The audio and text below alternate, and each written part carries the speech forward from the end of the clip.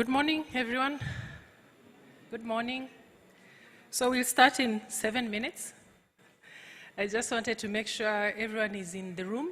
Those who are still outside, please come inside, take your seats, and we'll start shortly.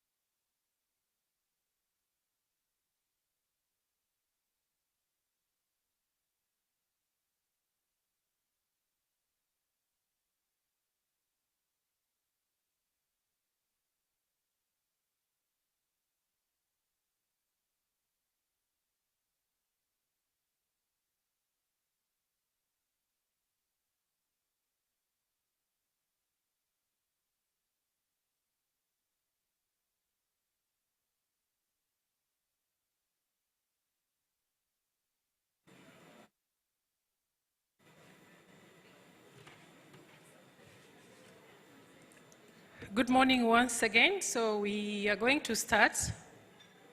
I would like to introduce myself. My name is Rose Baguma. I'm the head of Education Policy Department at the Ministry of Education, and I'll be your moderator today. Allow me to take you through the agenda today. There's some small changes.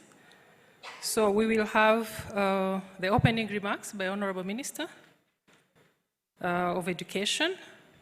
We'll start with the presentation, the overview of the 2024-2025 academic year statistics, and then we'll have plenary discussion on the statistics.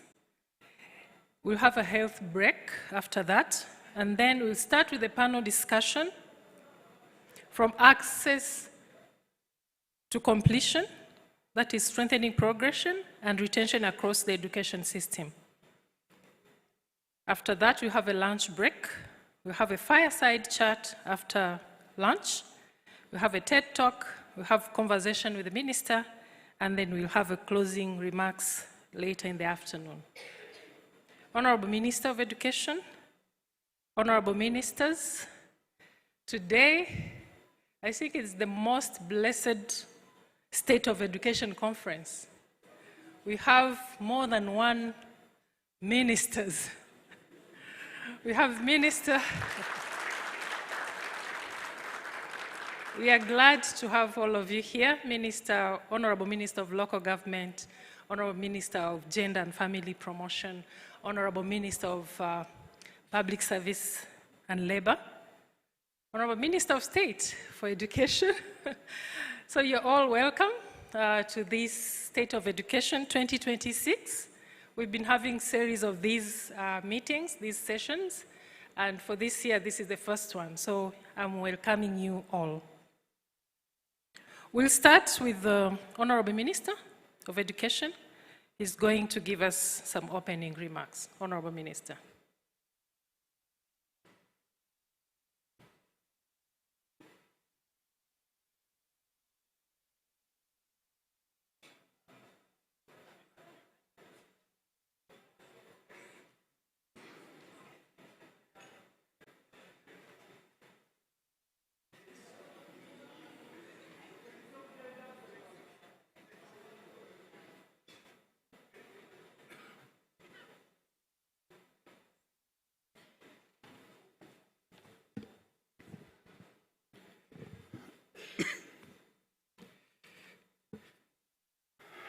Good morning. Let's try that again. Good morning. Much better. Honorable ministers, distinguished guests, partners, ladies and gentlemen, it is my great pleasure to welcome you to the State of Education Conference 2026. We meet at a defining moment of Rwanda's development journey, one in which education is not only a sector, but the engine of our national transformation.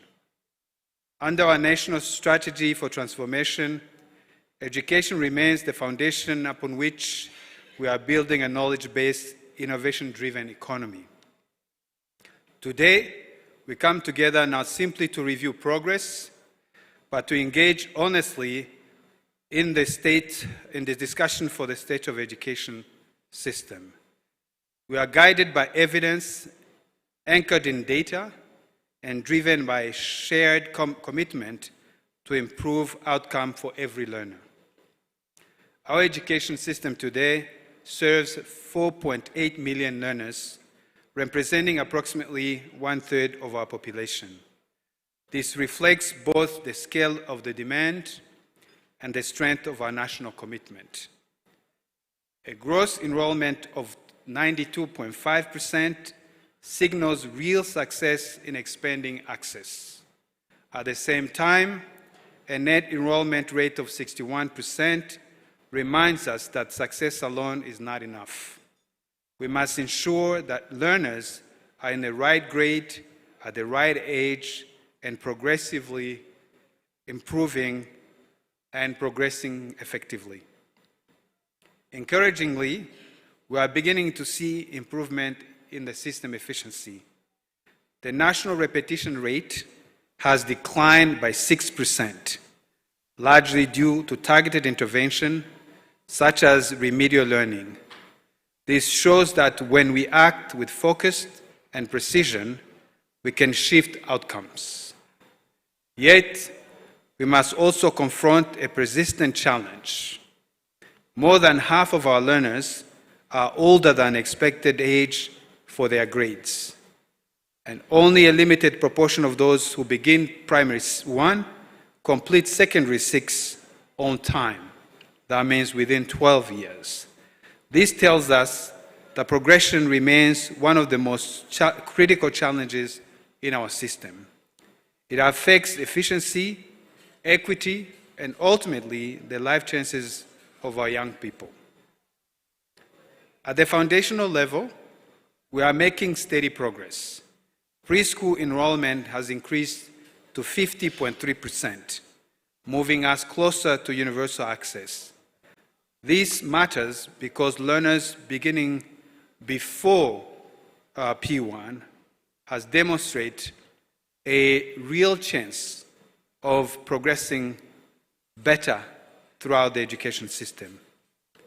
But as we expand access, our focus must shift decisively towards quality, ensuring that every child develops strong foundational literacy, numeracy, and social-emotional skills.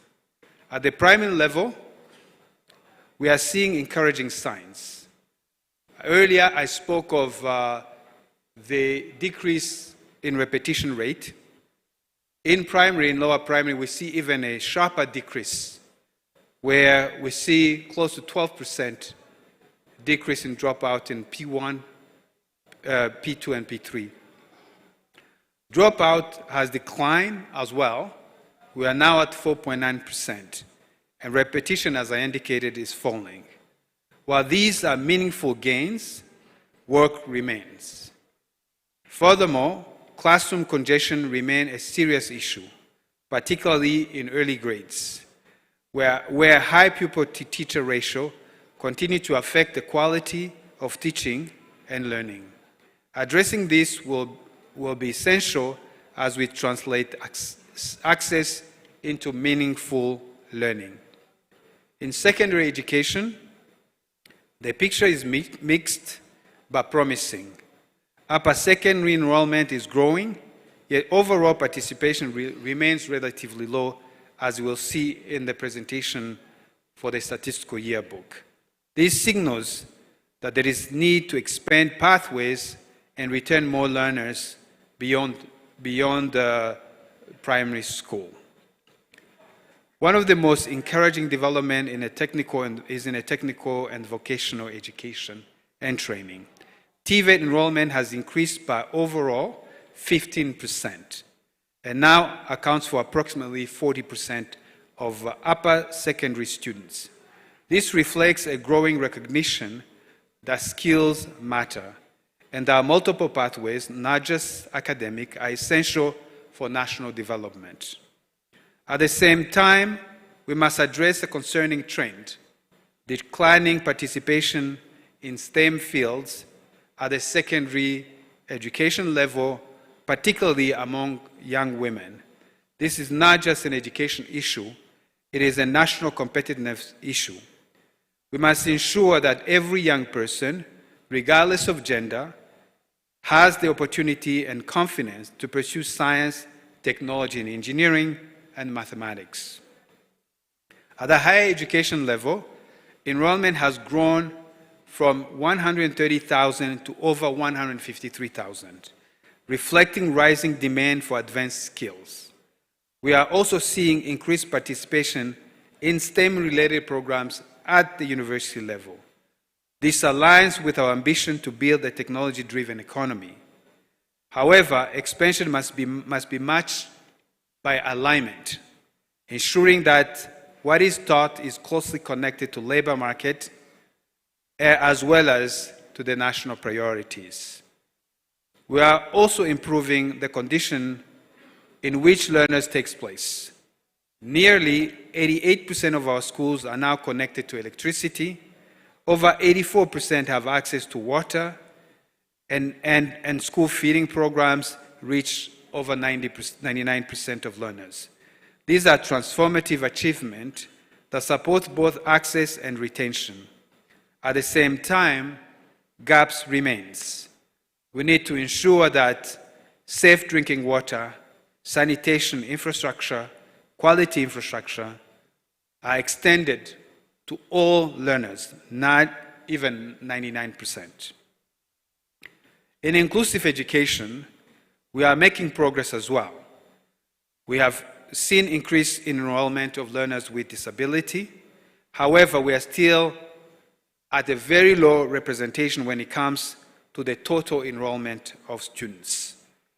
This calls for stronger and more deliberate effort to build an education that is truly inclusive in practice, not just in principle. The data tells us that we have a clear story of the education picture. We are making progress, and in many areas, we are beginning to see the result of the work invested in those areas. Remedial learning is reducing repetition. Teacher training is improving instructional quality. School construction is addressing overcrowdedness.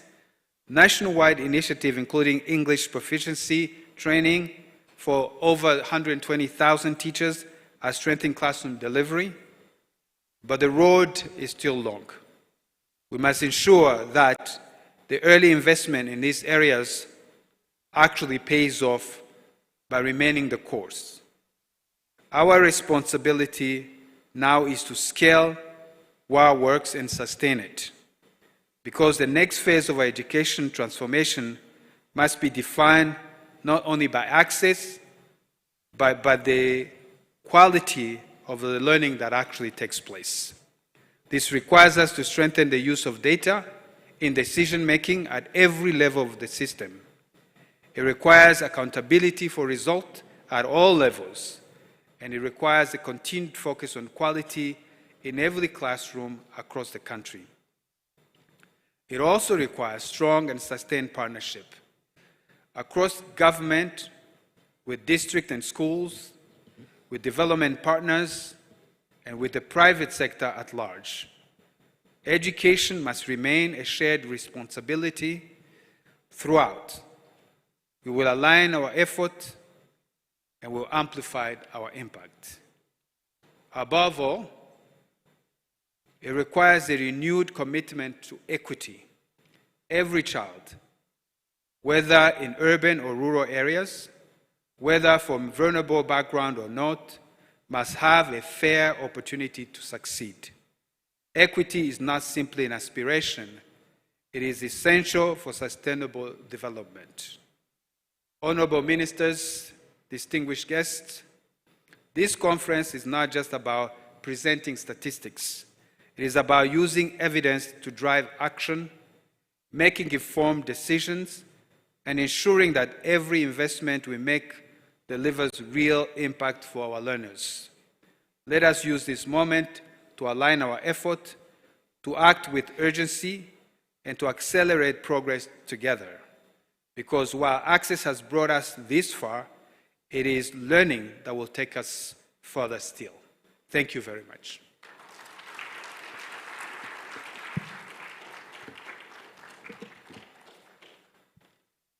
Thank you very much, Honorable Minister, for painting the image. Adia here is ready to give us details of the education statistics. And thank you for highlighting some of them. So she's going to give us a little bit of more details. Thank you.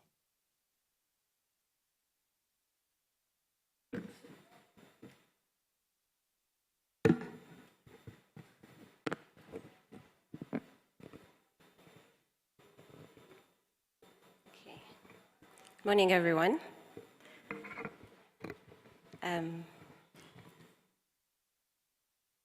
Honorable Ministers, distinguished guests, ladies and gentlemen, good morning.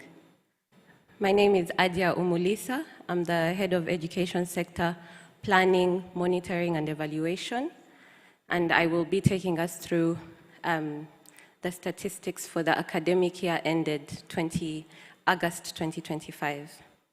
I realize I don't have my clicker with me. Okay. So just quickly, we'll show you what are our data sources for the statistics, and we'll go through some of the variables that we look at as the education sector, ranging from school infrastructure, a bit of information about our learners, teachers, as well as higher learning education. So quickly through the data sources. Our primary data source for education statistics is our school data management information system. We also get statistics from districts directly, higher education institutions, the National Institute for Statistics and Research, NCDA, that's the National Child Development Agency, Rwanda Correctional Services, as well as Rwanda TVET Board. Next. So just quickly looking at how our school infrastructure has progressed throughout the years. So as you can see, there is an upward trajectory across all the different levels of education. So where we have schools offering pre-primary, we are now at about 4,200 offering pre-primary.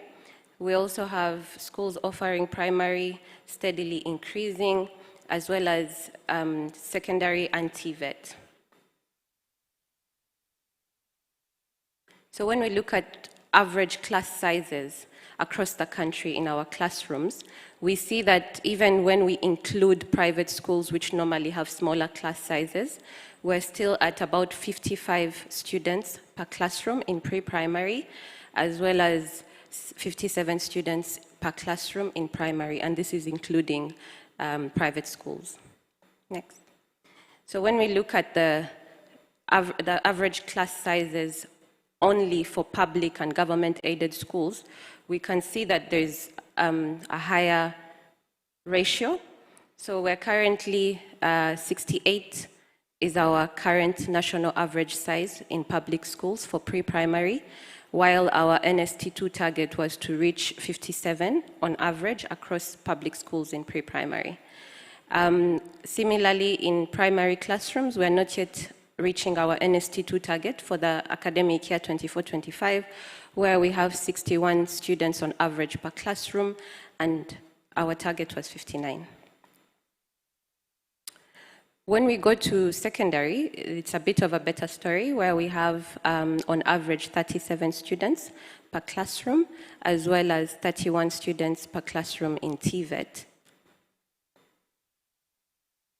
So when we look at class sizes for pre-primary, according to districts, and we extracted only public and government-aided schools, we see that Gatsibo has a very high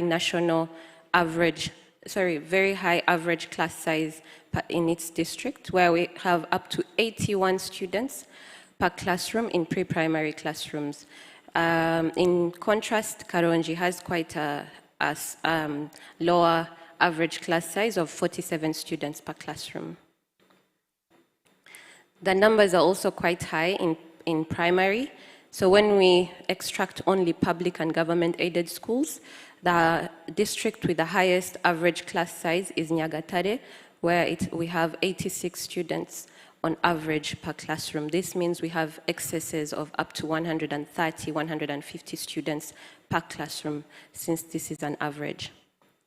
So when we look at access to utilities for our schools, between the previous academic year and academic year 24-25, we've moved in internet access from 61.8% of schools having access to the internet to 83.7% of our schools. Similarly, access to tap water supply has increased from 81.9% of schools to 84.9% of schools. We also see an increase in access to on-grid electricity in our schools from 84% to 87%. We're going to look at learners. So when we look at enrollment growth in basic education across the years, we see that there is also an upward trajectory. So this is students from pre-primary to S6. So we see that we're now currently at 4.5 million students in basic education only. And when we convert this to as a share of population, basic education is over 30% of Abanyarwanda. Okay. Now we look at enrollment rates. So on the left-hand side, these are national enrollment rates. So gross enrollment is where we're looking at students in school despite their age, even if they're not the standard age for the classroom. So gross enrollment, nationally, we're at 92%, as the minister mentioned. But when we look at net enrollment, now net enrollment looks at standard age. So students who are in school when they're supposed to be in school. So this is 3 to 17 years. That's the standard age for students from pre-primary to S6. So we find that we are at 61% net enrollment nationally. Now, when we disaggregate this to pre-primary, we see that the gross enrollment rate, that means all students in pre-primary, regardless of their age, is now at 67%. And when we look at the net enrollment, so these are students who are 3 to 5 years old, the standard age for pre-primary, and are in primary, we have moved from 45%, which was previously our NST2 target, and we've moved to 50.3%. Just to note that we've surpassed our NST2 target for academic year 24-25. This means pre-primary students are coming in droves. When we look at enrollment rates for lower secondary and upper secondary, the situation is quite different, if you will notice. Currently, our gross enrollment rate for lower secondary is 60%, and our net enrollment rate for lower secondary is 15%. This is quite low. This means the students who are supposed to be in lower secondary are not in lower secondary. And we're going to see this more in absolute numbers. I can see Minister Mifotra has a puzzled look on her face. We're going to see more of this in absolute numbers. And as you can see, it gets a bit worse in upper secondary. Our gross enrollment is only 37%. So that means all students, regardless of age, in upper secondary is only 37%. And the situation is a bit more dire when we look at net enrollment, as we are at 9%.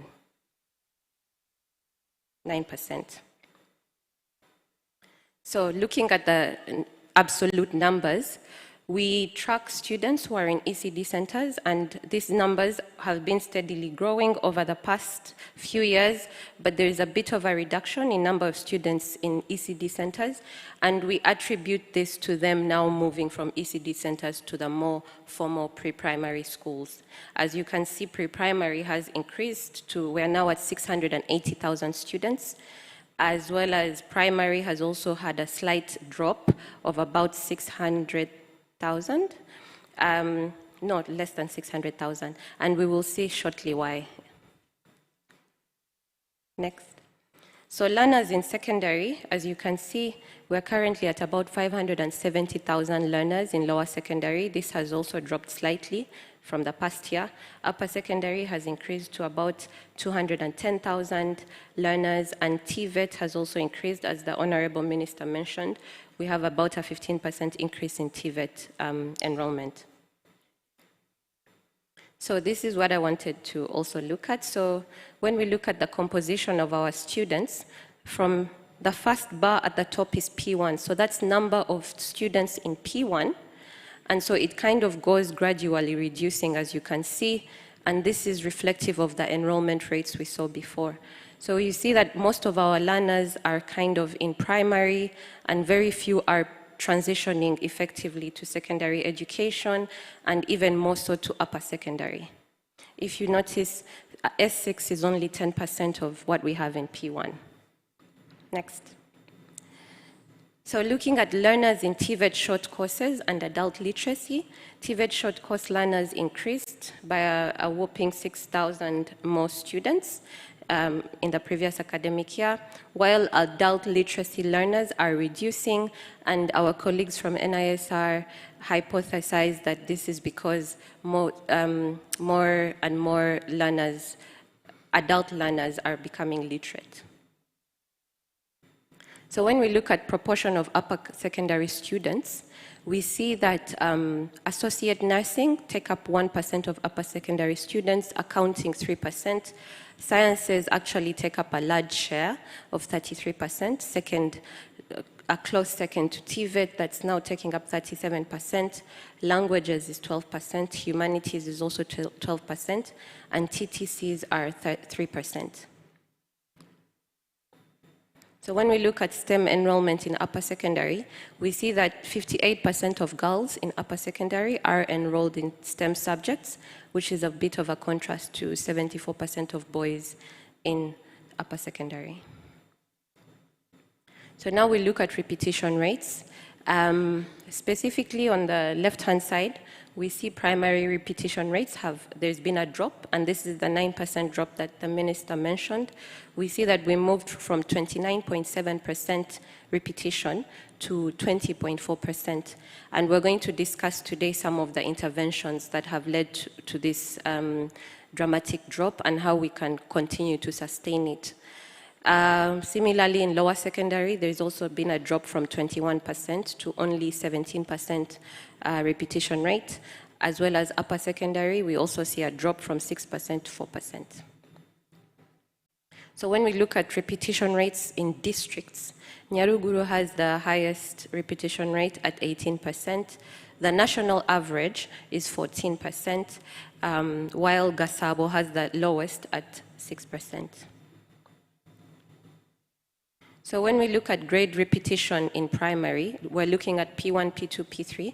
We see that P1 had a bit of a drop from 34.7% to 24.9%. That's an almost 10% drop. Next. Next. Yes. P2, we also see a 12% drop. P3. Next. There's also a 12% drop. If we could just go through the rest of the graphs quickly. Yes, so similarly, we can see all across the P1 grades from P1 to P6, we've had dramatic drops. But to note is that there's been bigger drops in lower primary than there is in upper secondary. And this is also something we're going to discuss later on today, just to see how we've been sort of targeting lower primary with some of the interventions. So also, please go back, secondary. Yes. So repetition rates also in secondary have also reduced. We're now at 14.2% in S1, at 19.3% in S2, and just are under 2% in S3. As you will notice, S2 has the highest repetition rates across secondary, and this is we hypothesize that usually students are held back before candidate classes so that schools have high pass rates. Next. So looking at primary repetition rates, Primary repetition rates in districts, Ngororero has the highest repetition rate at 28%. The average, as we saw, is now at about 20%, and the lowest is Gasabo, thanks. Gasabo at 11%.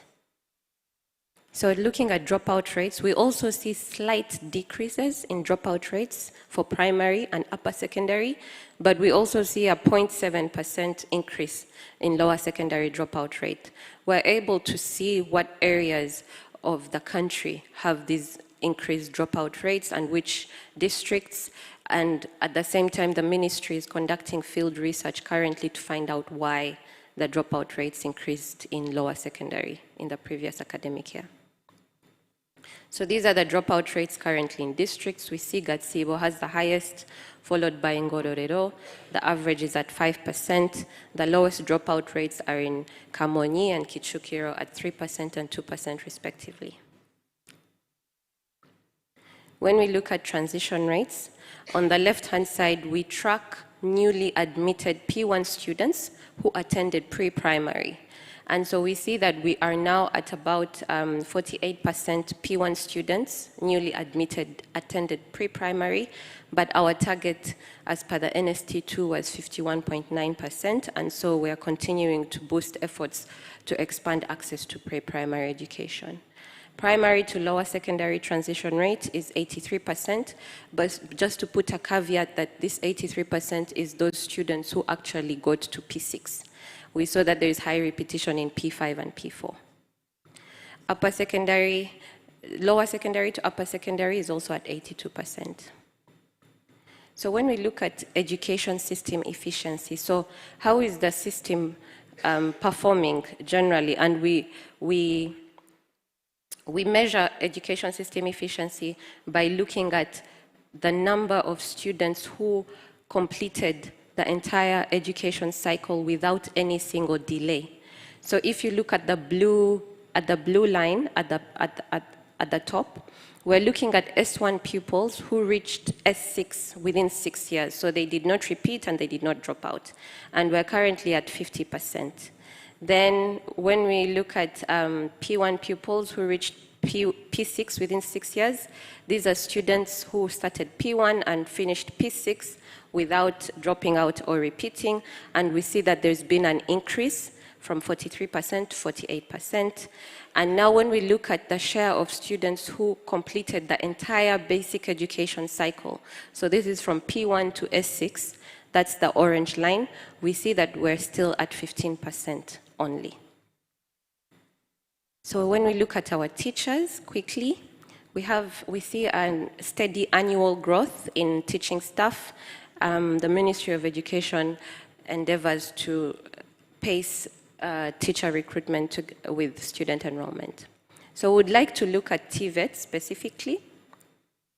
So just to see how TVET graduates are increasingly joining the market, between 2022 between academic year 22-23 and 24-25, we've had a total of 88,000 TVET graduates, and we see that most graduates are coming from construction and manufacturing, and this is because they're also the most enrollments. So we also have ICT, about 15,000 graduates, while construction had over 20,000 graduates. So when we look at the TVET economic contribution, each year we have about 65,000 graduates employed within 6 to 12 months after graduating, and we estimate that this brings about 83 billion Rwandan francs in the total annual wage bill, as well as 24 billion Rwandan francs in total fiscal and social contributions. So looking at specifically short course TVET trainees, as of October 2025, these are the numbers across different trades. Manufacturing takes up a large share of about 32% of trainees. ICT has about 15%, while agriculture has the lowest at only 1%. And on the right-hand side, we look at their employed, so the percentage of those who are employed within 6 to 12 months after graduation. So the rapid response training, the rapid response training graduates, 85% of them were employed after graduation, dual training 82%, and others. So quickly looking at higher learning, as of 24-25, we have 39 higher education institutions, of which 34 are universities and 5 are polytechnics. So if we look at the trend over the years, we see that polytechnics have dropped, yet general higher learning is increasing. Also looking at learners in higher education, it's also quite similar in the sense that students in polytechnics are much, much fewer than students in higher learning, but still across both polytechnics and universities, we're seeing a steady increase in enrollment. Also looking at students by gender, the total number of students has continued to grow in higher learning institutions, and also male and female students, although we see that there is still a gap between male and female student enrollment, so there is not much gender parity. So learners in higher education by field, we see that we don't have that many students in agriculture fields, but we have many in education, as well as in business, administration, and law. Higher education staff, also we had a bit of a jump between the previous academic year and this year. So we had an increase of about 1,000 higher education academic staff. When we're looking at PhD holders among academic staff, we're currently at about 25% of higher education academic staff are PhD holders, while our NST to target is to reach 28%. Thank you.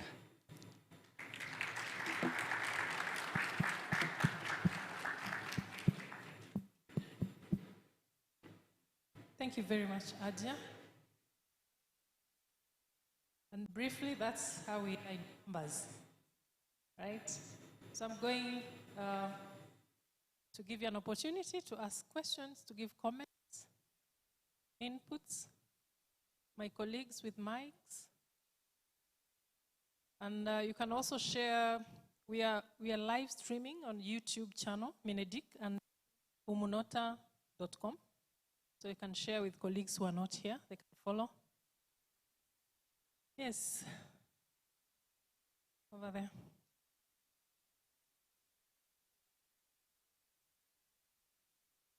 Introduce yourself and direct to the point.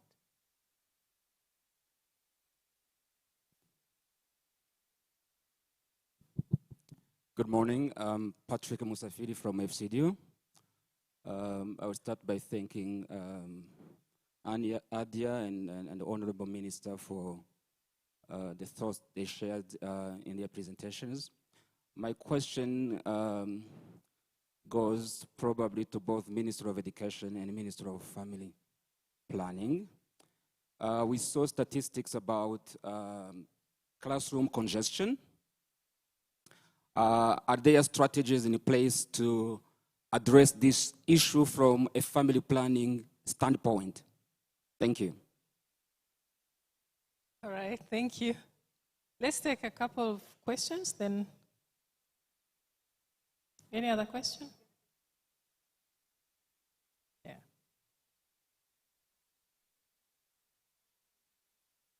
Do you want Honorable Minister of Gender to answer that before we continue?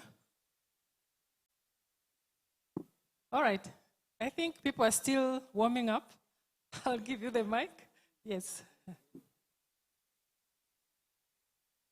Thank you very much for that question. I think, you know, we are blessed with a youthful population with all the consequences that comes with it. And so the strategy is really to ensure that we are providing adequate infrastructure for our children. If you look in the past few years, from 2017 to 2024, the government built 27,500 classrooms. And that really was intended to reduce overcrowdedness in classrooms. And we've seen the reduction, but we are nowhere close to where we want to be. right? As you saw the numbers, they're still indicating that we still have a lot of children in the classrooms. In some areas, you saw the numbers were quite significantly high. The strategy is that we are looking at ways in which we'll continue to invest in the infrastructure so that we support our growing population. And this population, you know, the numbers, when we do educate them and we provide them the necessary skills and knowledge, they would actually be the engine that drives our economy and they develop our country. So that's really the strategy of the government, is to continue working to improve the condition upon which our children are learning and are being prepared for success. Thank you very much. Thank you, Honorable Minister. Any other question? And be free. All languages, official languages in Rwanda are allowed. English, Kinyarwanda, Kiswahili, French. Be free. Yes, I see a hand over here. Two people over there.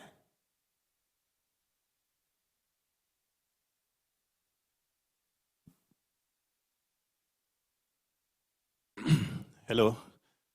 Good morning. My name is Mark Odhiambo from African Leadership University. My question probably is directed to the minister in regards to the number of graduates that we are churning out. He mentioned that this should be aligned into the national priorities and the labor market. And looking at the statistics that have just been shared, we've seen a very high number in other professions like laws and etc. So I just wanted to ask if there's a realignment that needs to take place so that, or if this is in line with the national priorities of the government. Yeah, there's another question here. Good morning, Siras Wegensenga is my name. I work for LIFT program, which is funded by FCDO. I have two quick questions. The first one is on high repetition in senior 2. With hypothesis that it could be because of the head teachers being intentional to retain those ones so that they don't proceed to senior 3. And I wanted to find out what could be the strategies we put in place to really mitigate this, because I really feel that hypothesis might be true. And the second question is about the efficiency that we looked at, and I wanted to understand what that means. How do we qualify that efficiency, where we have only 50% of the students who have been able to proceed without any challenge, and 48% of those who did not drop out at all? But what does it mean? Are we efficient enough? Are we in the middle? Are we really struggling significantly? What does it mean Adi, I think, should advise us on what that means practically. Thanks. Thank you, Silas. Yes, please go on. Good morning, all. Professor Martins, the Vice Chancellor of ULCA. I want to appreciate the ministry and all those that participated in putting this report together. I don't know if I should say a request or a question. We are giving the percentage of academic staff in the higher learning institutions with a PhD. Because I've not seen the report, let me request if this should be disaggregated to academic discipline. It will help us in planning, need assessment, etc. Thank you. Thank you very much. Any other question? Okay, we let Honorable Minister maybe take those, or any other. Adia also can help. Honorable Minister. Thank you very much. Let me just address those two questions, and Adia, feel free to add. On the question of alignment with market demand, as we've seen, we have seen that we have quite a lot of students who are graduating in the low degree, I think, and some others what I call soft soft skills areas, and in education, for example, and so on and so forth. And so, to your question around, is there a need for realignment? And I think this is a question that still have to be answered. But I will tell you some of the measures that we put in place in order to get more information, and that would tell us how we realign.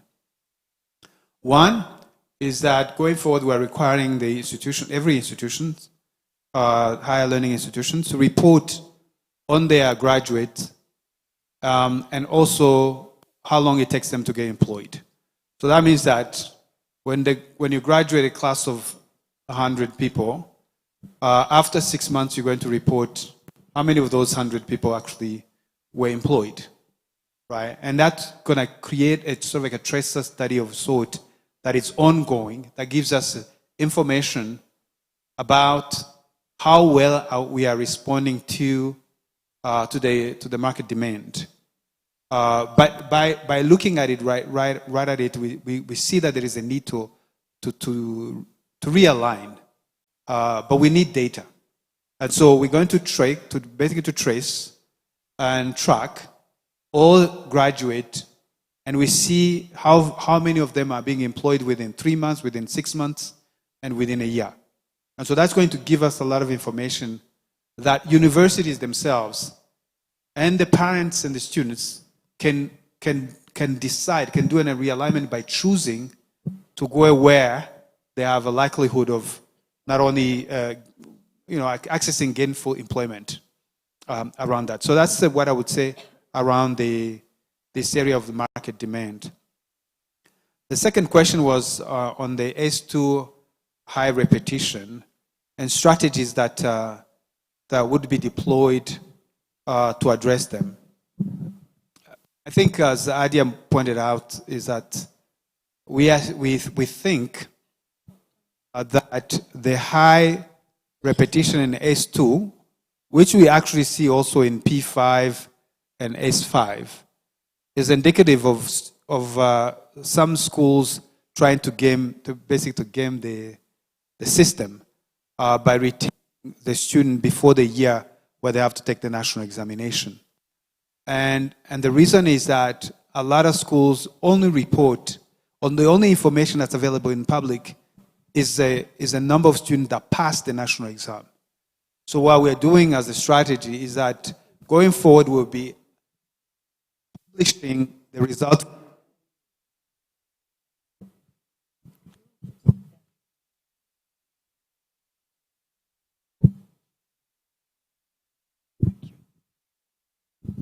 I don't know if somebody didn't like what I was saying.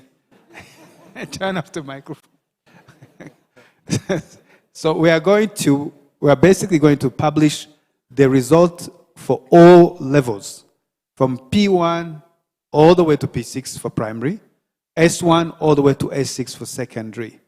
And that's going to provide information that actually going to really shine the light on how the school is actually performing, instead of looking at only the national examination years. And we think that is going to actually really show how the school is performing. And this actually is also going to be part of how we evaluate the head teachers. So the head teachers are now going to be evaluated by the P6, S3, and S6 only. They're going to be evaluated for the performance throughout the whole academic years. And we think that that's going to make a big difference because they will see that you can really game the system around that. The final question was talking about some of the, I think it's some of the data point around higher education. So while the statistical yearbook does provide some points, data set on the higher education, the Higher Education Council provides even more granularities. And so we will make sure that you get all the details. But at the institutional level, you know how many staff you have, you know how many of them have PhDs, and you know how many programs you have. So you can do sort of a micro-analysis at your own institution. But as a sector, we can certainly expand on a data set that gets shared some of which is part of the statistical yearbook, and some of which is part of the data that the Higher Education Council provides. Thank you very much. Thank you. Please, Honourable Minister. Yes, thank you. Thank you, Minister, for inviting us for this important conversation. What I just wanted to add is about the realignment or the labor market linkage, the labor market demand. I just wanted to add that we are not only waiting for to see how the graduates will be employed, we are also working closely with the private sector in establishing sector skills council that will also inform the skills we will need in the future and then align with higher learning institutions and other, and TVET, for example, so that we inform the students which area or where they should go for training to be able to find the jobs immediately after they graduate. So it means that it's also important to look at the demand and inform the education system. All right, thank you very much, Honourable Minister. There's a question over there. Thank you very much, Honourable Ministers. I am Jean Bosco, the Vice Chancellor of Ines Ruhengeri. I would like to come back a bit on the issue of academic staff with PhDs. I do not have any idea about the numbers of those who are Rwandans or others who are from outside, because we have many, and we thank them for coming to our aid. The issue I want to raise here is about those being enrolled in PhD programs to come back to help us in education, in higher education. We have been relying on those who go outside the country to do PhDs and come back. We know that the University of Rwanda is making a lot of efforts to train in those programs to have PhD holders. And the Ministry of Education, and especially the Higher Education Council, are encouraging higher education institutions to start programs in PhD. But I do not know if just encouraging will be enough. Is there any way of probably emulating the example of the Ministry of Health with the 4x4 program, something similar, to see if we can have very soon a good number of PhD holders to come and help us? I am saying this so mainly because those from outside are quite expensive for us, especially in the private higher education institutions. Thank you very much. Thank you. Yes, please. Thank you. I'm Professor Mohammedani from UMST, University of Medical Sciences and Technology. I must comment that the two presentations were very excellent, and especially showing the statistics and the dissection of the situation of education. And I really like the TVET programs. Now, what I would like to ask, that I'm worried about the agriculture sector, which seems that few are interested in that.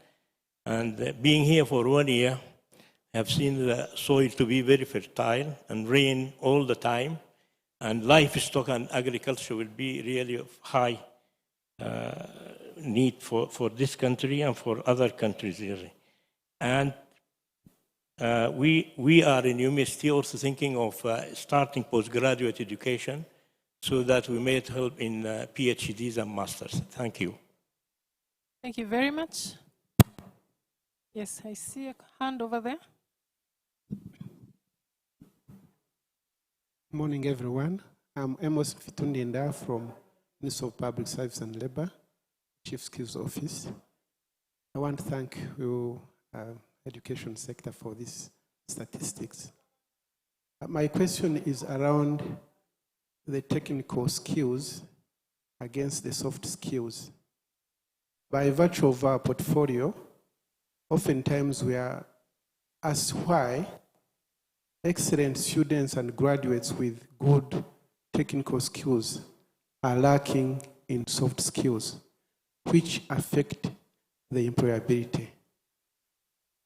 My question is around what strategies are being put in place so that they align with each other. Thank you. Thank you, Amos. So maybe we would allow our minister to respond to those.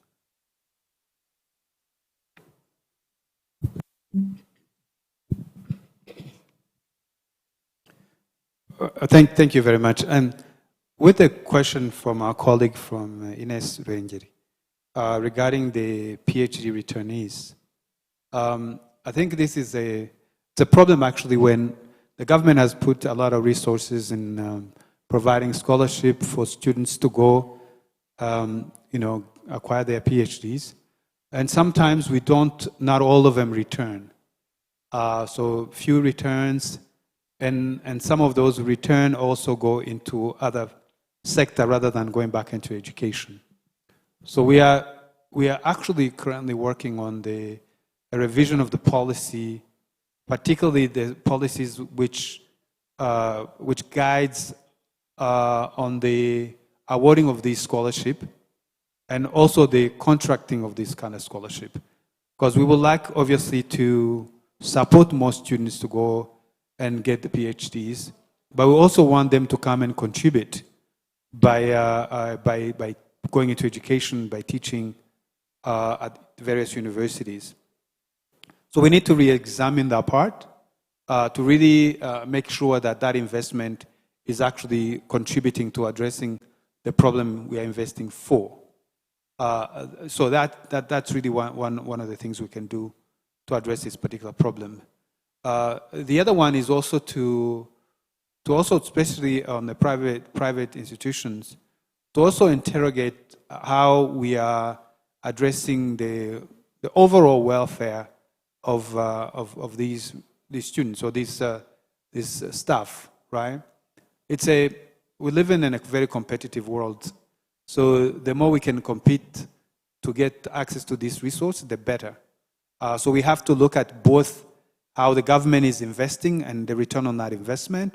But even within institutions themselves, we now have to start interrogating what do we need to do to attract these staff and retain them at the institution level. So I think it's a two-pronged approach to addressing this particular issue. With regard to the question for TVET, our colleague asked here at this table, I think it's particularly in the agriculture sector. As we saw the numbers, we really don't have a lot of people going into this sector, and it's a critical sector. Actually, just past week, we had a workshop with the Ministry of Agriculture and the folks within the agriculture sector to address the skills that are needed to be able to really be able to achieve the objective of the government in the agriculture sector. And that workshop was specifically aimed to address these particular issues, because the programs, when they're crafted to meet a demand that's there, we are more likely to attract students to come into that program. And so this is an ongoing strategy that's being built around attracting more students to go into agriculture. And they're looking at the whole agriculture sector, not just to till the land, but there is a whole sector that we need to look at along the value chain of the agriculture sector. So that's one area that we are currently working on. We should see this number increase, but they have to be tailored to actually address the demand that's available, right? On the soft skills in a student, we have seen some university that have sort of like a program where the students, when they come into the university or the institution, they go into a onboarding program that actually focuses primarily on soft skills. And that it's actually shown to really pay off. And so we would like to see more institutions adopt that kind of a program. Some actually put like 6 months to it, but it needs not be a 6 months pre-actually programs. You can be built on maybe 2 or 3, 4 weeks every year. But the importance of developing these soft skills for all students, regardless of what they're studying, it cannot be overemphasized, as a colleague from Chief Skills Office pointed out. Thank you.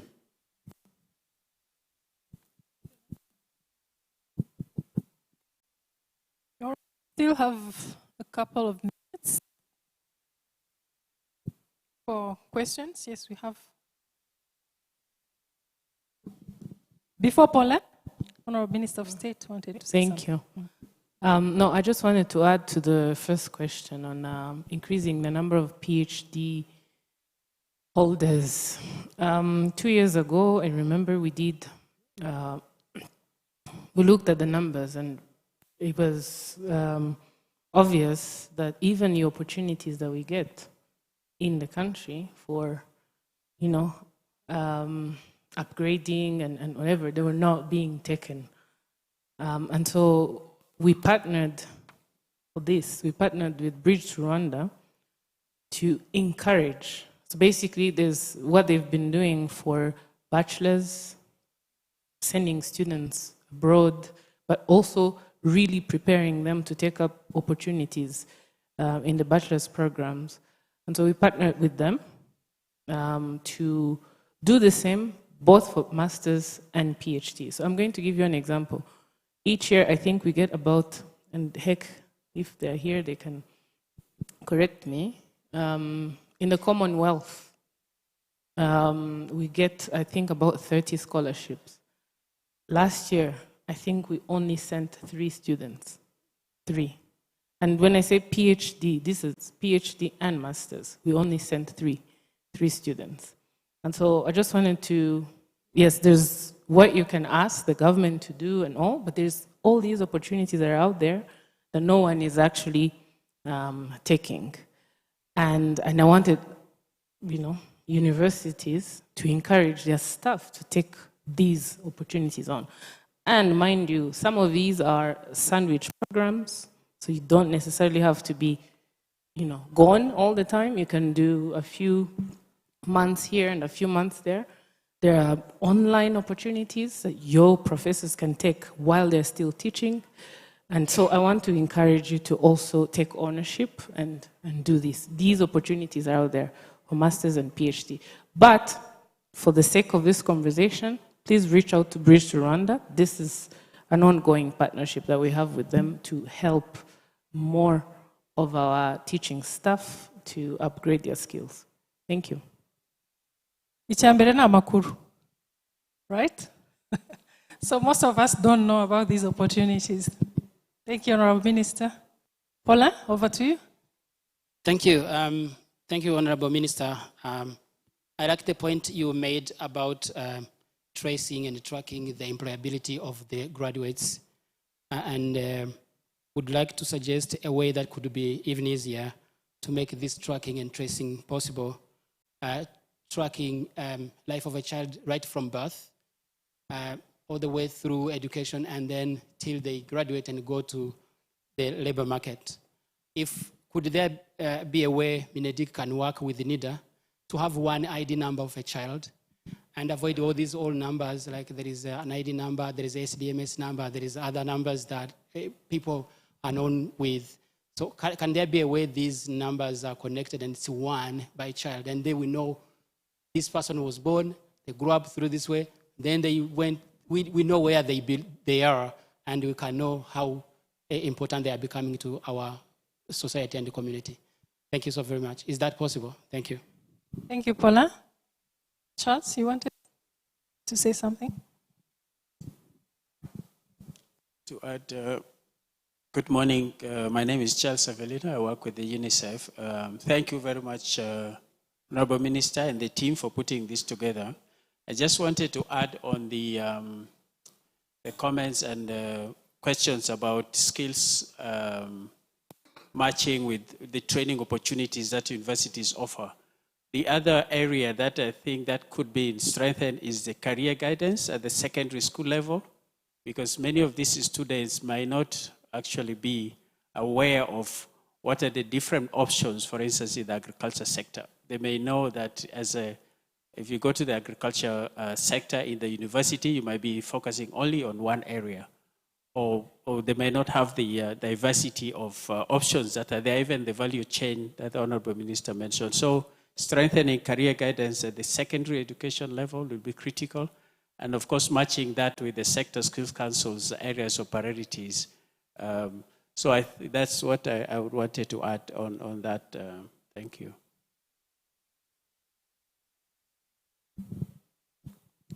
Thank you, Charles. Yes. Good morning, everyone. My name is Roger. I work with Right to Play. Thank you for presentation, Honorable Minister, as well as Adia. My question is around the classroom ratio. Just want to know if there are some factors. For example, if we see the difference between districts, where some of the districts like Karongi was around 86%, another at 14%. So just would like to know if there are some factors.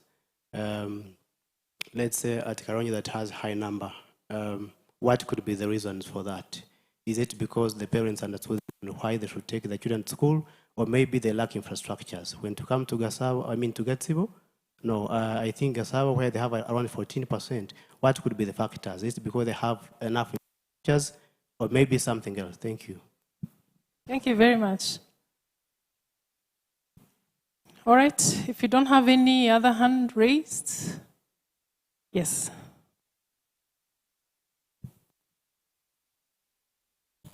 Thank you so much. I'm Dr. Alois from Redeha Institute of Health, representing the VC.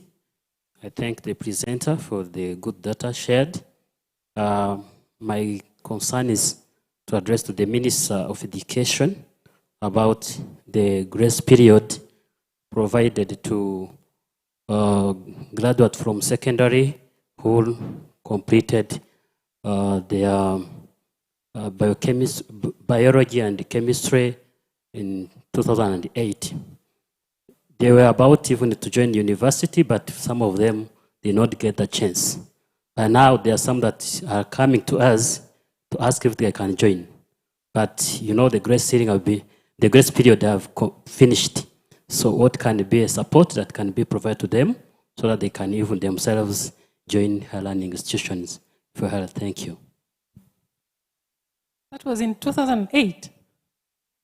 Okay. All right. Let me see if you have. Okay. Yeah, thank you. You remember that before having combinations, there is option called biology and chemistry that ended 2008. That was the end of that program. From that, we started having combinations. For those who completed their studies in that year, 2008, some of them joined the university, those who have maybe scholarships, others have got maybe the payment capacity for themselves. But now, there are other candidates that are still there, who are not joining university, particularly health institutions, teaching institutions, because of what? Because of the grace period has finished. You remember, the minister has provided a grace period for them, but now it's over. Meaning to join university, it's not possible for them. Thank you. All right, so those are the biochemie, right? Biochemie. All right. Mr. You wanted to say something?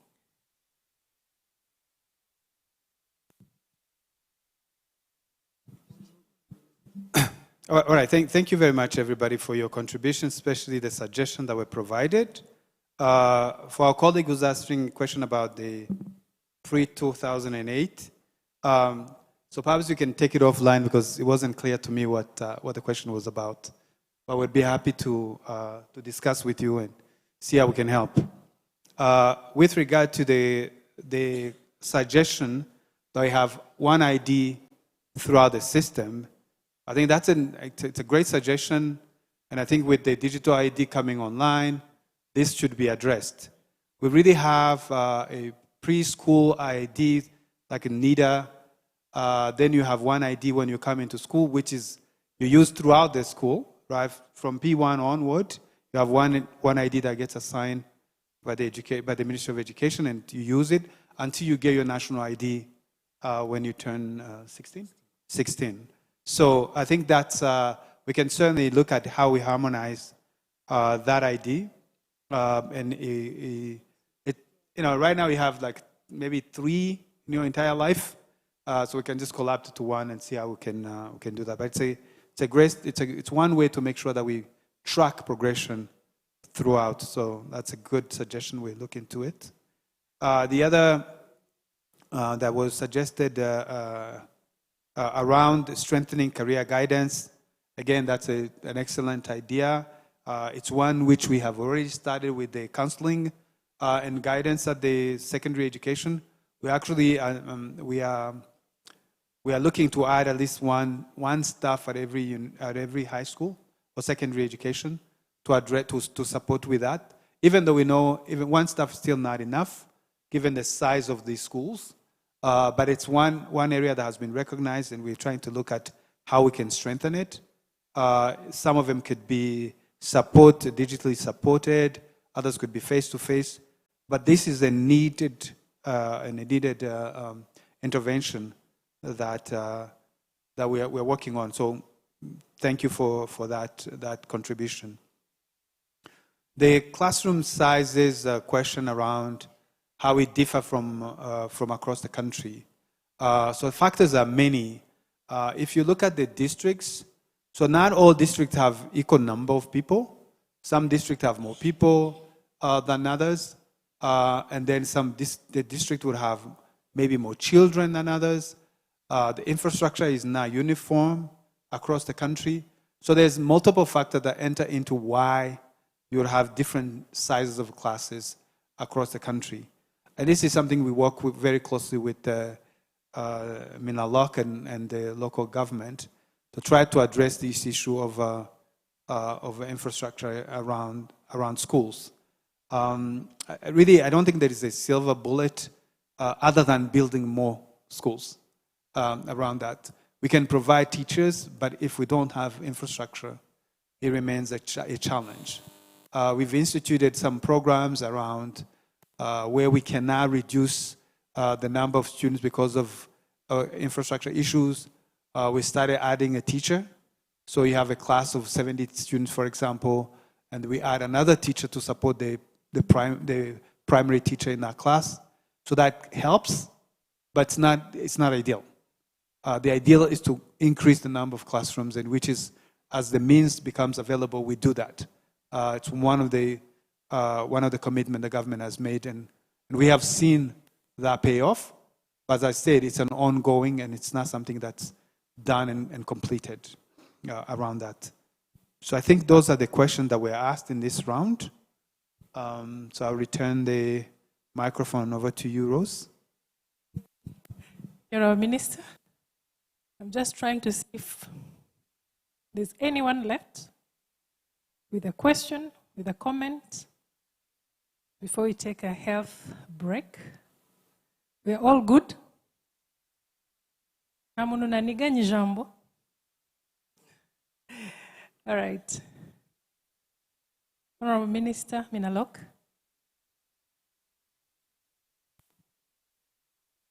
Thank you very much. I think when you started talking, you said that today's event on the state of education is blessed to have the many ministers attending. but this is an important topic that we discuss and talk about many times. It's important in local government because we have a big role to play to make sure that all the children go to school. I think that's the very first we really look at. And the statistics today, I think they show that we've made considerable progress in making sure that all our children can have access to school, to education. We still have the dropout that we, around 5% that we also still have to make sure we reduce.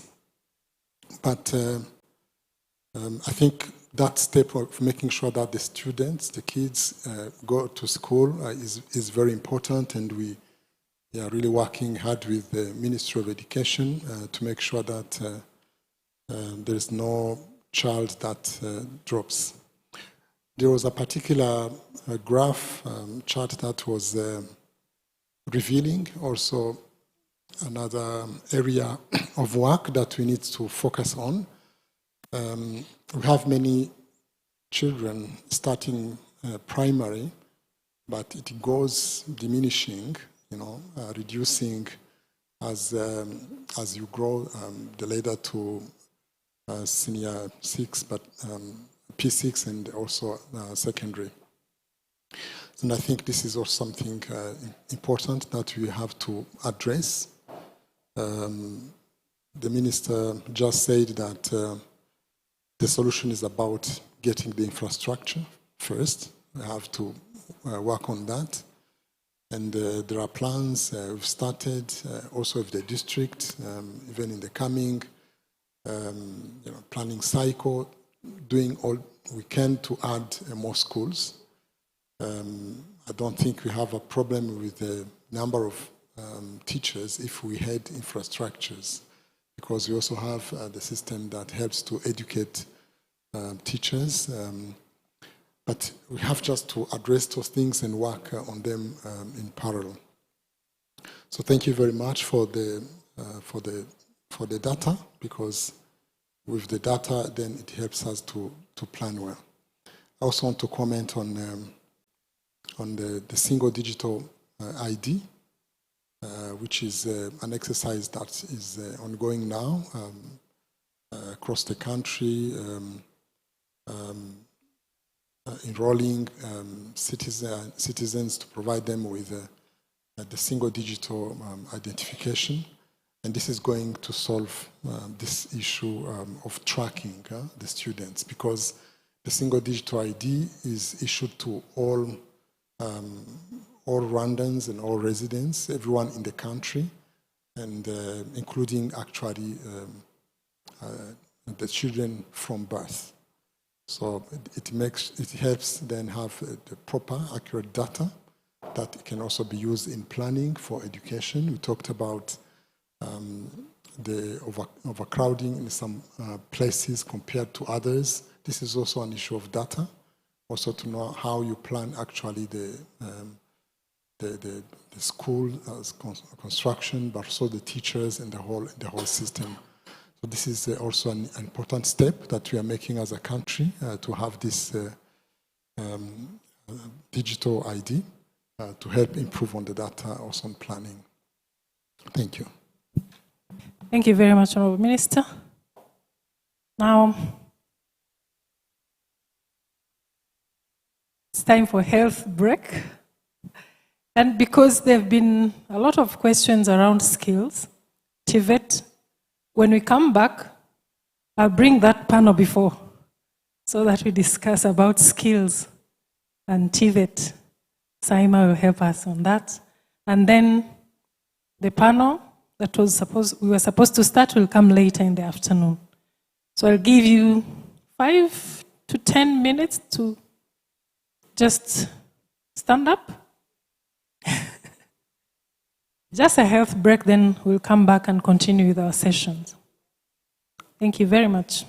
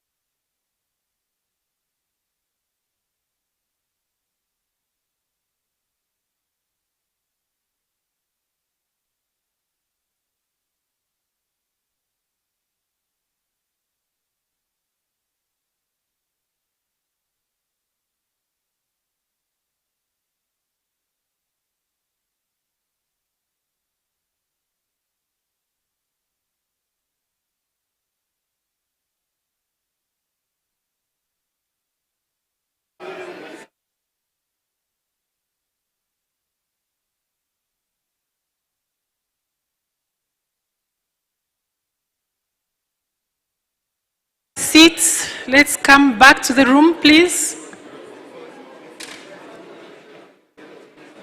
Those who are outside, please come back to the room.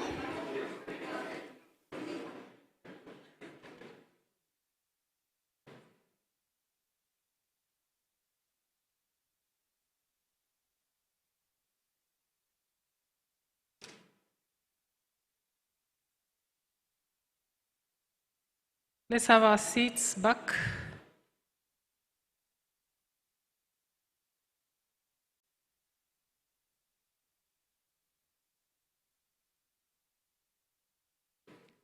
I still see some people outside. Please, can you help me call them back to the room? Esther?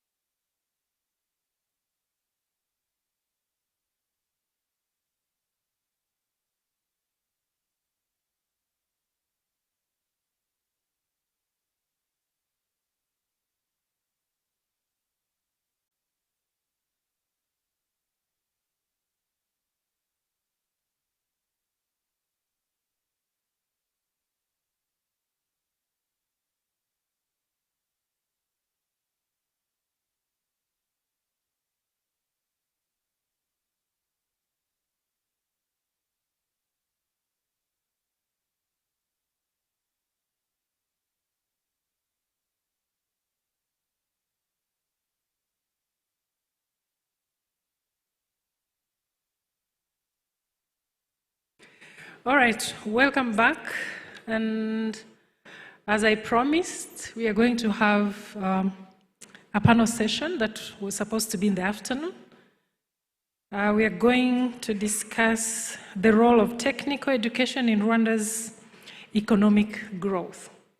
So it's a panel that will be moderated by Saima here. And I invite Saima on stage and Vice Chancellor, Rwanda Polytechnic, and Director General of Rwanda TVET Board. And then I'll let Saima continue the discussion. Thank you.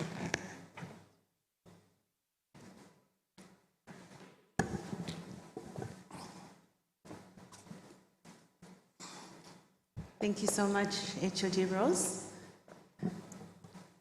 And honorable ministers, distinguished guests, as HOD Rose introduced, my name is Saima Malik.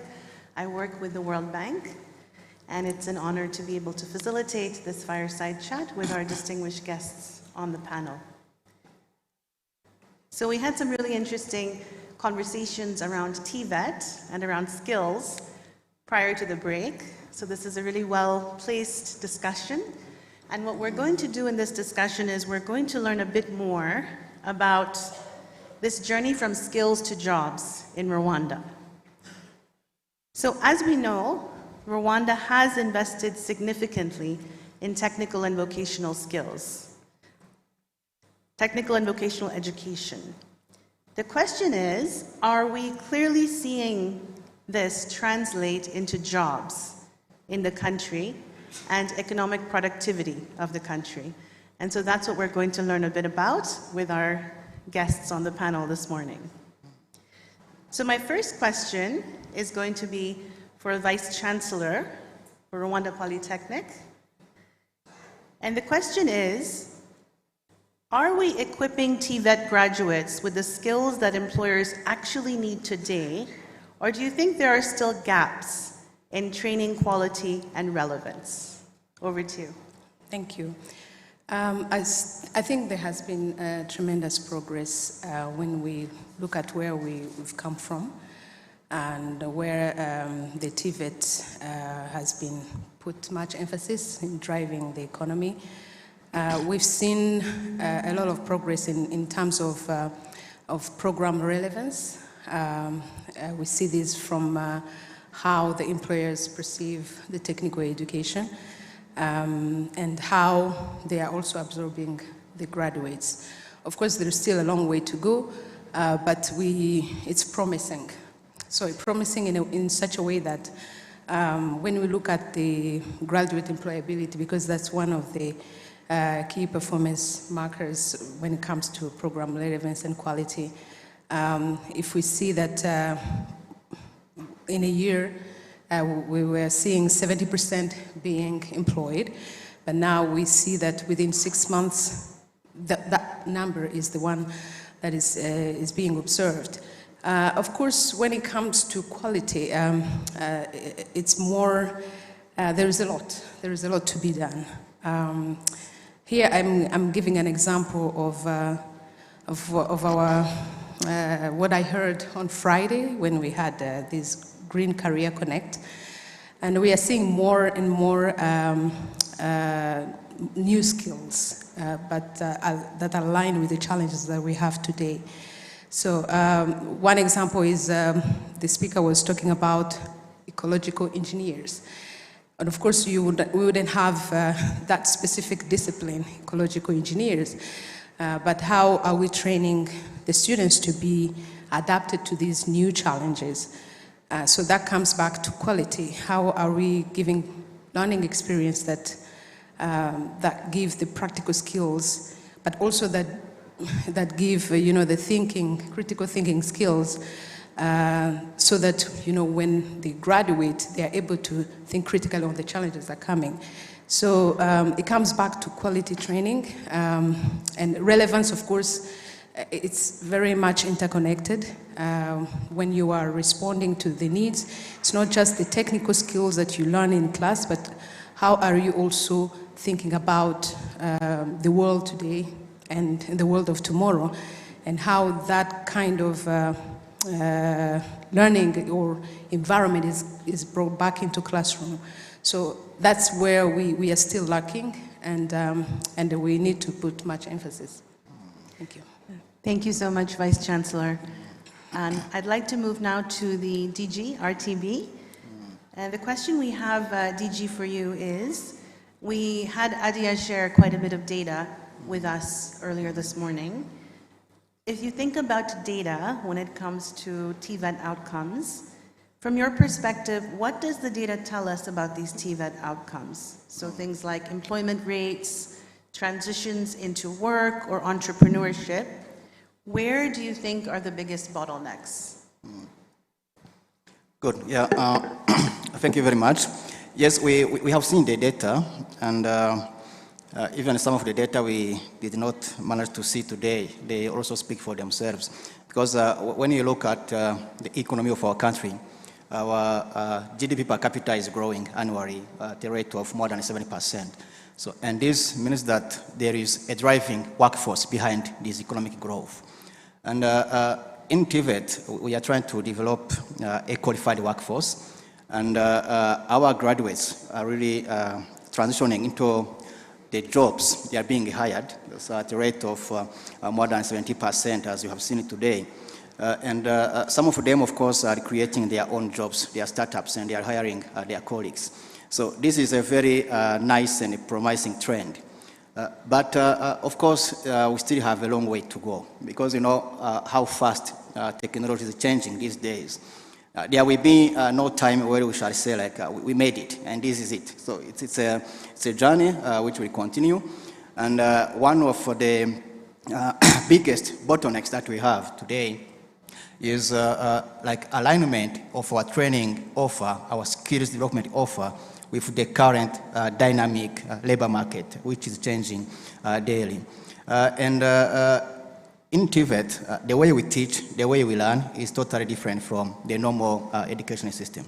For us, we learn by doing. And learning by doing has some requirements so that you can meet the quality. So, and most of the requirements have also a cost which is not probably easy to meet. But if, like we say, for us to be able to produce a very competent graduate who meet the requirement of the labor market, schools have to reflect the industry. Actually, a school should be an industry.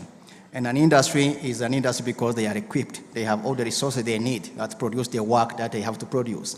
And the bottleneck that we are experiencing these days is the quality of our training offer in various elements, making a skills development value chain system.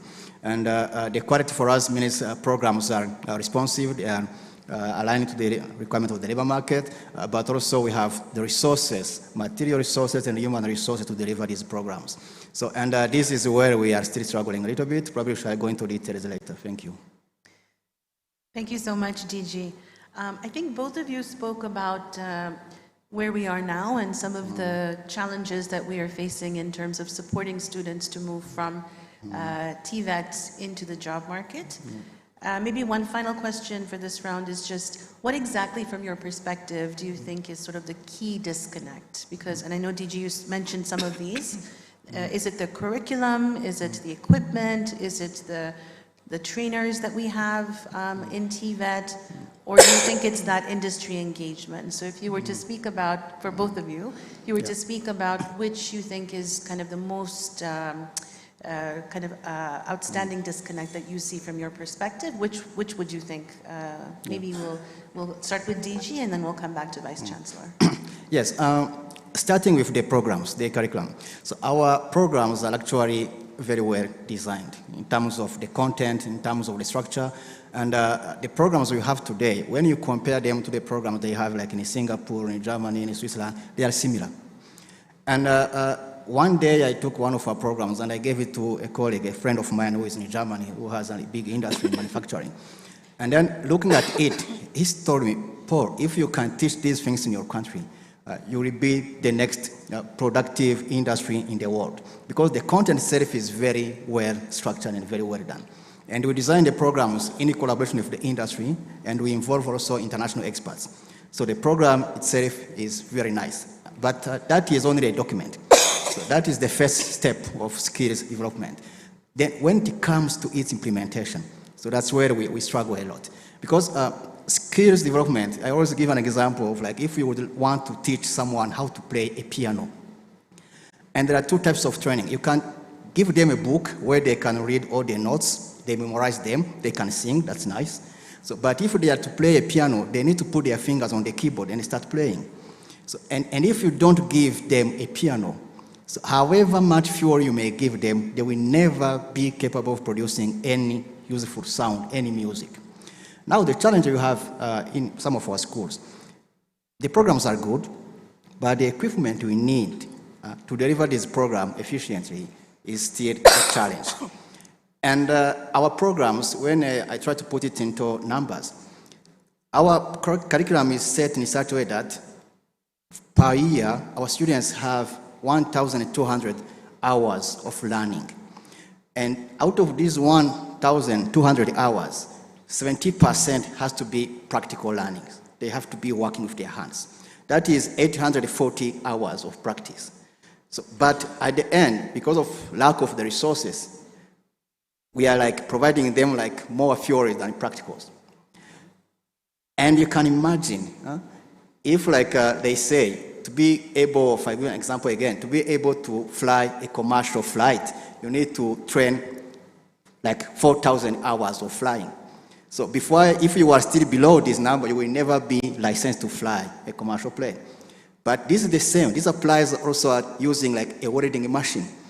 If you need to practice with 100 hours of welding using a welding machine, and you practice only 2 hours, actually you are not eligible to get a license as a welder. So, but the problem we have in TVET, we are here at home, we can speak honestly.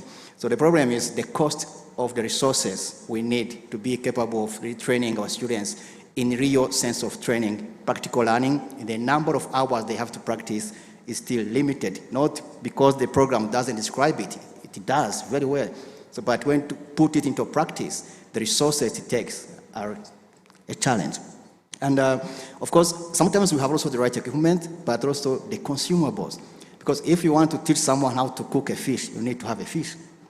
So, and if you have only one fish, this one fish will not turn them into professionals in cooking. So you need 10, 20,000 fishes so that they can master these skills of cooking. So, and this has a cost, and sometimes this cost is not affordable. So, and one single element again, which is also a critical element, is the trainers, the teachers. So for us, a teacher is actually not someone who has pedagogical know-how, so they have to have technical skills. They are actually industry professionals and experts. So, but teachers who are qualified are also not affordable to us because they are very expensive. So, because if you look at whatever you can see in this beautiful room, so we teach everything that you can see with your eyes here today.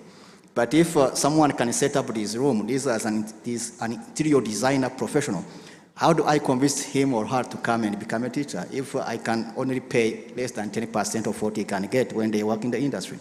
So for us, teachers is also one of the bottlenecks. Of course, we try to train them, we develop their capacity, but it has also a cost. So those are the two bottlenecks I will talk about, but we can continue discussing. Thank you. Thank you so much, DG. And Vice Chancellor, over to you. Thanks. I think looking at all these components you talked about, they are all integrated. And I think they has to be taken as in a holistic approach when it comes to quality training and delivery. But while I agree with most of what he said, I think we still have a lot to do on the curriculum design. Because content is one thing and design is another thing. So, and it comes back to the planning. How are we planning this curriculum to be implemented?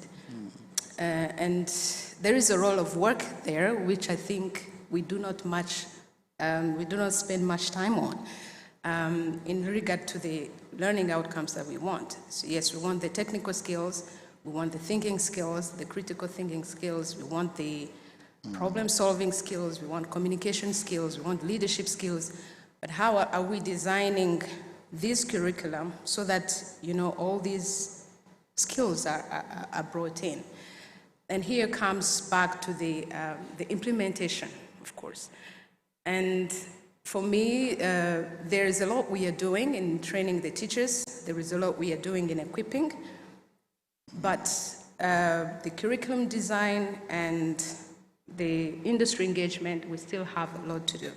Because where you don't have equipment, you can engage the industry to support in the training delivery. And here we don't see that. And from our experience and also looking at where they implement technical education, we see that strong alignment. The school cannot have every equipment that you need. So there are things that you do in the industry during the training implementation, not only during the internship. So I think that's where we need to see the private sector. Sometimes there is much more effort from our side, the training institutions, but also I think the industry needs to come on board and be part of that training process, because we know they are the ones who need, you know, our graduates. So I think those are the two things, program design and stronger industry engagement. Thank you so much, Vice Chancellor. And actually, I will stay with you. This is a good transition from this discussion around the design of the programs. From your perspective, what do you think are the most effective training approaches or programs that you feel are already delivering strong employment outcomes in Rwanda? That's a good question. Yes, we've, as I said, we've come a long way, and there's still some challenge in regard to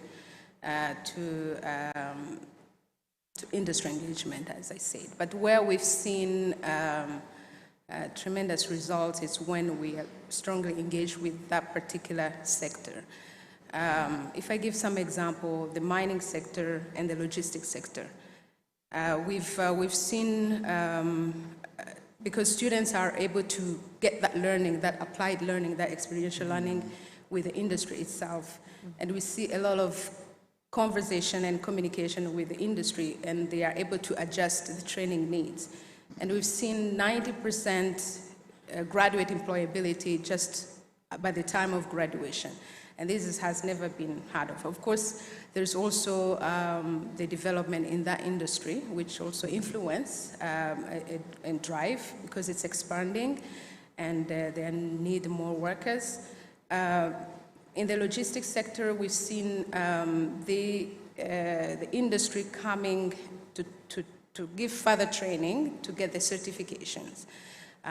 When we are talking about stronger industry engagement, there is also that kind of professional training that is part of it.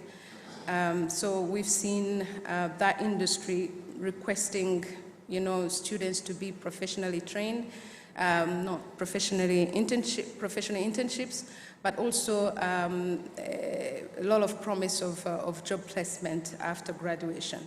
So that experiential learning outside classroom is very important, and this is enabled by the industry itself. Thank you so much, Vice Chancellor. So a really clear call to industry to have much more engagement with the skilling and the training of students within TVET. Back over to our DG. We had a question around scale.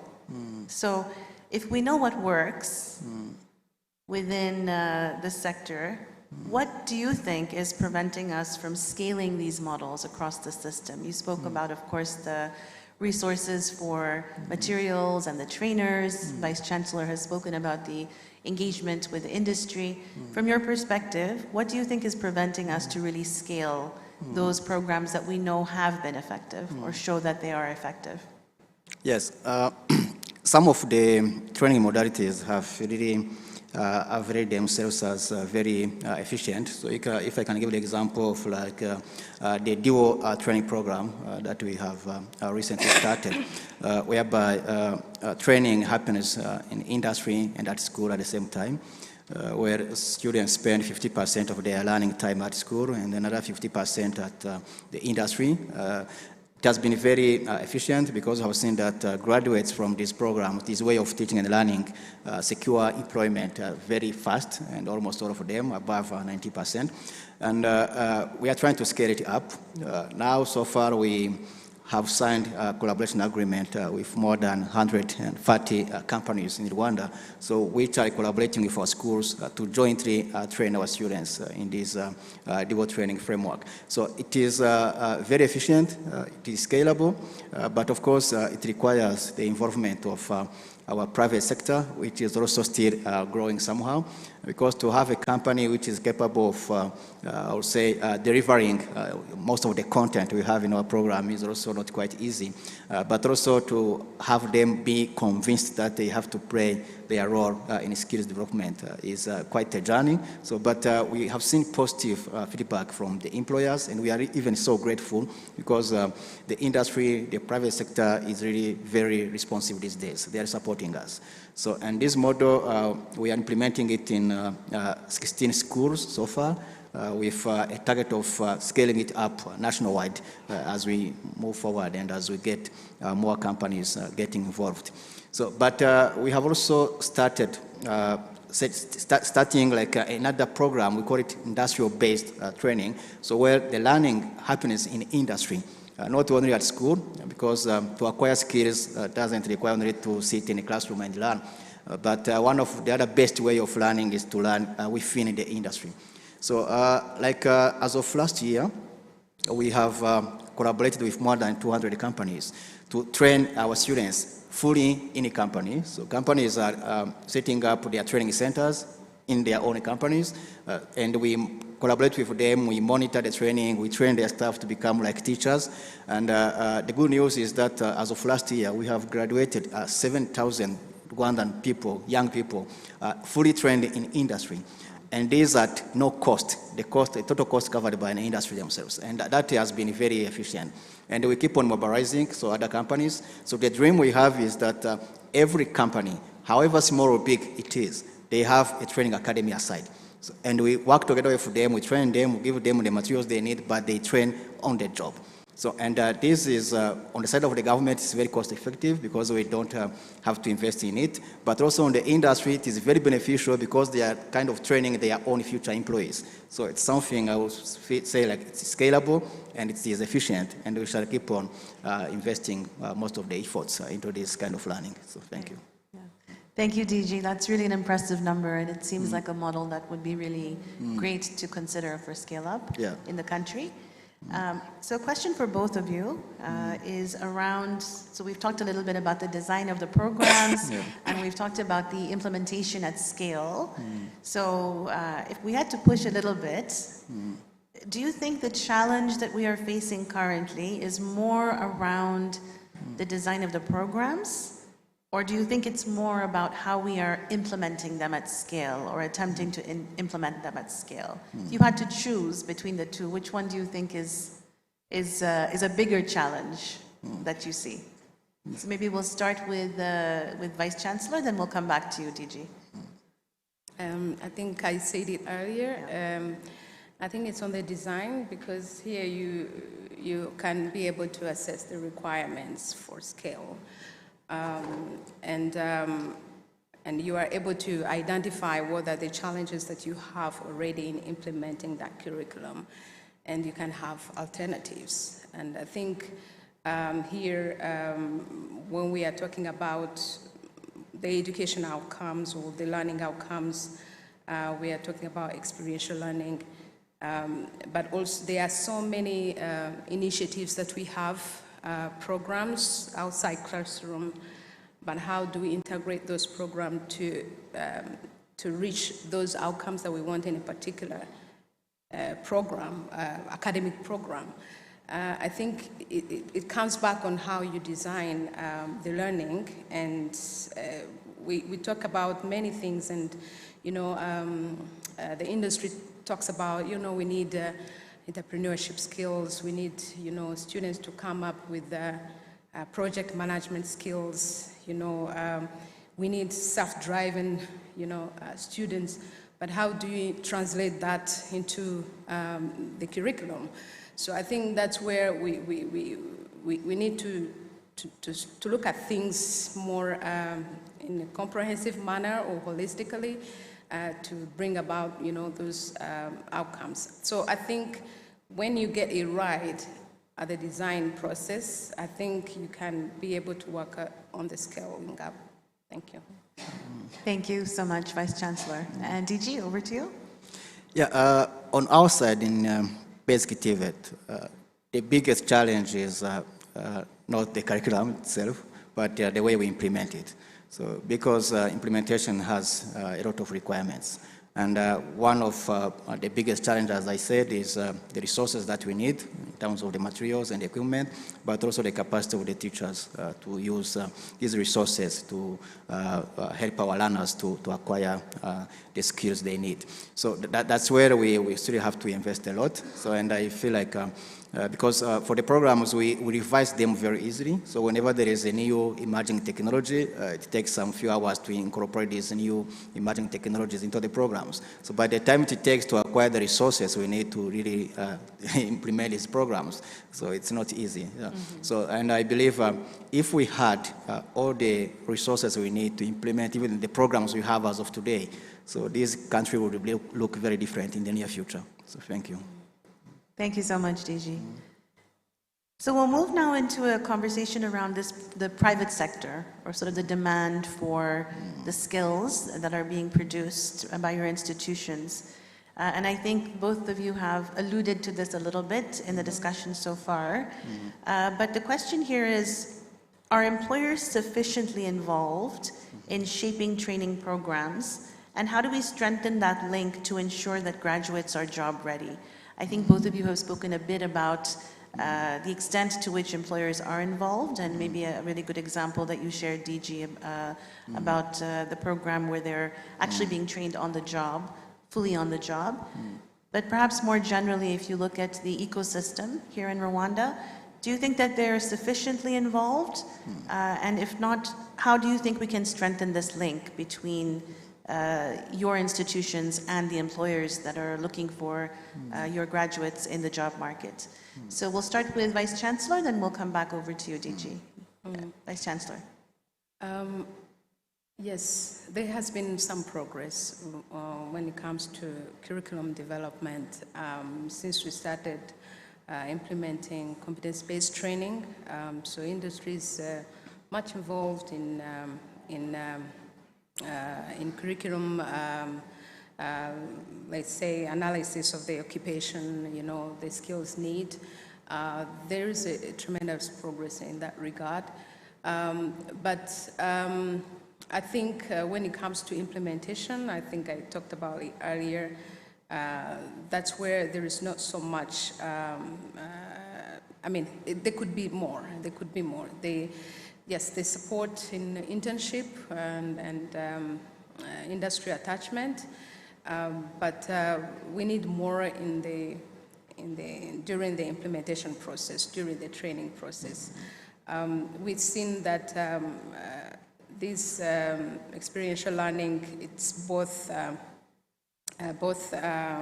from the industry to the training institution, but also the training institution engaging them to know what kind of challenges that are there so that students can learn, or what my colleague was saying, mimicking, you know, what the industry is doing in that regard.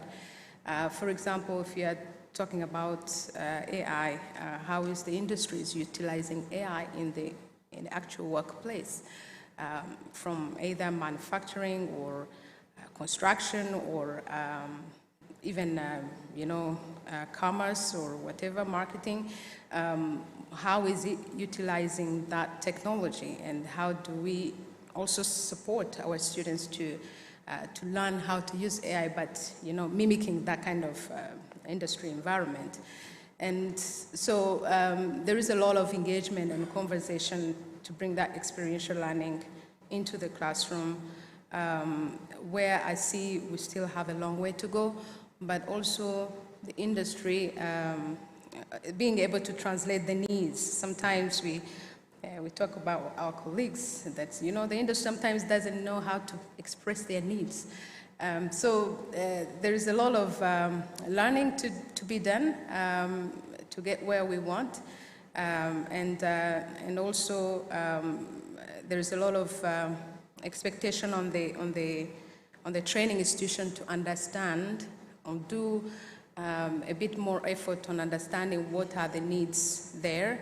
How, if the industry is saying, oh, we need this, but they're able to translate, how do they translate that need to the classroom? So there is a lot of expectation on the training institution, and that capacity to understand what's going on in the industry, instead of just absorbing, you know, what the industry says, but how do we translate that? Yeah. Thank you. Thank you so much. DG?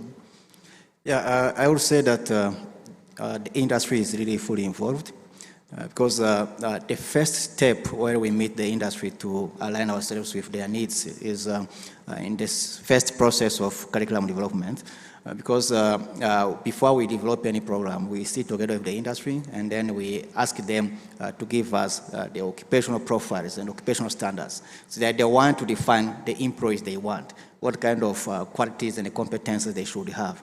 So, and then once they tell us the kind of description, the details, the standards, the profiles, so, and then all we do is to go back and translate this into learning outcomes and find the pedagogical way of teaching someone from zero to this level that they want. So, and that is a very good stage where we involve the the private sector. And of course, as we implement this program that we have co-developed with them, we need to go back and check if what they told us like last year, they are still valid, because you know how fast technology is changing. So that's why these days we send our students back into the industry at least every year.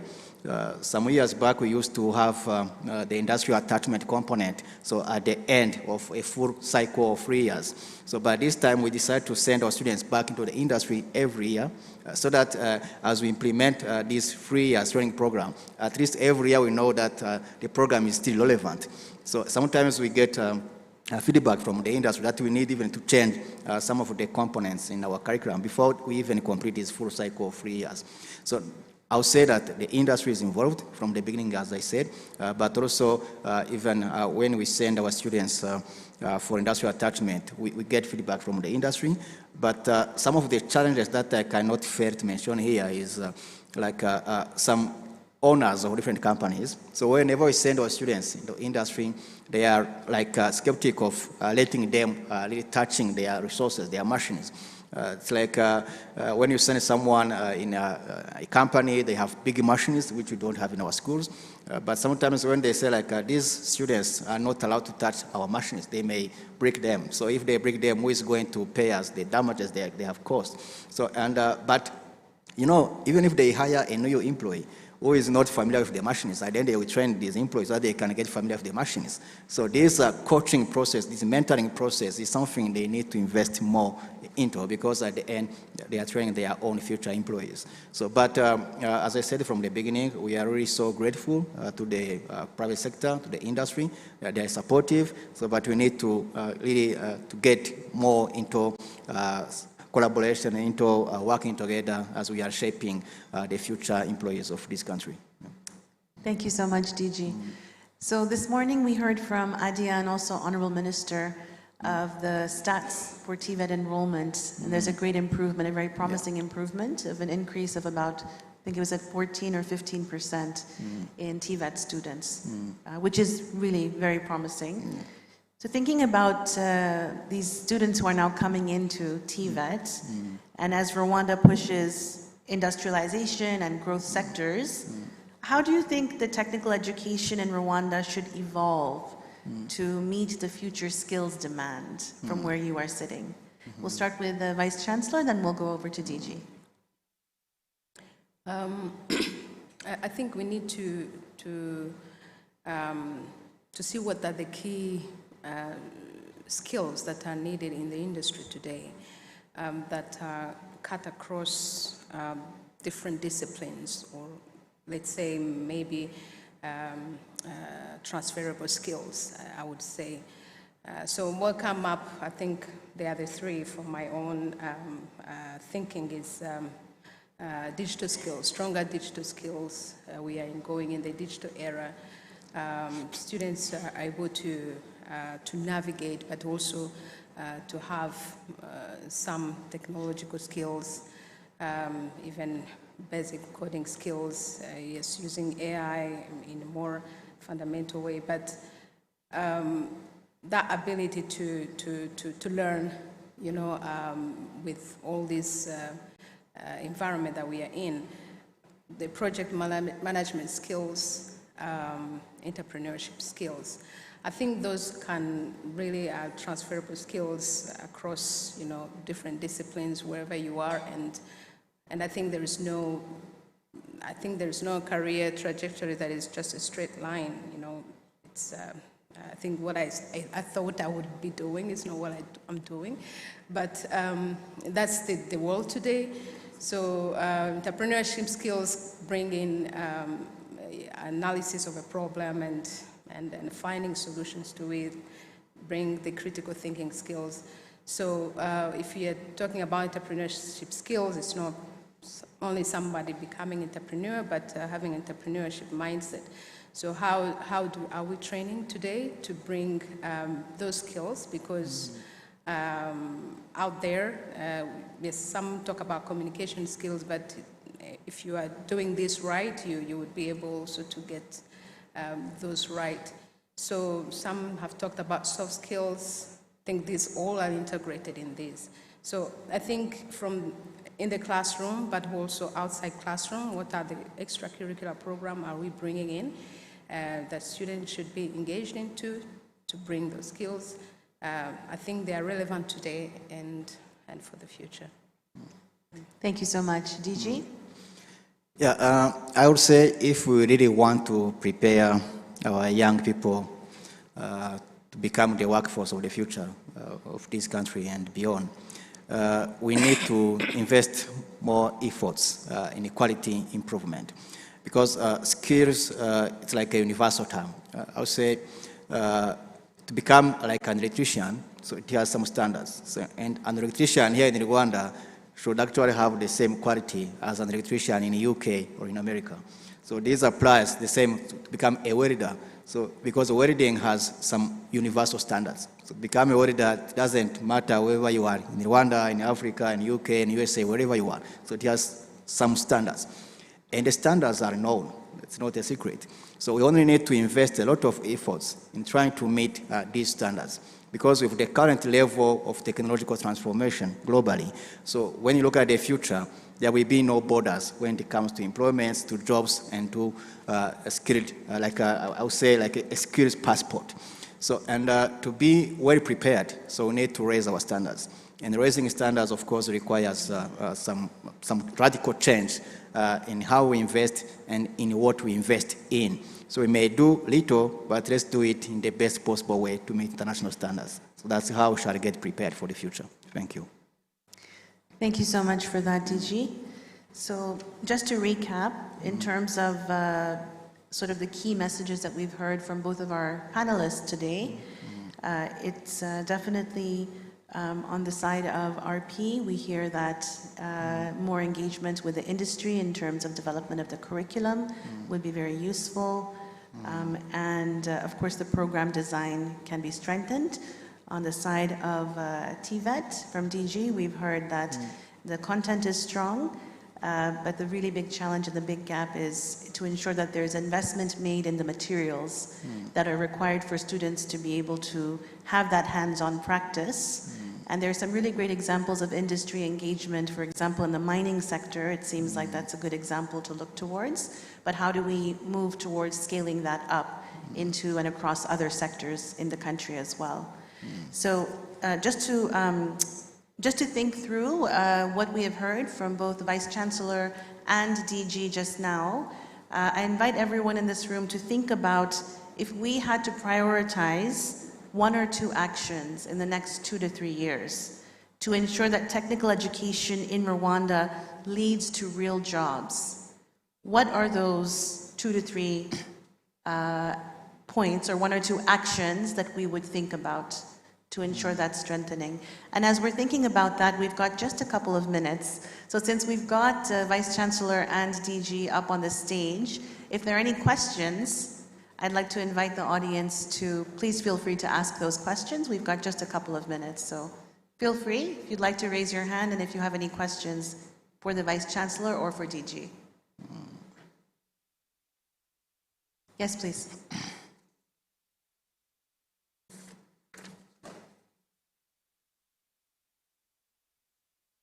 Thank you. That's a very interesting panel and I think well led. And now, I would like to say that in Africa, all of us are government-oriented salaries. That's honestly, not business. And that's a very bad way of... so I think your students must be oriented towards business and working their own. Now, may I suggest that if we have what is called microfinance, and this microfinance from banks, whether they're governmental or private, so that a group of students, graduates, will make a small business, and then this will be encouraged by giving microfinance from these banks. Did you ever thought of that way of at least if I am a student, I am sure that I will have a job when I am graduate. That would be great. Thank you very much. Thank you so much. Another one, yes, Marcel? Thank you. Thank you so much. Marcel Zwomana, I work for Save the Children. I wanted to ask a question to DG. It's related to skills development and also where we see, where you mentioned that there is lack of equipment in our institutions, but also when we see how even these students are going for internships outside where they can have an opportunity to have access to these equipments, we realize that there is no clear follow-up of these students. I have a few in my family that I support at least, and I know some of them, they even struggle to get internships. So you will realize a child is finding out in Nyabugogo where they have to go, and you don't necessarily know if actually they're going in the right place, where they will get the required skills, where they have the right equipments that we need. So do you feel there is that enough follow-up of these children, including even working with the private sector, to make sure that you actually have maybe an MOU with the right institutions or businesses out there across the country? You have mapped them, you've vetted them, and you know that you're going to be orienting these children so that at the end of the day, they don't go in the wrong place. You see, even at Save the Children, somebody requesting for internship, and then you're like, okay, because you asked for it and you're pushing, we're going to give it to you. But then they won't even come, or they come and they don't see what they wanted to get there, but their time has been spent in the wrong place. So is there a mechanism of really improving on this, or do you feel it's already done in the right way and I'm making this out of assumptions? Sorry, my English is not Englishing well this morning, but I hope you got it. Thanks, Marcel.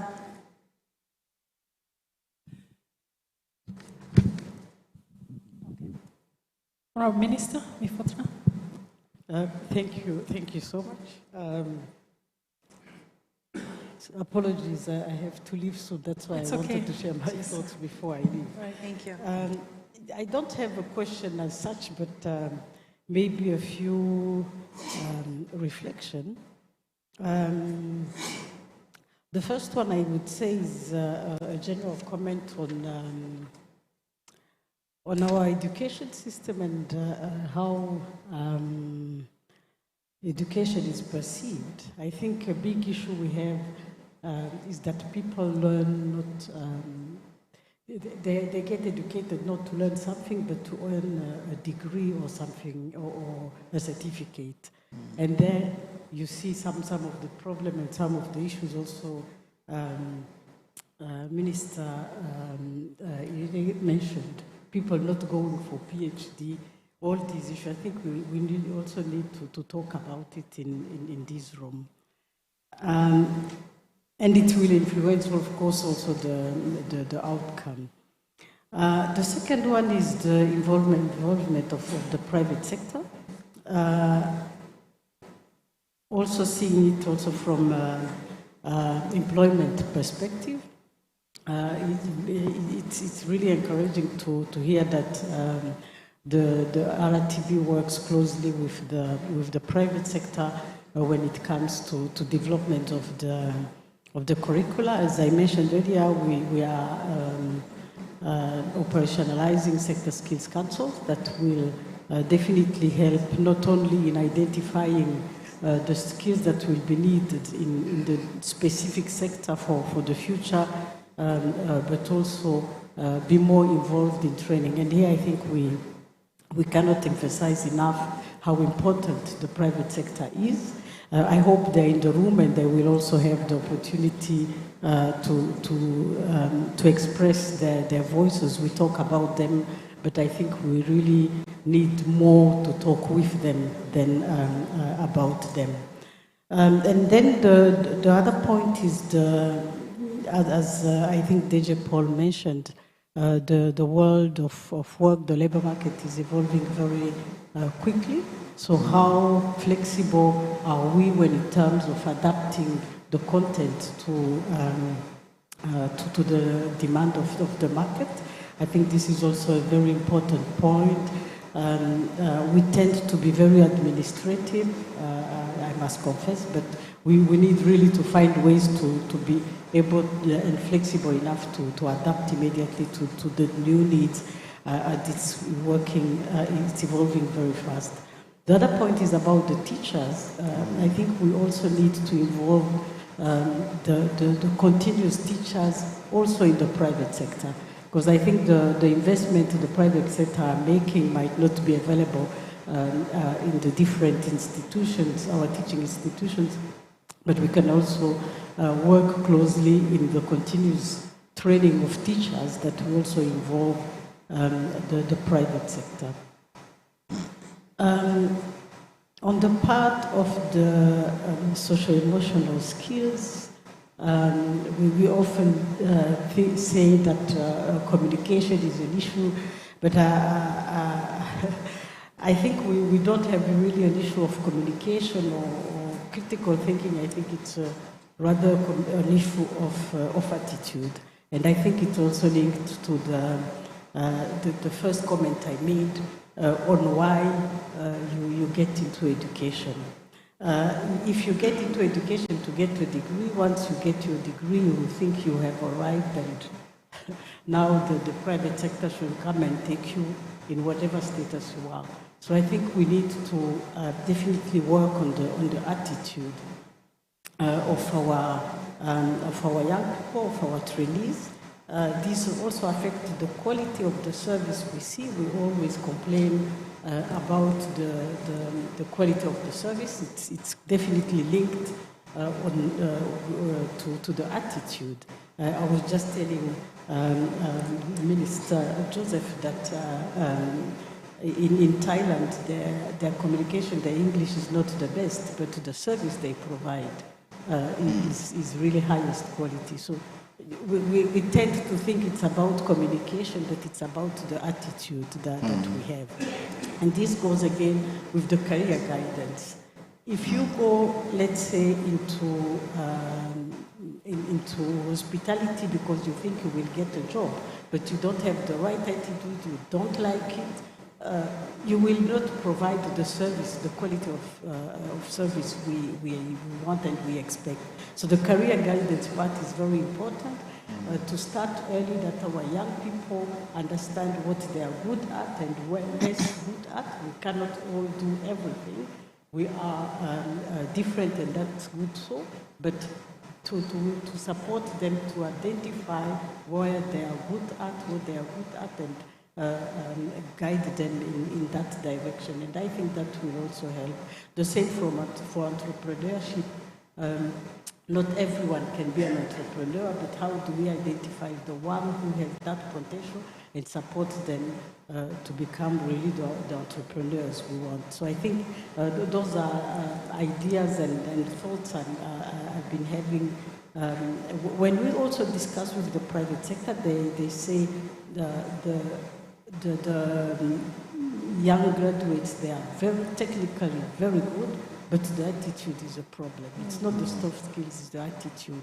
One of them told us that he just hire based on the attitude, and he said the technical part, they will learn it here on the job.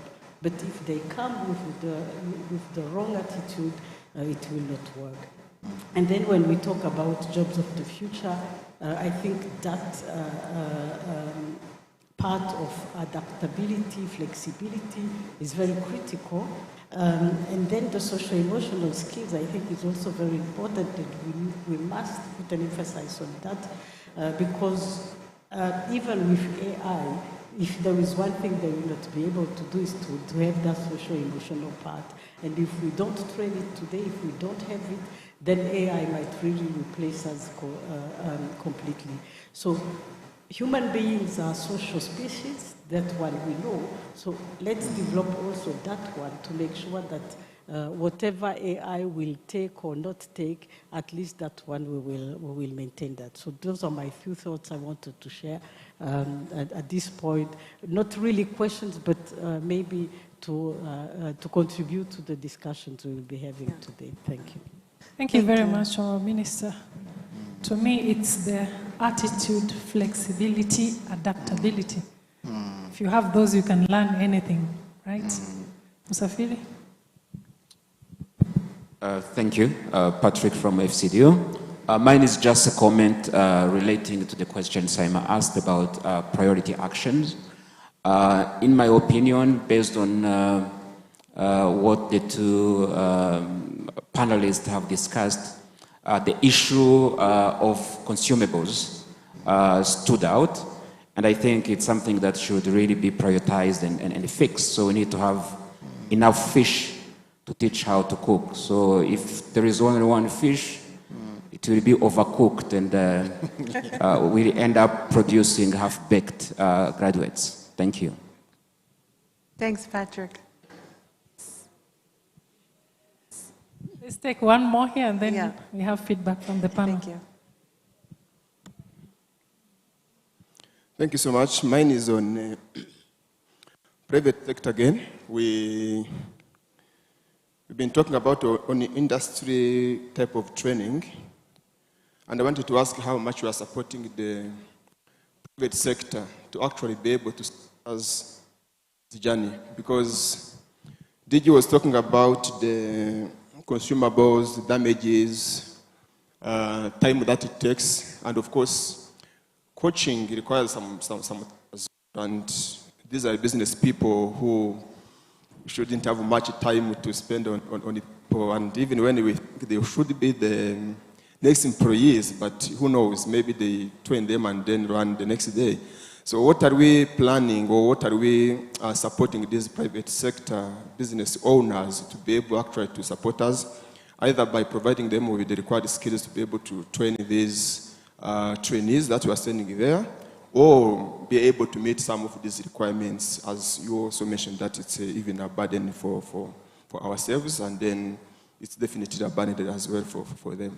Thanks. Thanks, Silas.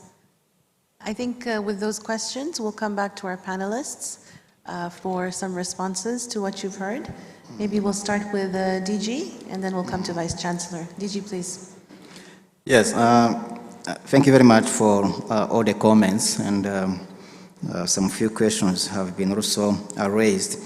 The first speaker recommended to think of working together with some microfinance institutions, so that once graduates are getting on the labor market, can also have some financial supports, probably to help them to enter the labor market, also probably to run their own startups. Yes, this is something we are doing already. So the government of Rwanda, if you might know, has set up various mechanisms and schemes which are meant to support graduates with business ideas and to help them to put up their startups. So one of the schemes that we have is our incubation centers. So we have incubation centers which are meant to support our graduates who have some business ideas. We mentor them, we coach them, we give them the resources they need so that these business ideas can become viable businesses which can start being operational independently.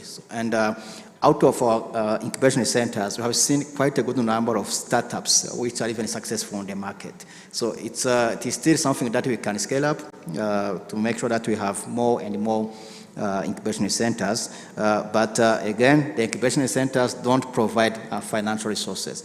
But there is another scheme also set up by the government. You probably know the BDF, the Business Development Fund, so which is like a basket with some money where graduates or whoever has a business idea needs some financial support. This is provided by the government. If, of course, the idea you have is like a bankable business, which is likely to produce some revenues, of course. So there is such a scheme. But of course, we keep on also helping our students to get in touch with various financial institutions. So we bring even some financial institutions to come and speak to our students to let them know what are the opportunities and offers they can get from these various financial institutions. So, but the scheme is there, it is still scalable, and we shall keep on doing the best to let our students be aware of these opportunities. Yeah, and then the second speaker have raised the concern of the follow-up we are giving to our students when we send them into industry for internship. I totally agree. We are not doing it the best possible way because, like for us, we have 140,000 students in the various TVET schools, 600 schools. And we managed to secure collaboration agreements or MOUs with 700 companies in the country. So it's not enough. When we send all the students into the industry, it's not easy to have someone, a teacher or a mentor who follows every and each student in the industry. So we don't have enough human resources and also the required financial resources. However, our students, when they go into industry, there is a mechanism we have put in place to follow up. First of all, we don't send all these students in the industry at the same time.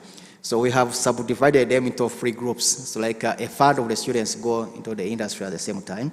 So, and then they go together with what we call a logbook. It's like an indication, it's a document indicating all the skills they have and what they are expected to learn within the industry. And then we keep on staying in contact with the industry staff so that they can have their feedback on a regular basis. And sometimes we send our teachers also into the industry to follow up, but this is not something we are doing at 100% to have someone following up with every student. So what is something we totally agree to work on and improve in the future. So whereby the cost implication it has is not something I would say that we shall be able to afford very soon, but we shall do the best to improve. Yeah, and thank you, Honorable Minister, for most of the guidance that you have provided and good insights. Of course, there is still a lot to be done on the element of attitude and career guidance. We are trying to offer quite a wide range of career guidance services. And recently we have developed some standards in terms of career guidance. We have developed some manuals which we are sharing with all our schools to be able to help our learners to come up with the right attitude on the job, and I think this is something we shall continue to invest in.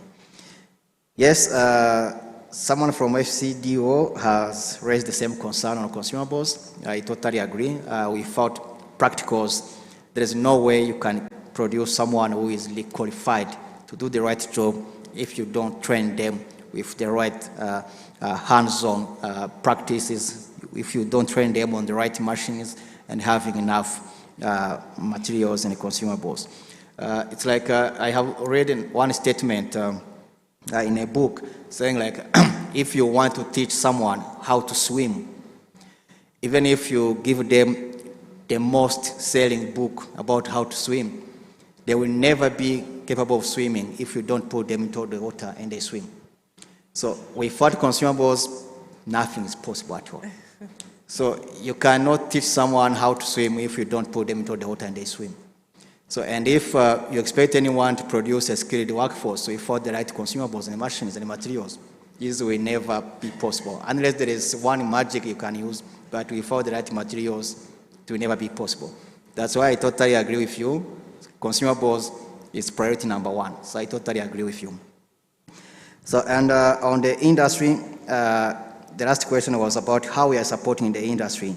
So that because, of course, their core business is to make money, it's business. So they are not in teaching as one of their priorities. But there is a research also published by Germany where they have found out that when a company invests in skills development, it's also a profitable mechanism for sustainability of the same company. Because when you start training some students in your company, the first year you are investing in training them. You are investing your time, your efforts, and everything. So the second year, you are like investing a half of what you have invested the first year. By the third year, they are producing more and more, and that in the long term, you are making more money than what you have invested. So that's why all the companies in Germany, they are like fighting to get students to train, because they know it's also a business model, something that they can do, and they are doing it, and it's profitable in the long term. So because you are training someone who is becoming your future employee and who understands your culture, so at the end, when they start producing, you are making more money than the time you have spent training them. So we are not providing any monetary incentives to companies to train our students. So we need them to understand that it is in their own interest if they help us to train their future employees. So, and they are starting to understand it. Some of the companies already understood it, and we are still mobilizing more companies to understand. So, but the government will not be able to provide monetary incentives to companies to host our students. And it's not even the best way to go. And no country is doing it this way ever. So, but mobilization and keep on really talking to them is the strategy we are using. So I think I have reacted to most of the questions, but Thank you so much, DG. Vice Chancellor. Before you go, Minister, I wanted to answer your question. Sorry. On the teaching trainers, you alluded to the trainers in the companies.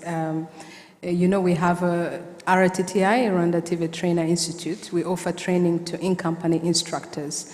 And we are going to invest more in that approach, how we actually deliver to expectations when it comes to in-company trainers. And this will be a program. Normally it was project-based, I would say, where development partners would support. But this is going to be a program that is regular, and there will be calls, people would apply and then get trained. And here we need more industry engagement as well to facilitate the trainers to get the training. And in this aspect also, RTTI will also be offering a postgraduate diploma in technical pedagogies. And it's starting this year, and we've started actually to train on some microcredits, especially on the digital pedagogy, especially for the TSS teachers. And this is being run and will continue. Here they will get these microcredit certificates, but they can also increase and up to get to the certification and diploma level. So we are doing that, and there's still a lot to do in that regard. But to respond to your question, and thank you also for the comments regarding attitude. I think this has to be translated across the learning process. We need to be intentional around it.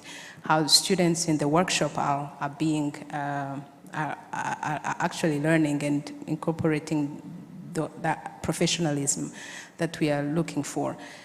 Sometimes I remember I like construction a lot, so every time I go to chantier, how do you call chantier? Yeah, construction sites, and then when they finish, especially in our campuses, and you see dirt afterwards, and you see why don't they clean up, after their work. But this is something you learn in classroom. You train yourself to do this, and it becomes a habit, it becomes a reflex. So, and then at workplace, those are some of the attitudes that we are being blamed for. So I think we need to also do a retrospection again. How are we doing it in the classroom? How students are being engaged in a classroom, in a group work, if they are doing a group work, because teamwork at workplace, communication, we talked about communication, but if a student is missing a class, how does he or she communicate that I will not be available because of this and this? So we need to, even in our environment, work environment or learning environment, we need to put these things, and you don't learn these after you get out. You learn this during the class, during the training process. I think That was what I wanted to say on this Thank you so much, Vice Chancellor. Most of DG has explained. Thank you. Yeah, thank you so much. So I understand we've got enough time for one more round of questions. I did see there were a few hands up, maybe that we weren't able to get to. So if you have any other questions, please feel free. It's a good opportunity to have both DG and Vice Chancellor together on stage. So if you have any lingering questions in your mind, please do ask. Okay. See a couple of questions. Okay, thank you.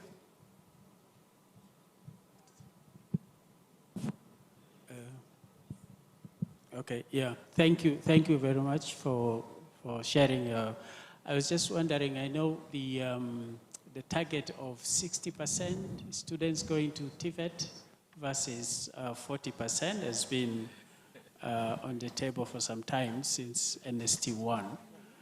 Good progress has been made, but still 40%, right? So I was wondering if DG has any thoughts why students are not taking that route and what could be done to motivate students to take, especially considering that 80% of them, or at least 70% of them, get jobs after.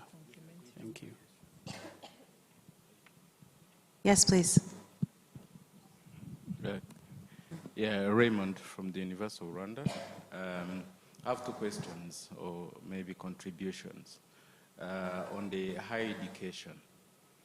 Clearly, there is, we still have many students in general higher education than TVET. So what are your thoughts on connecting the two systems? Because I think that is needed. Somebody who graduates maybe in an engineering degree at the University of Rwanda could have also some practical skills at RP or other polytechnics. But this is maybe a system change. I want your reflection on that. And then the second question is also on what you are doing to actually change the culture and mindset.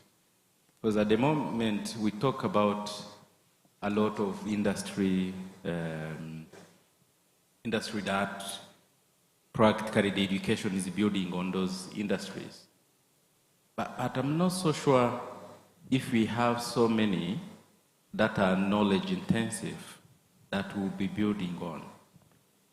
And really, what are we doing to make sure more people who are educated actually start their own businesses or even go to industry? Because when nk'abantu b'Abanyarwanda mubizi, abantu benshi bajyaga kwikorera, those that we say ntabwo bize, and it's still there. So, well, for Samia, I was talking about many people who are in businesses, in industry. Are those people, sometimes we say they could not make it in the public sector, getting a job. So that's still there in the society. What are you doing to change that culture, but actually create more knowledge-based jobs or industry if you want to change this whole sector? Thank you. There's one more there. Yona? Thank you. My name is Nyundo and I am from UNICEF. The TVET graduates make things happen, so this is a very important session. And I have two thoughts. One is, in the midst of the limited resources, how can we have lecturers, teachers at TVET level become resourceful so that the one fish gets placed at a salient point so that most of the students get to experience it before it gets overcooked. And in an age where technology is accelerating very quickly and so much change is happening, the basic education sector has got continuous professional development for teachers, whereby in communities of practice, teachers can reflect on new ways of doing things. So a suggestion is, how can, in the midst of curricular adaptations to catch up with the wave of change, the hours of training be be utilized very efficiently, because ultimately these graduates will all meet a reality of the 10,000 hours in the workplace in order for them to be masters. But how can, during the training time, resources be used resourcefully, and teachers also adapt quickly to the change? Because sometimes when we talk about change, we look at it as an outside thing, and teachers don't necessarily think that they have to adapt quickly. But how can CPD become a community where teachers adapt to the change and ensure that they use that in time very effectively? And lastly, DG, it's right, resources are very expensive, particularly for TVET, but how can virtual reality be tapped into so that some of the courses that can be aided by virtual reality get sorted to be complemented by that experience, so that hard investments are limited to the few courses where they could be used most efficiently?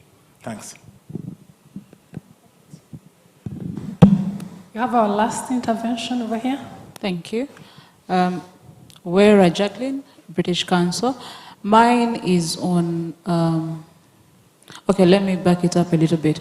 When you look at basic education, there is big strides that have made on access and girls, the number of girls in schools, in STEM, there is great strides that have been made. The opposite is for TVET. We have very few numbers of girls and women in TVET. What strategies are we looking at, or are we putting in the pipeline to see that we increase the number of females in TVET, because they're really low. So, and I want to see representation also in TVET. Thank you. Back to the panel. Thanks, Judy. So we've got, I think I counted about 6 or 7 questions. Could we start maybe with Vice Chancellor, with you, on some responses, and then we'll move to DG.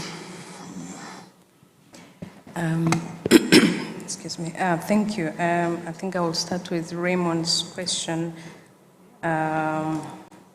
That how are we utilizing the knowledge to do what, actually to create businesses in that?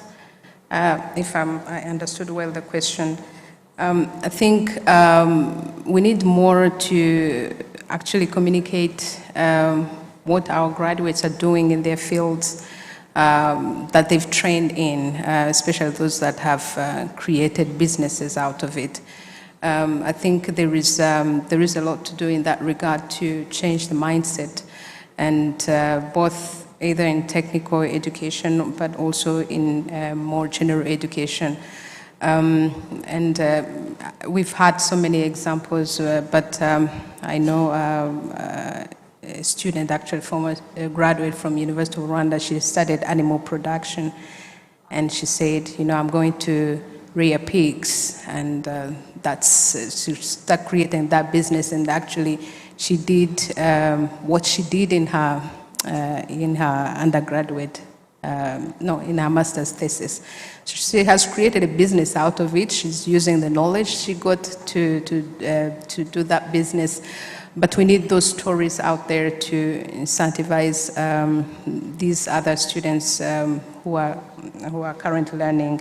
At Rwanda Polytechnic, we have the incubation centers where students start thinking about ideas, innovative ideas. Some are just businesses, creating businesses out of what they learned. And by the time they graduate, they have established their startup companies, they're starting earning money. But what is most interesting that I've seen is that one graduate, this is an example, one graduate, I think he graduated last year, or he's graduating this year, and he said, you know, I have 5 staff, and one of them is a UR graduate. And so that synergy is, so the UR graduate is bringing, you know, more of the sciences, and the other one is bringing the more practical application of the technologies. So that cohesion brings tremendous results. So I see here there is an opportunity for collaboration as well, creating that kind of platform where our students, technical students, and those from general education can really collaborate to advance this knowledge-based economy. I think it was a question on how do we utilize the time? I think it brings back that what I've said in the design. How do we design our learning? You know what actually these students are learning in this particular time, and it comes back to the planning. How do we planning the learning, and how do we monitor the progress and process? I think there is work to be done in this regard, so that we are able to assess. And how do we assess learning? How do we evaluate learning? Here, there is a lot to do in the teacher training, and how to be flexible enough, how to, the teaching methodologies, so that, they get to the results that they want.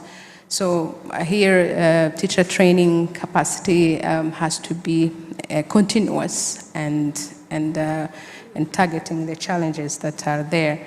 On the girls, I think there has been some improvement, and in the last 5 years, at least at higher technical education, we've seen that, yes, still little, but still it's a good improvement from 25% to 33% now. But we see also the kind of programs that we are bringing out that are more attractive to women. So we've seen that girls tend to go more into these business-oriented or service-oriented programs rather than engineering programs. We still have a long way to go when it comes to engineering, but I think we need to be intentional in those that we have, bring more, touch on the gaps that they're having, and this is more on the confidence levels and more skills, soft skills, leadership skills. How do we intentionally bring those up? And they become role models to speak to the younger ones. So role models are seen by successfully leading their lives in the specifically in their fields of training. So they are leaders in their discipline, and this we need to work on that a lot. Thank you. Thank you, Vice Chancellor. Over to you, DG. Yes, on the question by Charles about the 60% target. Yes, we are not yet there. It's even a very long journey. It has been part of NST1. So we are now in NST2, and we still have this target. But a lot is being done. So, and to achieve it, honestly, we are going through some very big challenges, which we are trying to overcome. So the first one has been even the mindset of our young people and even the parents. So it has been like an understanding among the entire community that TVET is for those ones who are less talented, who have failed other academic pathways. And this is something that has been like in our minds since long. And this is something that other countries have understood before us. That's why they are where they are. And that's why we are still here, where we have to import each and everything from these other countries, which got it very well, better than us before. Now we are trying to change this mindset through various awareness campaigns that we are trying to do. The mindset is kind of shifting. We are seeing really the number of students joining TVET increasing, and they are no longer seeing it as like a punishment when you send a child into TVET. I will never forget one parent calling me one day, telling me, Paul, I know you are in education and I need you to help me. Help you with what? So he said, they have sent my child in TVET, and my child is very brilliant. So, and I said, what's the problem with that? And he said, you are not getting it. My child is very brilliant. He's really good, but they send him in TVET. Yeah. So to me, it's like a punishment. Huh? And then I asked, what did they send him in which program? Then he said, that is manufacturing. And what program do you want him or her to pursue? He said, but something that is TVET. He even doesn't know what they want. They only want something that is not TVET. And manufacturing is what? Manufacturing is the future of any country that wants to be industrialized. So, but because it's TVET, they feel like it's bad. Huh? So this is like a perception that we are trying to change. And I've been seeing really a radical change in this mindset. And I really want to encourage everyone in the room. So please help us to change this mindset among our community. And everyone can play a role in this. So if this changes, so I think we shall also achieve this target very easily. But again, this target has also a lot of additional requirements. So we needed to set up new schools. So as of the last 5 years, we have built more than 250 new schools. And the TVET school is not just classrooms and with a blackboard. It requires also workshops and equipment and all this stuff. It has a cost. And we did also not want to rush with numbers only, so without thinking of the quality that it goes with. It doesn't make any sense to have like 25 schools teaching plumbers, and once you graduate, 1,000 plumbers, and if you need a qualified plumber, you go to Nairobi or to Pakistan. So that is not what we want. So we are trying to balance between quality and access, so that as we increase the numbers, we also increase the quality that we are offering. And I still believe that by the end of NST2, we shall have probably achieved this target, or we shall be close to it as we keep on increasing and investing a lot of efforts to achieve this. So, and then I think the question by Raymond, you have responded to it. So the question about the teachers, how will it help teachers to adapt? I think here is where we are struggling a lot, because technology is changing so fast. If I give you the example, think of the program of automobile technology. As of today, we have more than 50 schools teaching automobile technology. And like 5 years back, the cars we were driving here, all of us were like these cars with manual gear shifts, with limited technologies, and all our teachers were very nice in maintenance and repairing all the technology of these vehicles. 1 year, we have now automated vehicles with automated gearboxes, which is something new. We need to retrain them to get to know this new technology. After you train them, 1 year again, you have now these hybrid vehicles which are on the market. So again, you need to retrain them. And it's not only retraining them, you need also to invest in new resources to be able to really train your students in this hybrid technology. So now we have electric vehicles now, so fully electric. So you need again to retrain the teachers to buy additional resources. And you know that now we have on the market self-driving vehicles. That's a new technology. You need again to retrain them even to buy additional resources.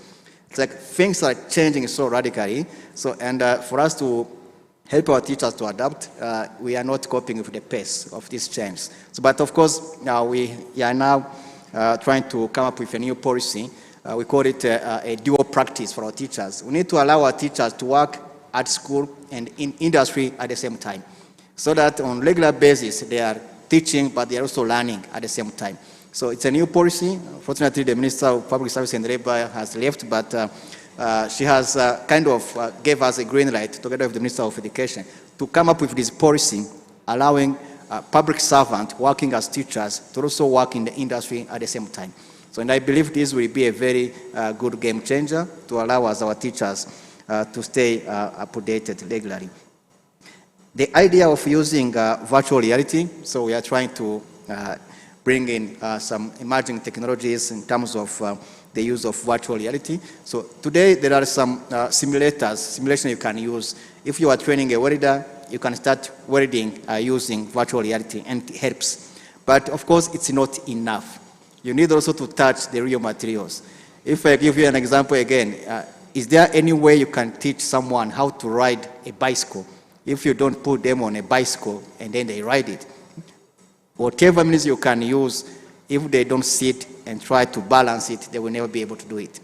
Virtual reality can help us to achieve like 20% of the skills that we need, but at the end we need real machines, real workshops, real equipment. They need to touch them and to use them. So, and this is where we are still trying to invest of more efforts. So the girls, our current statistics, they show us that 43% of our students, they are female learners. So we are not doing such bad in these regards. But the only challenge we still have, we have some programs which are male-dominated and some programs which are female-dominated. If you go like to tourism and hospitality, you will find like more than 65% of our students, they are female learners. And if you go to construction or mechanical, you will find like only the share of female learners is less than 15%. This imbalance is what we are trying to change, but this requires also a change in our culture. Because if I say like, if you have like, you are setting up a new house, you need someone to come and sign a contract with you to build your house. If I send a female engineer, some of you might start saying, is it really possible? Is she going to make it? It is happening everywhere. But we are trying to prove that even female engineers in mechanical, in construction, they even perform better than their brothers. So we need just to trust them and give them this chance.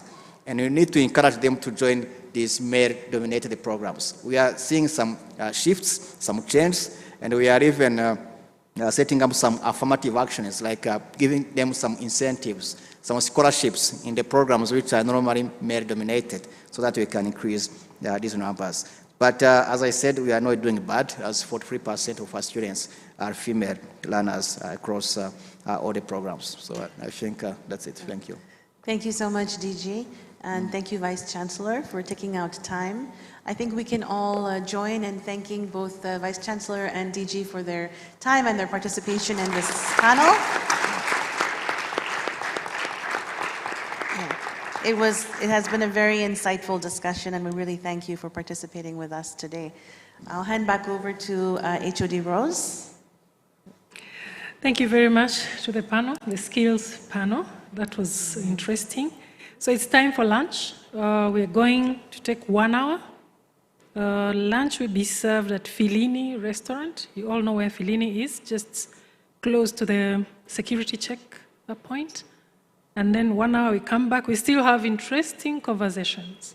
So when we come back here, we have a panel that will take us through the path between access to completion, right? We also see what's the pipeline from evidence. We've been having a lot of evidence since morning to policy making, right? Policy decision from Professor Andrew Zeitlin, who has been online since morning. So he'll be talking to us this afternoon. And then a very interesting conversation with the Honorable Minister of Education. So I hope everybody has gotten their coupons. So enjoy your lunch. We meet here at 1:30. Thank you.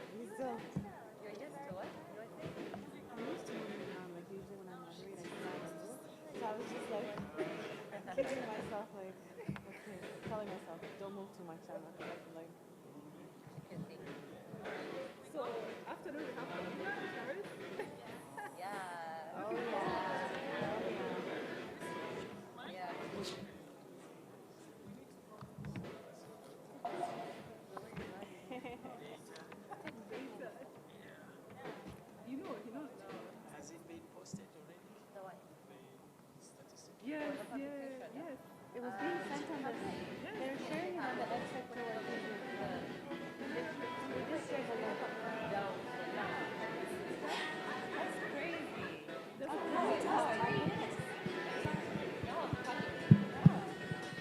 There's a countdown there, so let's go for lunch.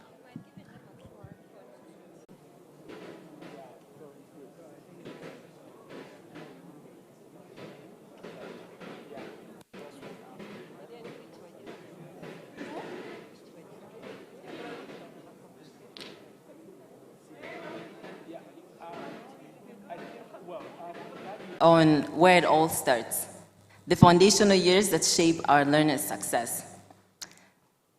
And so just so we're all on the same page, I'm not going to assume that everybody knows what foundational learning is, just to make sure we're all on the same page.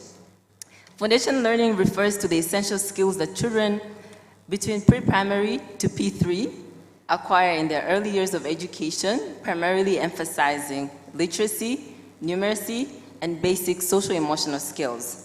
And these enable them to learn effectively throughout life. So what is the role of the early years of foundational learning in driving grade progression, student retention, and improved learning outcomes across the system? And that's the question we're going to be tackling in this afternoon session. So to tackle this question, I'm joined here by some key education experts. First, the Deputy Director General of NESA, National Examination and School Inspection Authority, Kathleen Segond Mutoni. Thank you for joining me. The Cambridge Education Foundation Learning Lead within the LEFT program, Solange Umwizerwa. The Foundational Learning Delivery Unit Coordinator, Professor Jeanette Vaisenge. And the Chief of Education at UNICEF, Charles Avellino. Thank you for joining me. So, to kick off this discussion, I want to start on a fun note. Again, it's the afternoon, yeah?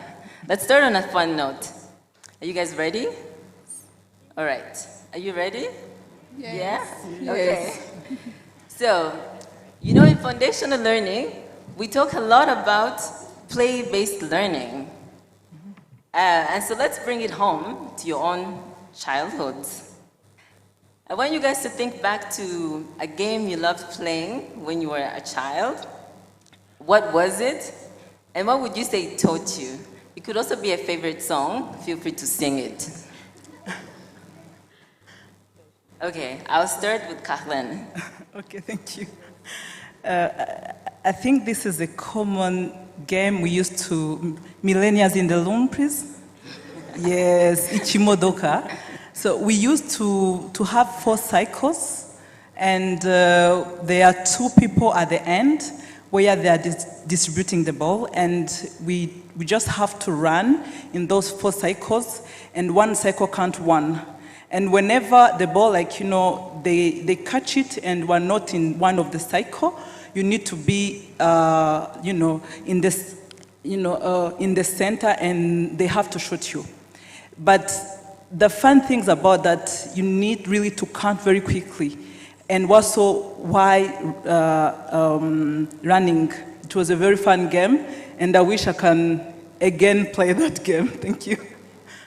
All right, thank you. It's Modoka. I don't think I played that one, but it sounds fun. Next, Charles. Yeah. Good afternoon, everybody. I thought about this, but I think one game that comes to mind is when we were kids, there is a game, I don't know whether it's played here. You have a set of blocks that you start with big and it grows to very tiny. So you have to build it upwards and it comes to maybe half a meter. So the trick is that you have people, one side is standing the other side and the other, you're in the middle. So they throw a soft ball at you. So when the ball goes the other side, you quickly build the block. And the trick is that it shouldn't fall. So it falls and then you're out. So what I learned from that is that precision, because you have to time the person who is trying to throw the softball at you, and then you keep your eye on where you have stopped so that you're able to. So you're multitasking, but at the same time you're strategizing how to dodge, you know, the softball. So I think it's a nice, of course you have the physical aspect of it because you have to, you know. So there's so much I don't know whether that game is being played these days, but yeah, it was fun. Kathleen, I see you nodding. What do we call it? I have been playing that game too. What do you call it? Do you have a I name do for it? not remember, but dodgeball. Dodgeball. Okay, in Kinyarwanda, I do not remember the name. Tayari. Agapira. Ah. I think it's Agapira. Okay. Yes. No, that's, yeah, dodgeball, but with building bricks as well. That's Yeah. definitely a lot of multitasking. Very cool. Okay, Solange. Yeah, thank you so much. In fact, that was my favorite game, the dodgeball. Where for us we're having two teams, then we have another team that is in the middle. You have bricks, and then you have to build those bricks, and you have to ensure that the team that has the ball doesn't touch you. So if the ball touches you, you are out and you don't win. So it's really a great game that I really still enjoy when I was young. And I remember even when we reached at secondary, sometimes we were playing it. Very cool. Professor Jeanette. Thank you. Thank you very much. One of my favorite game at our age is Agati.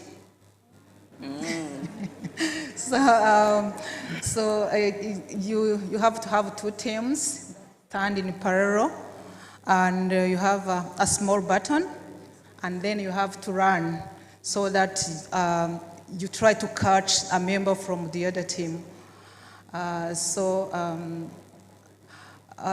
think it was really a game that also helped to build some skills, including teamwork and collaboration, because the composition, the team might be composed of those who are very good at running and others who are not good at that. So it means that you should run, if you are good at running, you have to run very fast to catch up, so that you compensate the time that was lost, because maybe some of your team were not doing good. So which means you have to focus on collaboration and teamwork.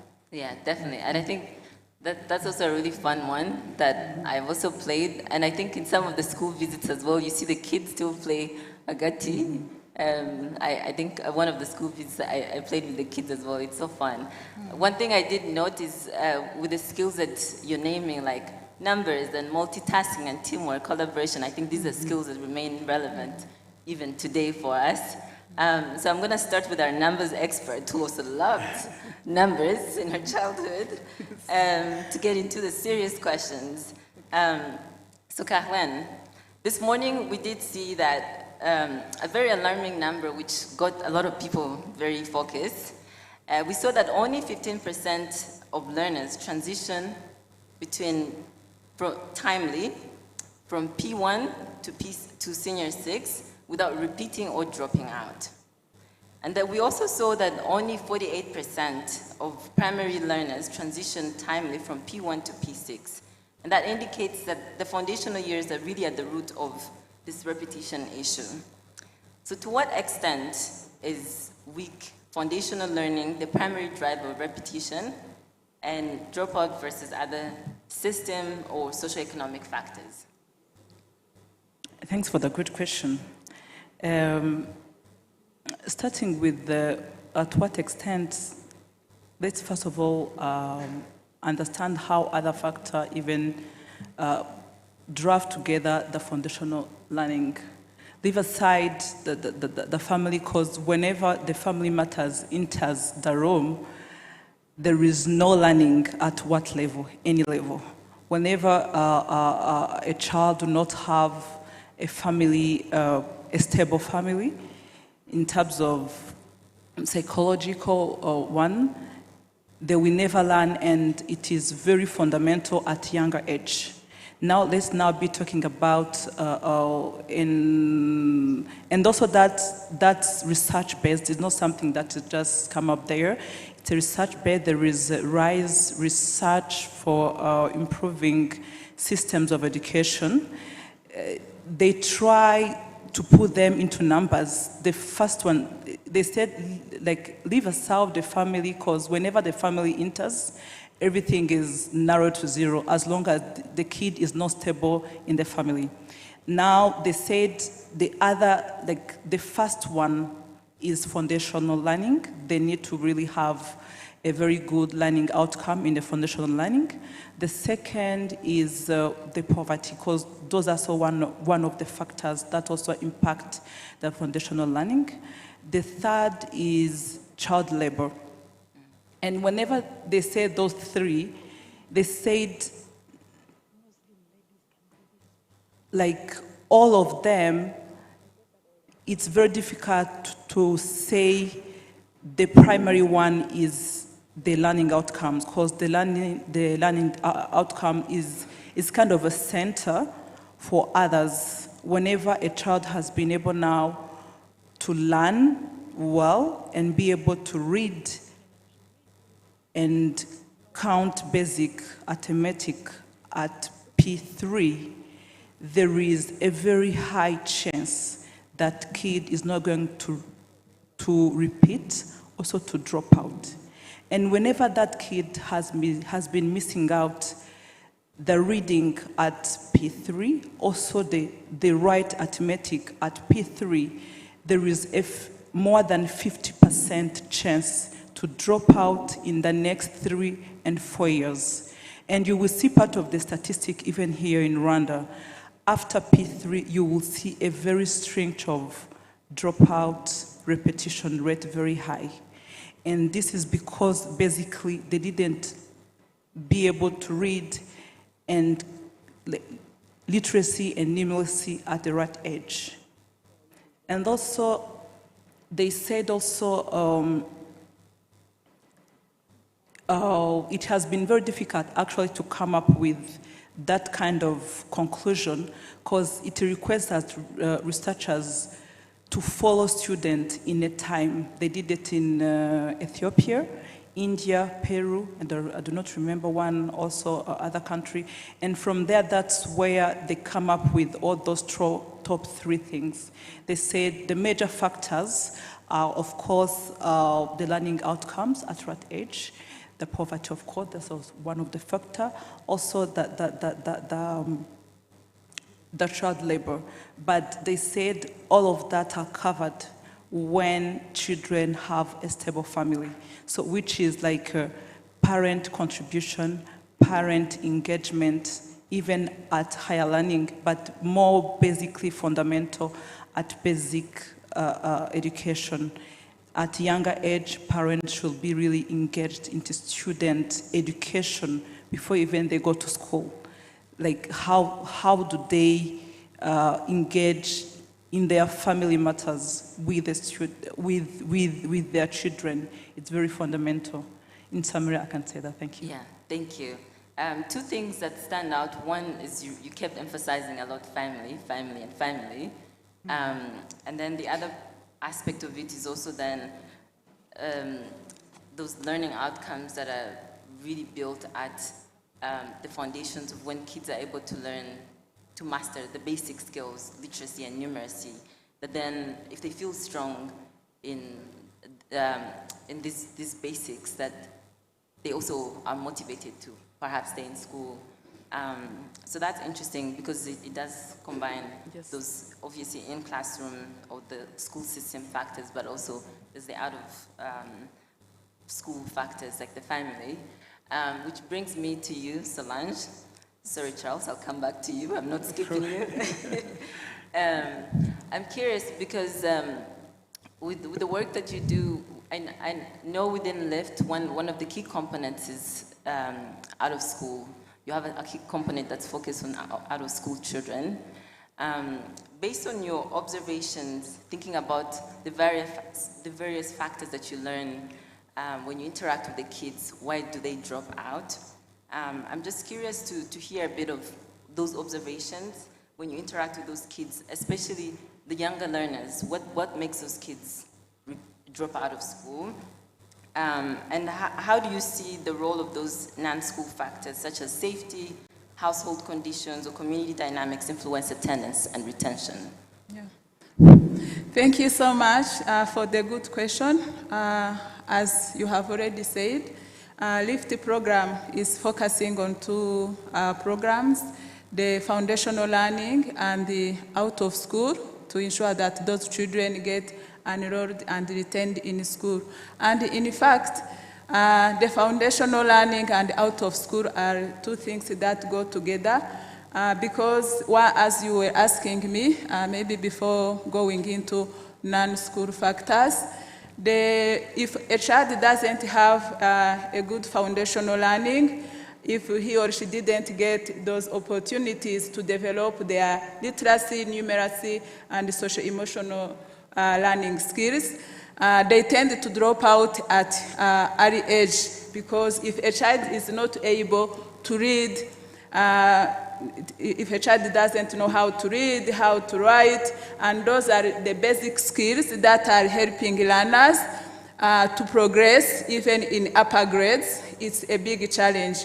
But on that one, we are really very thankful to the Ministry of Education through its Rwanda-based Education Board, because with the revised curriculum, they have added 2 hours of reading, where children have to learn how to read so that they can end lower primary when they are able to read, to write, and then be something to help them in upper grades, and hence they can like school and finish their studies well. So when I go to the non-school factors, Carlene, the DDG, talked about families. So in families where there are conflicts, for instance, that family has really a big challenge for having their children to progress in school and complete. So I have one real scenario of a child who was really on the street, but he was attending school. He was attending school, but he didn't want to go back in his family, because he was saying, in my family, there are always conflicts. My mother and my father, they are always quarreling.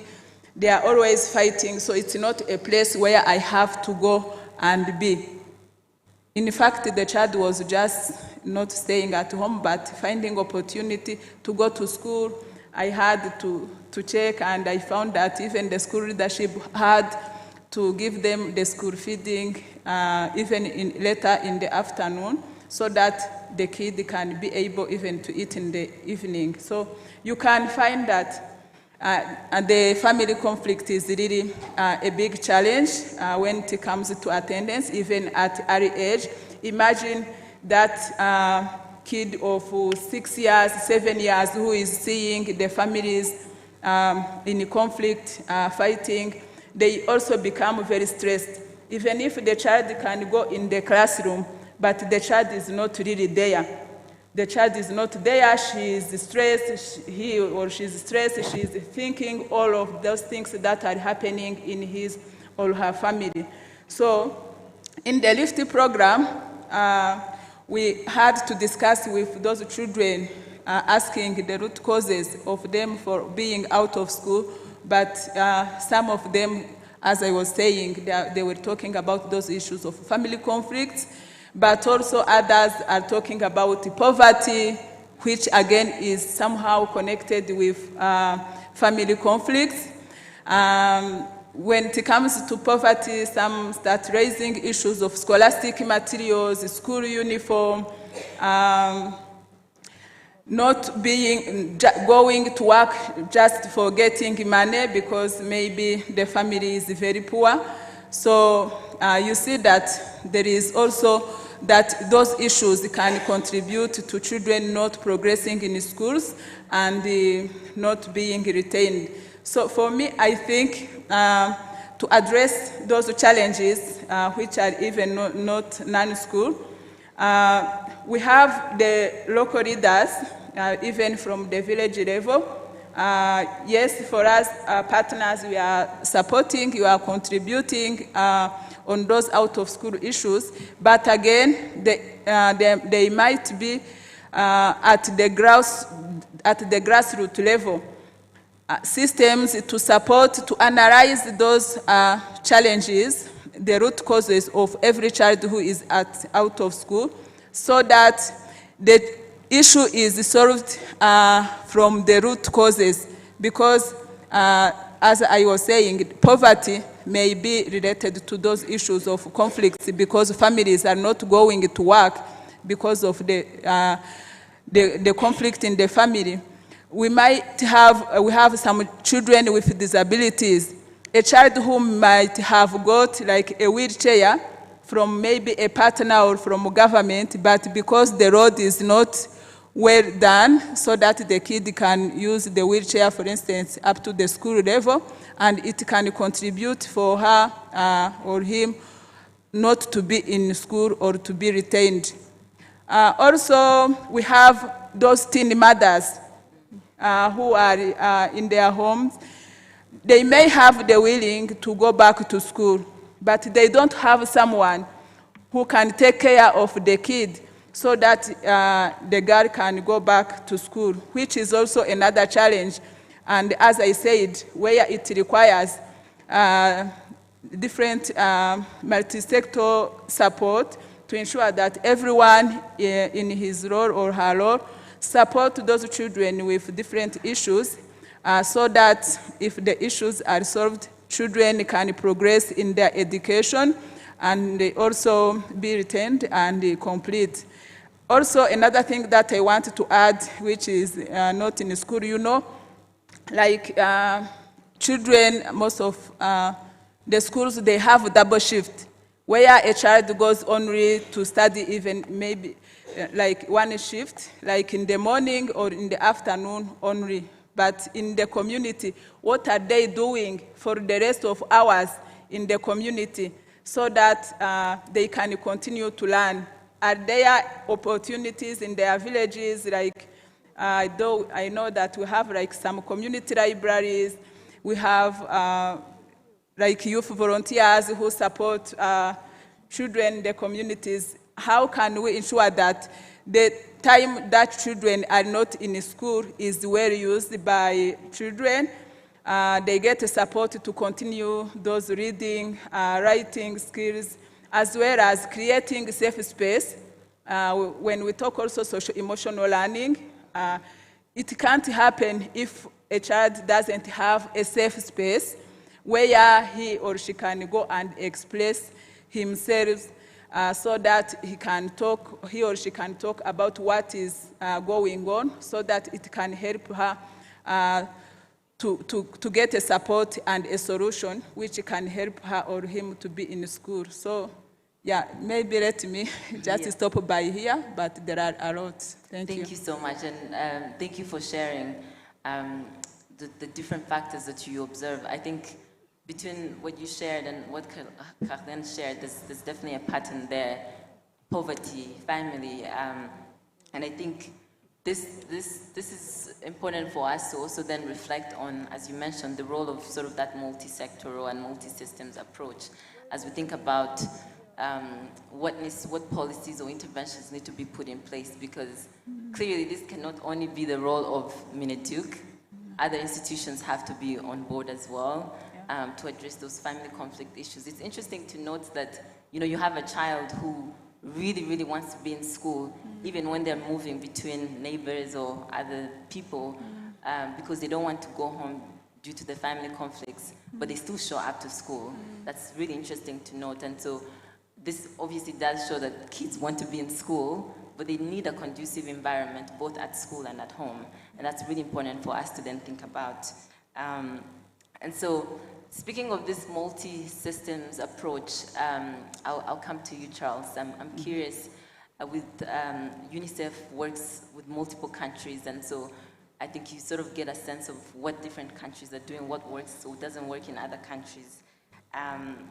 What would you say from your experience distinguishes systems that successfully improve foundational learning and address those issues like repetition and dropouts from a multi-systems approach? And feel free to also touch on, I know you guys are doing a lot of work on stunting, and I think that's a key factor there as well, nutrition. Feel free to also touch on that.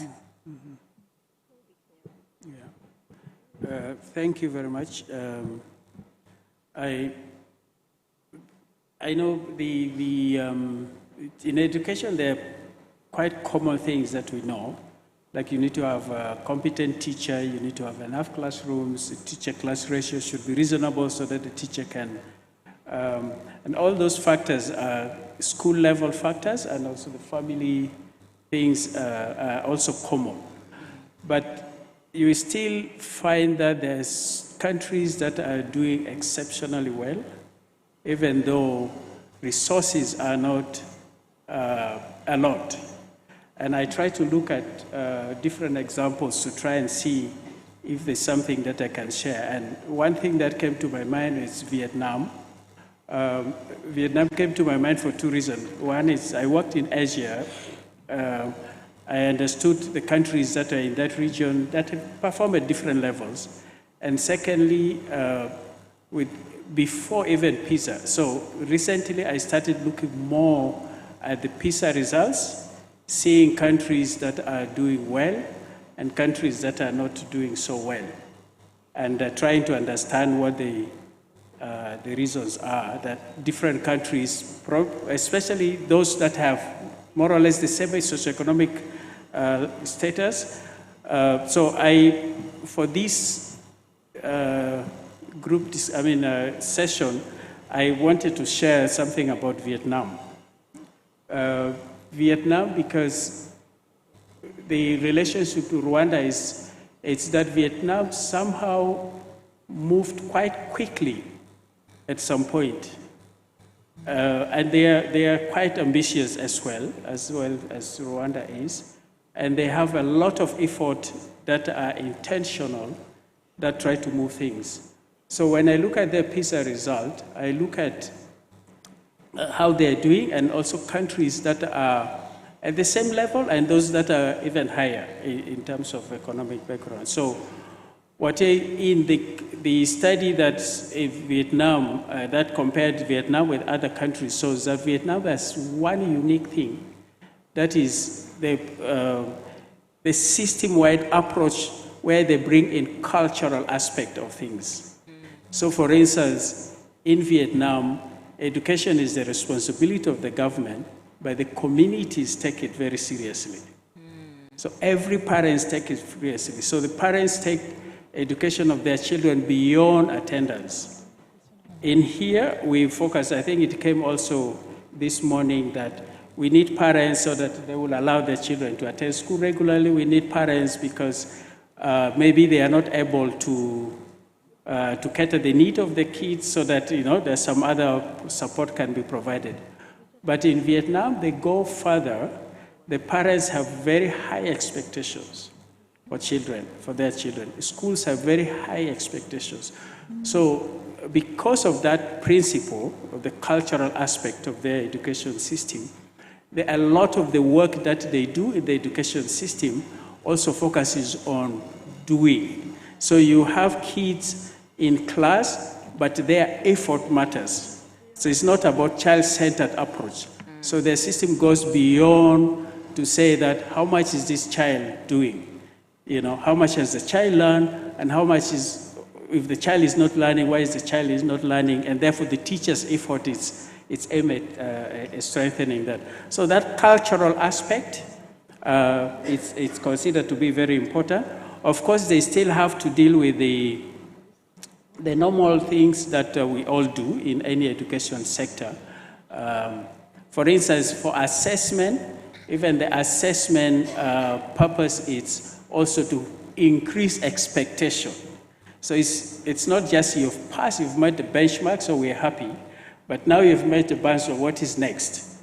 So challenging kids to do more, I think it also ties quite well with what Honorable Minister of Mifotra said this morning, attitude, because learning also it's about attitude. Why did I come to school? I go to school because I want to learn, I want to become something, I want to make a difference. Compared to somebody who wants to go to school, a child who wants to go to school and just, complete school and get a certificate. These are two different things. So that kind of setup, for the education system, I think it's seeing how do the reforms, when the reforms are implemented, how do you align reforms with expectations about young people? You know, you want to be a knowledge-based economy, and therefore, what is the expectation beyond the test scores? You know, so that system will allow every child to learn, which is what in UNICEF we call every child learns. So the goal of every education is that every child must learn and progressively, and regardless of where they are. So the second point I would want to mention in that regard is what you mentioned. For every education system to succeed, you have to be intentional about equity, because you would not have, everybody will not be the same. We have different levels of income. Another parent in rural area would have enough money, another one won't have enough money. But to make sure that every child has an opportunity to learn, there has to be equity-focused interventions. In Rwanda, I think a good example is the school feeding. School feeding, it's important because it allows kids to attend, because if there are challenges at home, at least you address that barrier, so the kid comes. But when they come to school, the food is not only the food. The food also allows the child it gives the child the ability to learn, because the child has a sufficient nutrition when at school, because you can't do anything if you're hungry. So all these connections are very important. So I think equity is another. You have to do, some countries have got people who are, population that are in very remote areas that are not easily accessible. So equity-focused interventions will make sure that you have provision, you deploy the best possible teachers, even in the most remote areas. But then for teachers to go there, you have to have interventions that allow them to stay there. Otherwise, nobody would want to go there. So these are all important elements that I think I mentioned the parent one. The last thing I want to say here is, I think foundational learning is very important, but there are situations where kids will still drop, whatever the situation is. So the alternative learning pathways for those who cannot come in the regular system, it's also an important area that you have to consider. Because there is no point to get a child up to P6 or P7, even senior 3. They drop out and then they can't make use of the education they've acquired. So you need to find a way that will allow a child, for whatever reason, who drop out also gets an opportunity that is also equivalent. It's appropriate, it helps them as much as something that will help the others. So I will stop there for now. Thank you. And the example that you give of Vietnam, sort of this cultural integration within the education system as well, where you have parents who are active owners of student outcomes, I think is really critical, and perhaps addresses also some of the challenges that came up, this idea of engaging families. I think it's also interesting to then think about it in the context of poverty and resource constraints and so on. And you also mentioned that there are countries that, despite resource constraints, still do really well. So it's really interesting, and I think that will bring me to... Yeah, maybe before you say that, I could cite the performance of Vietnam in the PISA, at least. I think the latest one, the average score is 380 something. It's even higher than Israel. They do much better than Malaysia, even though Malaysia's economy is much better. They have a lot more. The GDP for Malaysia, the GDP per capita is, I think, over 10,000, 11,000. For Vietnam, it's about 4,000 currently. But it's still, so if you compare them, I think that number 20, 30 something out of the countries that are, so a number of European countries are even not performing as well as Vietnam.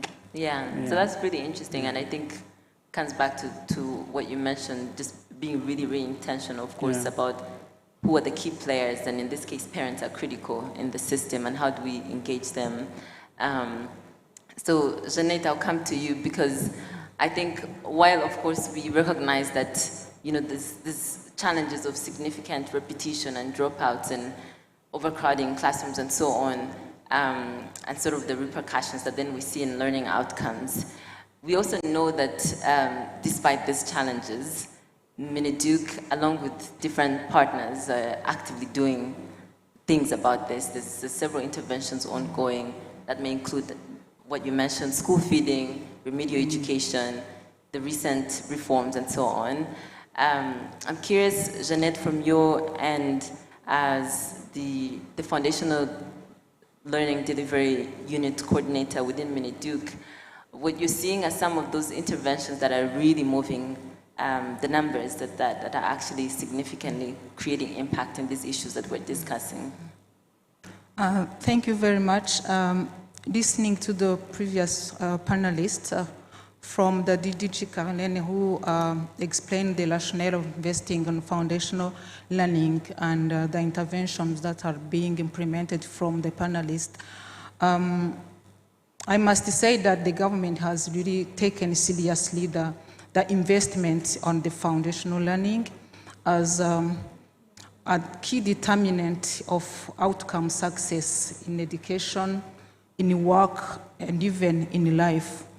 I'm saying that because the government, through the Ministry of Education and its partners, developed the foundational learning strategy in 2024, which is a 5-year costed plan, action-oriented investment framework to align the partners and accelerate numeracy and literacy.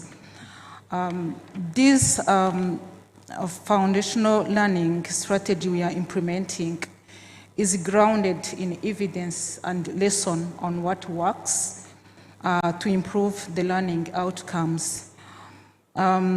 It identifies 5 priorities that addresses the classroom practices, but also the broader ecosystem to support the learning. So the first priority is focus on what is happening in a class, specifically on instruction quality, on strengthening the curriculum and teaching and learning materials accompanying it, and also ensuring availability and quality of teaching and learning materials. Those are the 3 first priorities of the strategy, while the 2 remaining strategies are addressing enabling environment. We heard Solange talking about the involvement of the community. So these 2 focus on engaging families and communities to sustain children's interests and reinforce learning beyond the classroom. While we have the last priority that focuses on strengthening quality and accountability mechanism across stakeholders. Building on these priorities, the ministry alongside its partners, affiliated agencies have implemented targeted interventions that are already yielding results and driving the improvement in numbers we've seen in the presentation in the morning. I will mention 4 of those interventions, while on 5th point I will talk about the key enablers, other factors that are indirect but contributing to the foundational learning. The first one is strengthening of teachers' capacity. That is aligned with the first priority of instruction quality. This one is a key priority because investing in the teachers, particularly in English proficiency, which is our language of instruction, recognizes teachers as the central in driving the education outcome. In this regard, the ministry has rolled out large-scale English proficiency training with ambition to ensuring that all teachers reach at least a B level, which is upper intermediate level, aligned with the Common European Framework of Reference of Language. Since last year, approximately 16,000 teachers have been reached, and This month, the program has expanded to additional over 60,000 teachers. This is a big number. And importantly, I want to mention that these trainings are targeting the entire education ecosystem. It includes teachers in service, school leaders, teacher trainers and instructors, district and sector educational officials to ensure that everyone is aligned with the priority. On this same aspect of teacher training capacity, I have also to inform about that the pre-primary and lower primary teacher certification. It's another major milestone that has been accomplished last year in December, where all the teachers have acquired, almost all, because we've seen numbers in the morning, over 99% of the teachers in pre-primary and lower primary have met required standards.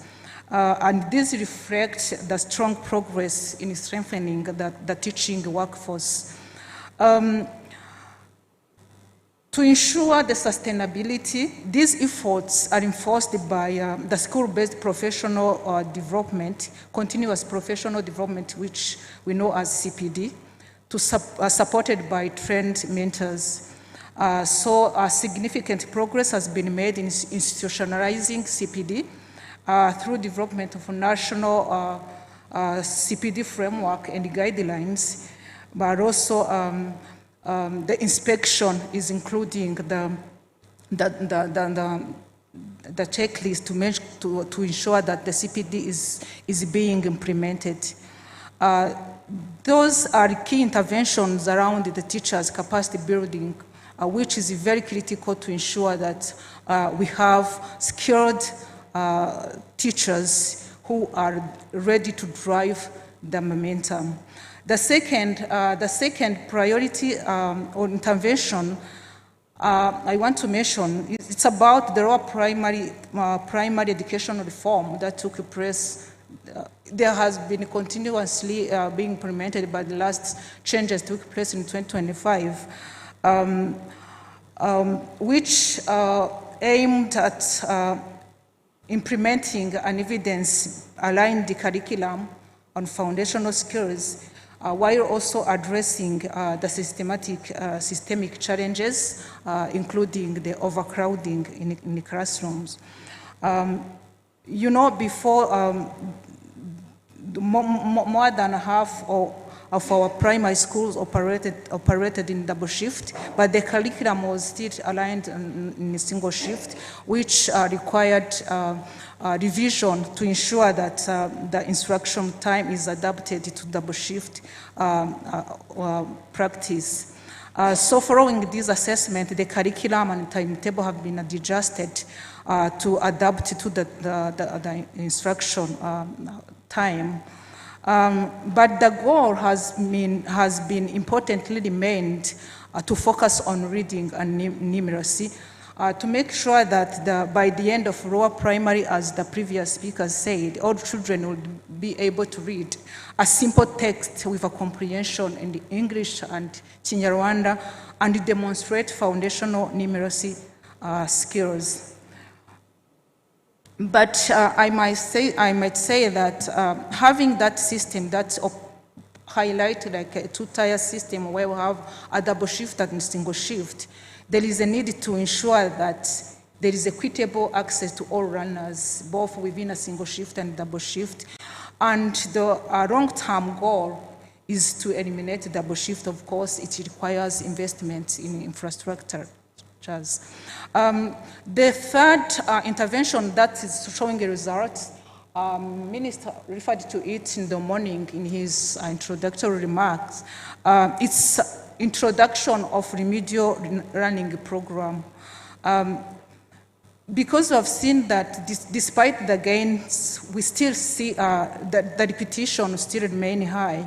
And to address this, the ministry introduced the remedial learning program, which is evidence-based and cost-effective interventions designed to support the lagging behind learners. So it's evidence from Rwanda and even evidence from other countries globally shows that a well-implemented remedial program significantly improves learning outcomes, retention, and progression.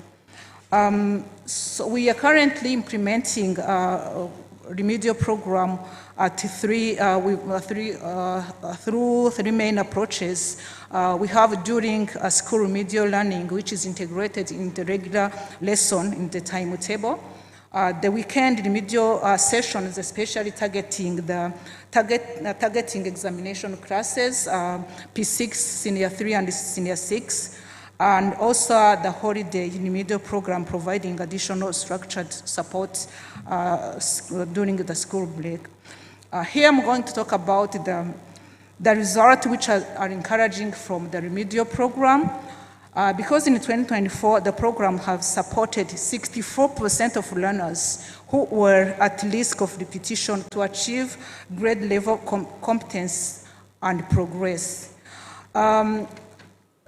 Showing this result, the ministry has continued to implement this program. In 2025, if the result was far more encouraging, where 68% of the learners met required competencies and were promoted. These were at risk to repeat, and then which will lead to overcrowding and then repetition and dropout. The fourth intervention is the strengthening of quality and accountability for improved learning outcomes. We have NESA here, and you know how they help with robust monitoring assessment that establish, gives timely school data, but also we have RAS, which is conducted every 2 years, and many ad hoc assessment and inspection. The school inspection has been updated to incorporate early childhood ECE with a strong emphasis on play-based learning. We have heard from the beginning how these play a critical role at the foundational level. In addition, tools for pre-primary, you know, before there wasn't an assessment at the pre-primary level, but now the tools are being developed to enable timely tracking learners' progress at that early age, to identify the gaps, also design targeted intervention around the foundational level. So those are key important interventions, but there are other key enablers, if I may say. Those are not directly targeting the learners in school or what is happening in the school, but they are really contributing to learning outcomes. I can talk about expansion of infrastructures. You've seen in the morning how numbers of ECDs clustered to school has increased. And although this has been done, we still have a challenge, because the enrollment still is now, it has progressed, but we are at 50% net enrollment. So though we have we still have overcrowding in classes, but it's worth also mentioning of the efforts that is being done to increase the number of classrooms. Or the last intervention, which is a key enabler to learning outcome at the foundational level, it's the school feeding.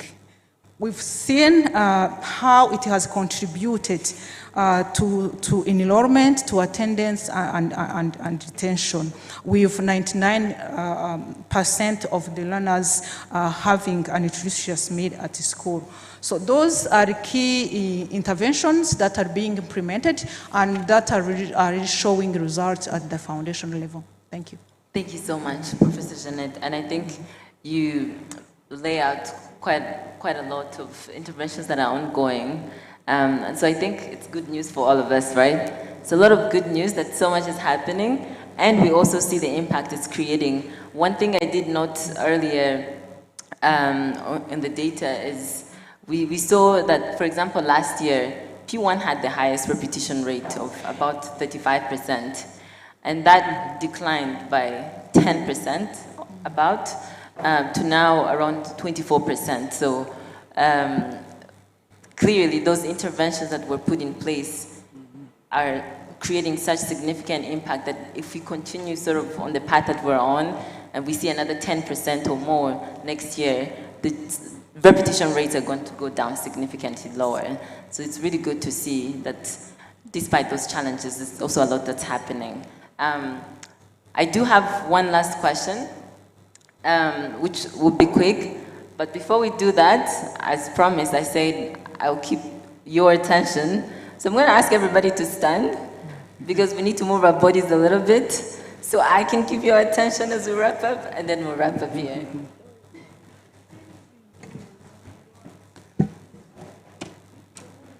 Okay, so everybody is standing?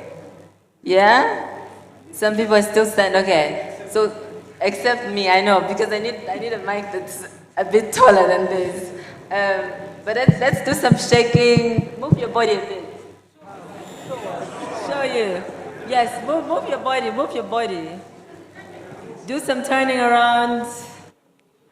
Shake, shake, shake. Shake the mango tree. Shake, shake, shake. Mango yellow. Mango green. Shake, shake. You guys don't go to preschools.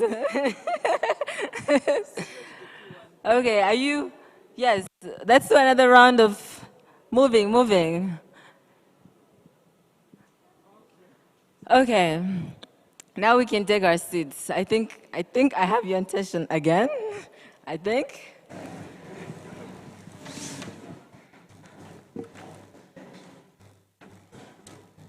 All right, thank you so much. So, just to wrap it up, our last question, and very quickly, is of course, we heard about those interventions that are ongoing, and I think it will also be good to know, just from your different perspectives, what key actions you think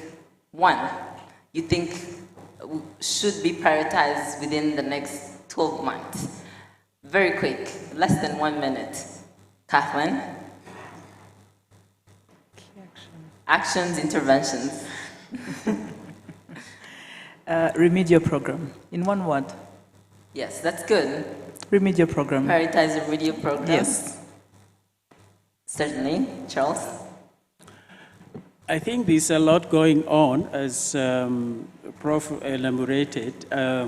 There's also time now to see how to pick out those that are working very well. And I'm specifically thinking here a little bit more collaboration between the universities and the Ministry of Education, because we know remedial education is working. There may be other things working. So how do we really bring research more into what we do, so that the question is not about how much do we invest, but how much are we getting out of what we've invested. Yeah. Okay, sounds good. Yeah. Solange? Yeah, thank you so much. Mine is, today we're very happy to have different ministers from different ministries. So I would like to see them working together to identify the root causes of children who are out of school and those who are at risk of dropping out, so that they can put in place measures to accompany them to ensure that they get all in school, they progress, they get retained and complete their education, and improve the rate that we saw that only 15% of learners complete basic education. So I think with that collaboration, we can have that percentage increased. Thank you. Certainly.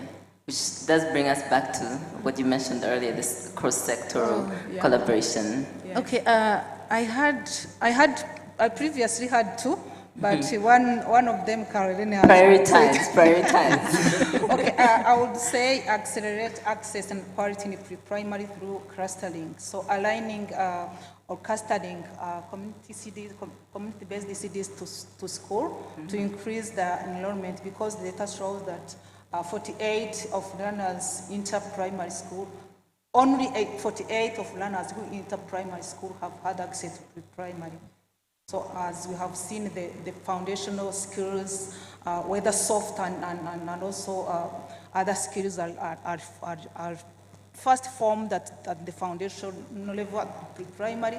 So expanding the pre-primary level and clustering them to schools and be a priority. Definitely makes sense, and that's as we say really where it starts, right? We do have, I think, still a low percentage of students who are enrolled, or young learners who are enrolled in pre-primary. We bring that up, then we're really setting them up with a strong foundation. By the time they go to P1, the repetition rates are not as high and so on. You had one last thing to say? It's still about the remedial. The remedial is there, but its implementation, that's where we need really to refine how we are giving that remedial. If it is end of unit, if it is during the weekend, if it is in the holidays, because school feeding has been there for quite some times, but remedial is something that have been introduced quite like last year, and that's when exactly you have seen the 10% dropping out. So I think we need to refine the way we are doing it, and of course we are here to monitor it, but really need us to implement very well remedial, because even data show that there is a slightly 10% of repetition that were reduced in one academic year. Just want to emphasize how remedial have been helping us in just 1 year. Thank you. Definitely. Thank you so much, you all. And so as we conclude, the one last thing I want to be able to do, DG Rose, if you allow me, is I think today, as obviously we know, the primary reason that brought us here is the numbers. And so I want to leave us grounded in the numbers. As we heard from, and also I think grounded in those numbers, but what that means for not just the education sector when we think about foundational learning, but even for the country at large. We heard from the Honorable Minister of Education earlier that there are 4.8 million learners total in the formal basic and higher education. And then we also saw that about 4.5 million learners are in formal basic education. Of that 4.8, that's about 95% of the total student population. Of that 4.5 million, 3.6 million are in pre-primary to P6, and that makes 76% of basic education learners are, of those basic education learners are in primary school, pre-primary to primary school. And now of that 3.6 million of the pre-primary to P6 learners, 2.5 million are foundational learners, and that's about 53%. But the one thing I did want to note, which you touched on, Professor Jeanette, is I think we would be remiss if we didn't include the 1.27 million learners who are enrolled in ECDs, but informally. They're either in home-based or community-based, and so on. And that makes up the majority of our preschool learners. Those kids are eager to be in school. We just lack the infrastructure to have them in school, but they're enrolled somewhere. When we add that 1.27 million, that gives us 4.1 million learners who are actually foundational learners. So of that 4.5 million, or if you look at the total, the 4.8 million total student learners, 4.1 million are foundational learners. So ultimately, these numbers make one thing very clear, that Rwanda's education system is at its core a foundational learning system. And this means that we have to prioritize and get these early years right to be able to unlock the full potential of our future human capital and to set the country firmly on track toward Vision 2050. Thank you so much. Thank you very much. Thank you for interpretation of those statistics. Thank you very much to the panelists. I'll just give one, maximum 2 interventions because of time. Let me see if we have a quick, yes, Dr. Nelson, can someone help me give the mic to, okay, all right, go on, please. Yeah, thank you, Honorable Minister, for the floor. I would like just also to thank the panelists. There is a very sensitive environment, the family environment, because at school we receive a student from the family, and then we need just to keep the family engaged, motivate just to support. We need just to make sure that every day, every year, every term, there is a positive, direct relationship between the family environment and the school environment. The more there is a support on the side of family, on the side of parents, the more at family level there is an environment which is very conducive, daily involvement, an environment where parents assist their kids to do homework, different assignments. The more we have a family environment which fosters love to learning, the environment which communicates, the family environment with effective communication with the school. This really will foster the success of our schools, of our students. It means from access to completion, you have performance, you have retention. And then the family environment has just to play a role. This also is a core. Even you know that a school is led by a school leader, a teacher. The head teachers also have just to make sure that parents are engaged, they are responsible, they are held accountable for the result from their kids. I wanted just to highlight the role of family environment just to make this possible. Thank you very much. Important. Thank you, Dr. Nelson. Yes, just next to you. Thank you. For the dropout, you haven't mentioned, is there any bullying by other schoolmates, bullying others, if they are maybe stronger or older? The other point, are there any boarding schools which might help as well? Because I heard of a meal in the afternoon.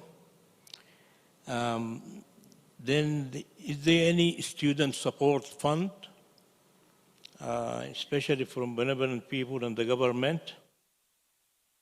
And maybe lastly, because I don't want to take more time, what about social workers for the families? Thank you.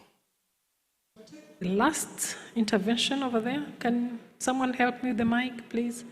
And then we'll go to the next session after this intervention, after getting feedback. I'm sure we'll have some other time after all the presentations. Yes, over to you. Thank you. Providence from Education Outcomes Fund. Sorry.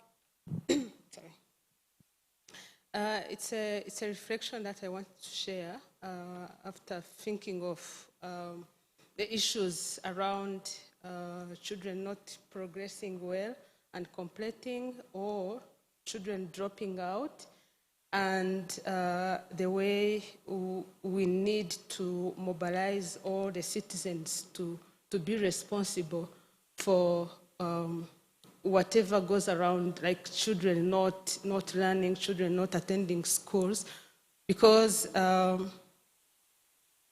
education is someone, I think Nelson Mandela said, a weapon to shape or change the world. It's a weapon we can use to change or to improve, to accelerate the development of our country, and it should be a responsibility of every citizen. If I see a child not attending school, I shouldn't just pass and continue my business. I should do something, and if I can't do something, there should be an an accountability system. Where do I report? I can't do something on this, but where should I report this so that someone can do something? Thank you. All right, back to the panel. Do you want to take over those two interventions? Any feedback?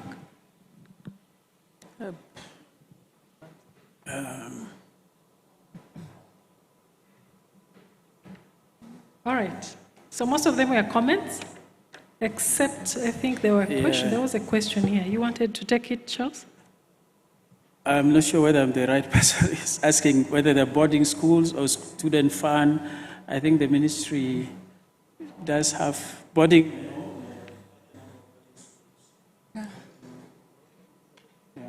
On the dropout, maybe Solange can. I think he has also asked if there are different initiatives that are supporting maybe children who are having different issues. Yes, the programs are there, and as my colleagues talked, like those ones of remedial, it's part of responding to the issues of children who are struggling, who are at risk of dropping out. We have also other programs, like the one I work with, the RIFT program. We are supporting children who are out of school, who have challenges to be in school. We identify the root causes of them to be out of school, and we respond accordingly. We have also other programs, the Ministry of Education program implemented by Save the Children called Zero Out of School, and many more. Thank you.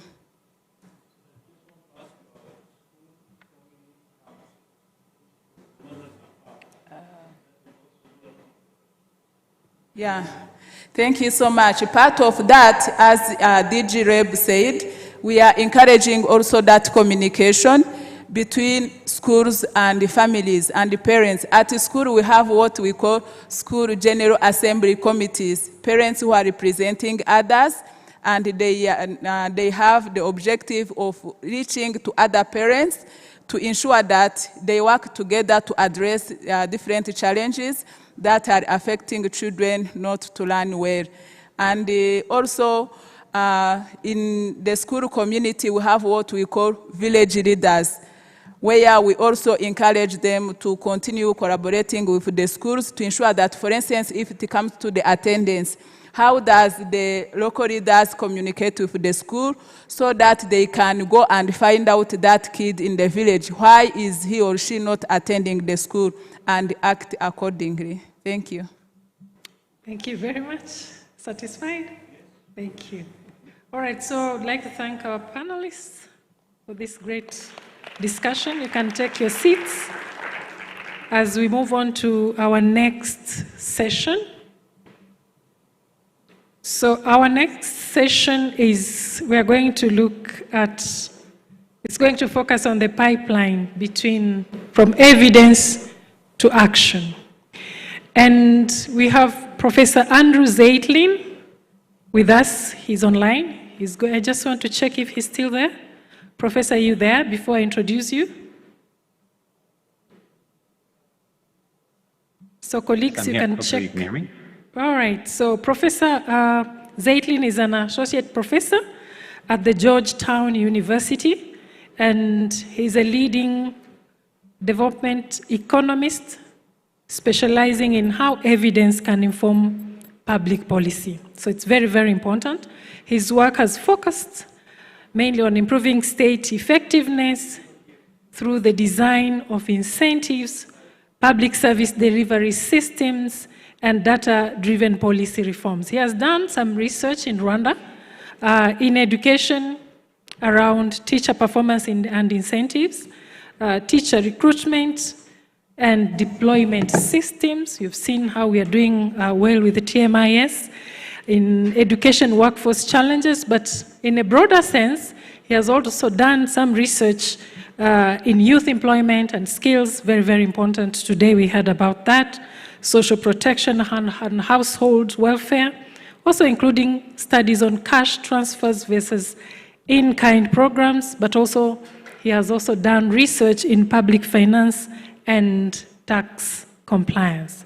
So this is Professor Zeitlin going to speak to us this afternoon. Professor, over to you. Thank you very much for the kind introduction. Honorable ministers, esteemed colleagues in the ministry and its affiliated agencies and development partners, I'm really honored to get to be with you today. I'm only sorry that I can't be there in person today. And to have a chance to share with you some reflections on lessons that we have learned and some opportunities going forward for creating a really strong pipeline from evidence to policy and to impact at scale. And I'm going to do so largely reflecting on our experiences building an evidence base around the design of teachers' contracts, teachers in Mihigo here in Rwanda.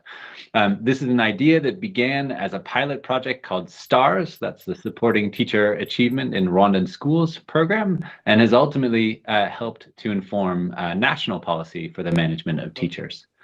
So without implicating any of them in particular, I want to start by expressing my appreciation for all that I have learned from the chance to work alongside colleagues in the Foundational Learning Steering Committee, and in particular in the Task Force on Incorporating Learning Outcomes in Teacher Mihigo, colleagues at Miniduk, NESA, REB, our partners at IPA, and my other academic partners at Georgetown and beyond. So it's really, I get to share with you all, but it's thanks to the efforts of all of them that we have some lessons to share. I want to start by emphasizing that one of the very highest return things that a government can do, perhaps the highest documented return on investment for a government, is to figure out how to improve, in particular, foundational education outcomes. These make a fantastic national investment. Some of the very best and emerging evidence that we have globally comes from the work of my colleague Jishnu Das, who together with his co-authors in the LEAPS consortium in Pakistan have shown that a $3 per student investment back in the early 2000s raised learning by 0.1 standard deviations, a modest growth in learning. But when they follow these students up 20 years later, they find that their lifetime earnings have gone up by more than $3,000. That's 1,000 times return on the investment of that public dollar in the well-being of that generation. So we want to think about what does that mean for the opportunity, the magnitude, the stakes when we think about the potential benefits of a program like a Reform to Mihigo or remedial education or many of the other opportunities that have been discussed in the forum that I've had the privilege of following along today. If we think from the perspective of our STARS project, I'll go into the details that support these numbers as we go along, but the STARS project has delivered in a randomized trial, working through government systems, an impact of 0.12 standard deviations. And we don't really like to talk about standard deviations when we think about learning outcomes and the magnitude of those. So it can help to translate those into a metric that is based on how quickly are students usually learning. So these learning impacts are about 60% of a typical year's worth of learning. If we think about what the economic return to an extra 0.6 of a year of learning might look like, well, the best estimates out there from the literature suggest that that's around a 10% increase in lifetime earnings for every extra year in school. So if you think about what it means to deliver an extra 0.6 of a year to just one cohort of students, then we're talking about a financial benefit showing up in national GDP, if you like, of around $30 million in extra income, if we're to believe those kinds of back of the envelope estimates. These are the kinds of things that we might be able to achieve if we look carefully for the right evidence-based opportunities at very low cost. The direct cost of delivering the STARS project, or the revised Teacher in Mihigo at scale nationally is about 15 United States cents per pupil, which means that we're seeing about a 400 times return realized in the earnings of graduates of schools in just 1 year. And that's not even counting some of the fiscal benefit actually that comes from being a little bit stricter with teacher contracts over the long run. So this is one example, but there are potentially very high returns which are out there, returns that might show up in tax returns that might in the long run even pay for themselves if chosen appropriately. So I think that raises a question, and it's a question of some urgency, which is abstracting from any one particular program. how is it that the government of Rwanda might build an environment of timely, continual, evidence-based policy, learning, and adoption?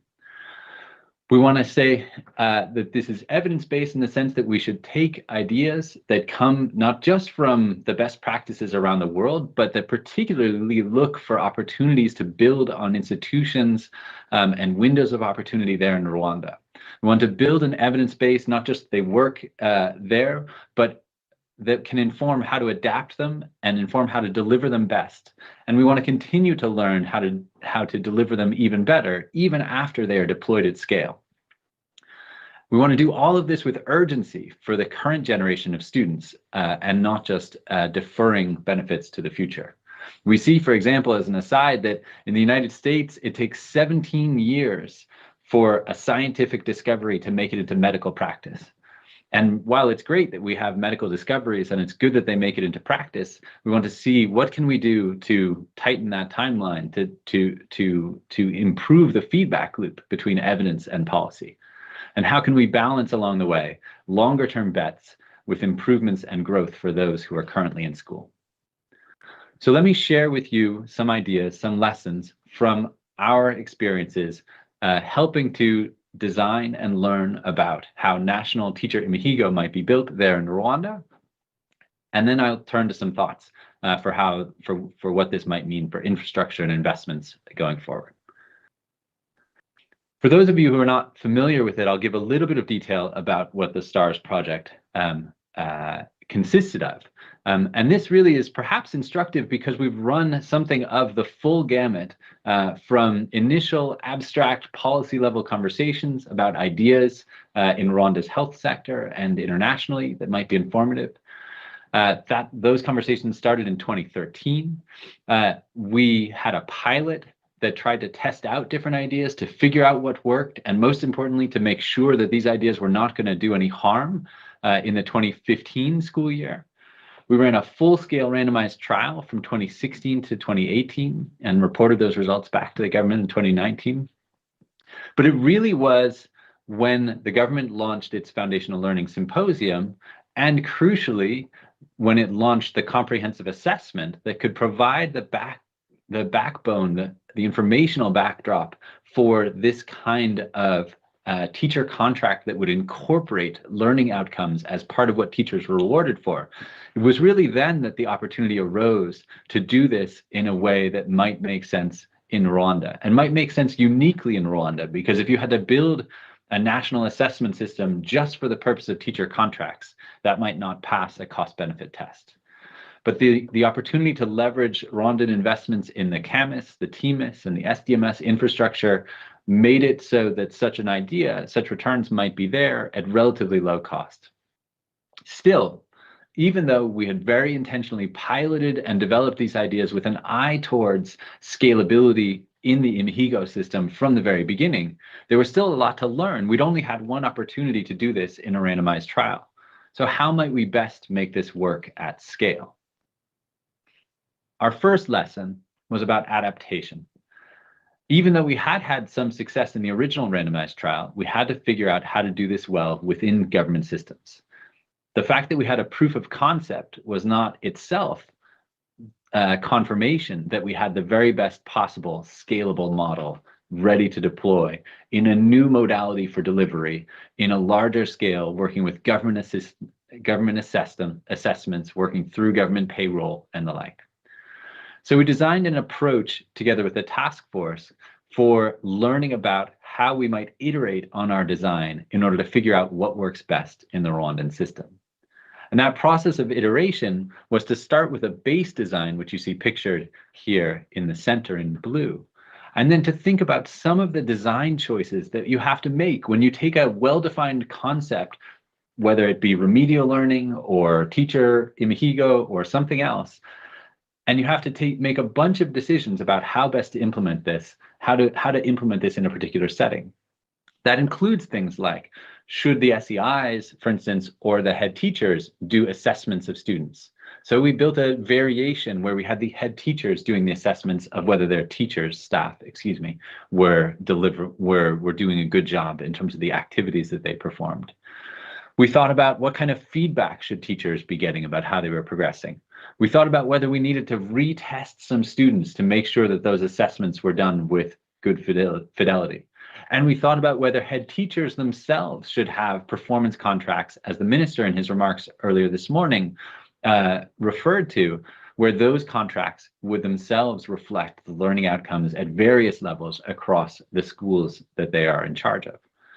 All of these were design choices that we could layer on top of an initial design idea that focused on incentivizing pupils' learning outcomes, but also a collection of other activities and inputs that the teachers make into the learning processes of the school: their presence, their preparation, their pedagogy, and their participation in Camus, which together we call the 5 Ps of this contract. So we had a lot to learn, and in fact, it turned out that that learning about how to deliver this thing was crucial to success. The base design, the one that was closest to what we had implemented previously, it didn't actually really deliver impacts when we operated it through government systems. And it was only when we iterated and evolved towards other designs, and the head teacher, the one that had head teacher incentives aligned in particular, that we identify a way to take this core concept but deliver it with positive impacts at scale. This experience of adaptation, of A/B testing, and trying to figure out what will work best is not a unique success to this case. In fact, this is a common and increasingly popular practice, and lots of evidence suggests that this may be a route to identifying how to deliver impacts effectively. For instance, recent evidence from Colombia on a remedial learning program shows how they were able to take the impacts of that and quadruple the learning benefit to pupils of implementing that program over 3 cycles of iteration and learning. So we should think about this A/B testing and the process of adapting our ideas, even when we have the right core idea, as crucial to getting the most out of the programs that we do. And taking those alternatives and turning them into scalable concepts and highly impactful concepts is a key piece of that puzzle, or a key goal there. A second lesson from our STARS evaluation is that adaptation is not just about finding the version of your program that will deliver the greatest benefits, but it is also about figuring out how to deliver those benefits at the lowest possible costs. And in fact, a big piece of what we might learn about when we are A/B testing, when we're trying to figure out how to do something in government systems, is to learn about what we can take out without hurting the impacts that those programs deliver. This is, I think, well established in other cases. There's a nice case study from the work of Angrist and co-authors from Malawi, demonstrating that a large part of the returns to cost effectiveness when they try to adapt and evolve ideas may come from figuring out how to deliver the same benefit at lower cost. So this is a crucial idea as we think about the evidence to policy pipeline, is how can we generate evidence on cost savings while maintaining learning impacts? A third question, and I think it's sort of unusual to be the researcher making this argument, but having been on the other side of it at times as well, is that while learning about what works is valuable, so while evidence is valuable, we do have to balance our desire for better evidence about policies with the opportunity costs of waiting when we have to decide whether we should scale an idea right away or whether we still have much to learn. So this may be straightforward enough when we think we have some status quo policy here, and if we sort of go along in time, we'll continue delivering learning at a constant rate, and we have some alternative that is definitely better than that idea. But that's not the world that we generally live in. The world we generally live in is a world in which our new ideas, maybe even our status quo policies, but our new ideas certainly have some uncertainty with them. We don't know if they will deliver high rates of learning or more moderate learning benefits relative to the status quo. And so we have to think, how much statistical uncertainty is there? And is it worth delaying in order to reduce that uncertainty? A case like the one I'm showing you here, where even the worst case scenario for our alternative still beats the status quo, that may be an easy choice to make, but it won't always be so. Sometimes we'll have so much uncertainty around what the benefits may be that there are states of the world, there are situations we might imagine in which switching to some alternative will actually worsen learning outcomes relative to the status quo. So we have to contemplate how much uncertainty is there. Do we know enough to be ready to adopt? We might also be deciding not just about one alternative, but about many alternatives, as we did in the STARS project when we were making recommendations for a teacher in Mexico about what new ideas should be taken on.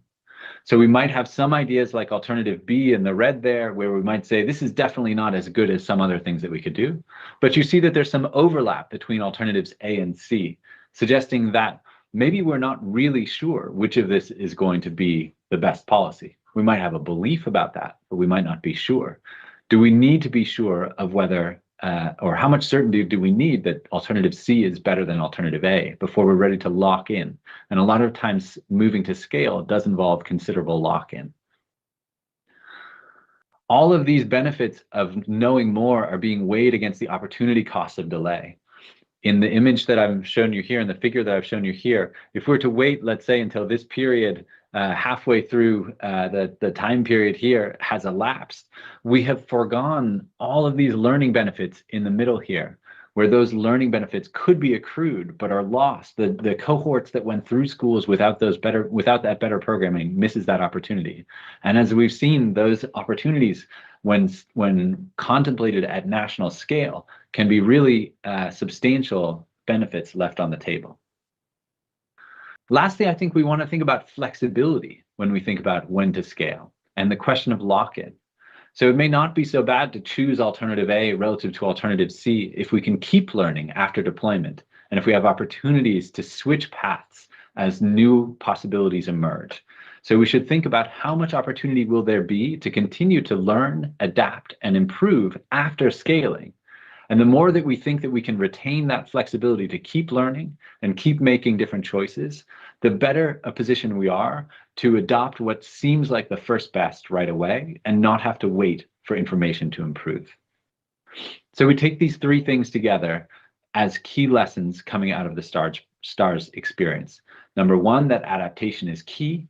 Number two, that adaptation may involve improving the costs, not just the benefits of a program. And number three, that we have to think carefully about not just the direct financial costs of gathering data and learning, but also about the opportunity costs of the time prior to implementation when we think about how long we should be doing so.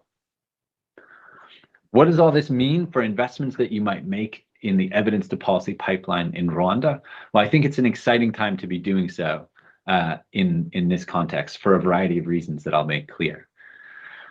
First of all, there are potentially high return policies that we're learning lots about from the international evidence base, and that's great. And I think I've shown you in the figure on the right what some of those look like. These are from the Global Education Advisory Panel's Smart Buys report, showing what the learning adjusted years of schooling are per $100 spent for a variety of things that you might do. Which includes targeted instruction for people who need them, includes structured lesson plannings, many of the ideas which are in the ether there in Rwanda.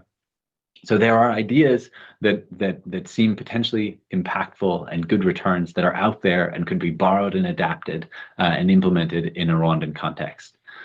But I do want to emphasize again that I think that should not be done while entirely ignoring potentially beneficial ideas that are uniquely opportunities within Rwanda, especially given the information-rich environment with the ways that teachers are being placed, with the way that data are being collected through the comprehensive assessment that can form the backbone of lots of feedback and instructional design and the like. And I think that makes Rwanda an exciting environment where some things may be possible and may be high return that could not be contemplated in other settings. Among those things that we might think about are applications that harness artificial intelligence for either student-facing products, for teacher-facing products that might support instruction, or for administrative aspects like deciding which teacher should go where. All of these are the kinds of things where there are applications that would leverage the rich information environment that's being built by those of you in the room there, and that we hope to support ourselves. And so I want to say then that while there are good ideas that are out there, while there are emergent practices in similar systems, there are unique opportunities within Rwanda. And even when the ideas from international evidence are adapted into the Rwandan context, there's still a significant process to be had of learning about how to do so effectively. Secondly, as I've emphasized, Rwanda's investments to date in the information and data administration of the education environment really give it a unique opportunity to further a climate of learning. What I'm showing you in the figure on the right are estimates of district averages, but of something that we can trace down all the way to the teacher level, which is an estimate of what is each teacher's contribution to the learning growth of their students based on CAMIS data from year to year. So how far does each teacher move their students? How much value do they add to the learning growth of their student from last year to this year? And that's a really powerful tool, something you might imagine using to target programs to those teachers who are struggling to deliver learning growth for their staff, but also a tool that you might imagine using to learn about the impacts of programs as they get implemented, even without investing in randomized controlled trials or these types of things. For instance, are teachers going through language training programs? Are they delivering better learning outcomes? If so, that should show up in the value added that they exhibit in their schools. So these data are there, and they're there and can be used as endpoints or as bases for targeting to create a real evidence to policy pipeline with a shorter feedback loop than that 17-year feedback loop in medicine in the United States. And lastly, I want to emphasize that there are real opportunities to continue to learn even after deployment starts. An experience we had in supporting the Teacher in Mexico design, development, and ultimately adoption was we realized that it was really crucial, of course, that the comprehensive assessment be completed at a high rate in order for there to be that evidence base for teacher contracts as the basis for teachers' contracts. And so we worked not only to build compliance with the comprehensive assessment into teachers' contracts, but also to think about and to quietly A/B test and learn about ways that we might support and nudge and incentivize teachers across the board to adopt better comprehensive assessment utilization, to understand what was being asked of them, to design features that supported them as they sought to use the comprehensive assessment. And we worked together with NESA and with our partner districts in order to do so. And so we see that actually, although our experiment mostly concentrated on the difference between the blue bars and the yellow bars, where the contracts boosted teachers' use of CAMIS, actually even the control schools in our studies did much better than the non-study schools altogether. And these supports that we were learning about and deploying and sort of A/B testing on a small scale seem to have helped support comprehensive assessment adoption across the board. So there are opportunities between the lines of broad strokes policy to be nimble about learning about information and adjustments in delivery that can improve fidelity and result in better outcomes of policies, better implementation of policies, and where there's scope for A/B testing between the lines of official policy. What might all this mean in terms of what comes next? Well, let me conclude by making suggestions for the short term, the medium term, and the long term. In the short term, learning priorities might include policies which are already underway or which have high uncertainty, trying to connect the implementation of those policies to learning objectives by connecting them to these measures of teachers' value added, of schools' value added, and making sure that, as was called for in the previous session, the things that are being done and are delivering impacts, and that they are being done in the way that delivers impacts to the greatest extent possible. An increasingly rich source of implementation data might allow us to better understand how breakdowns in implementation fidelity might impede delivery quality and might ultimately undermine learning goals. And that's, I think, a fruitful way to try to learn about how to improve programs as you go along. In the medium term, investments in infrastructure for learning include technological things like the data warehouse, a data warehouse where researchers from across the ministry and its development partnerships could potentially connect these types of learning outcomes to program data to try to analyze impacts, and with potential AI analytical applications there. These investments include human resources in the research groups that can tap into these data to answer questions for policymakers. And they include investments in institutional frameworks, policies that create space for A/B testing when the norm, understandably, is for everybody to get the same thing. But how do we create space to continue to learn after deployment at scale? And groups who would monitor, suggest alternatives to or innovations on top of, and grow key policies and their impacts. And in the long term, I think the goal is that this results in the growth of new ideas, the testing and the evaluation of those, and ultimately the scaling and continued improvement of them. I think a frontier that Rwanda is well positioned to take advantage of is to try to trace these things all the way through to the labor market outcomes that were being talked about when we talk about TVET, to the fiscal returns, to think about the extent to which some of these things may even be paying for themselves, ultimately in the public purse, as well as in people's, the benefits experienced by the Rwandan population by tracing things through to tax data and other key outcomes at the fiscal level. So I hope this helps to seed the rest of the conversation and your thoughts.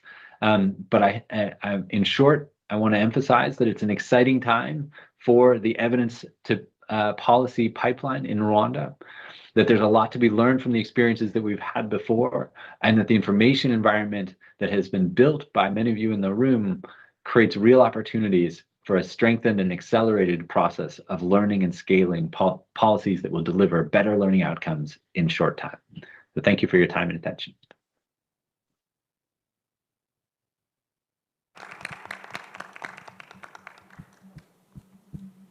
Thank you very much, Professor. Let me see if you have one or two interventions. Sophia, you have a mic over there. Thank you so much, HOD. My name is Sophie Mushimimana from IPA.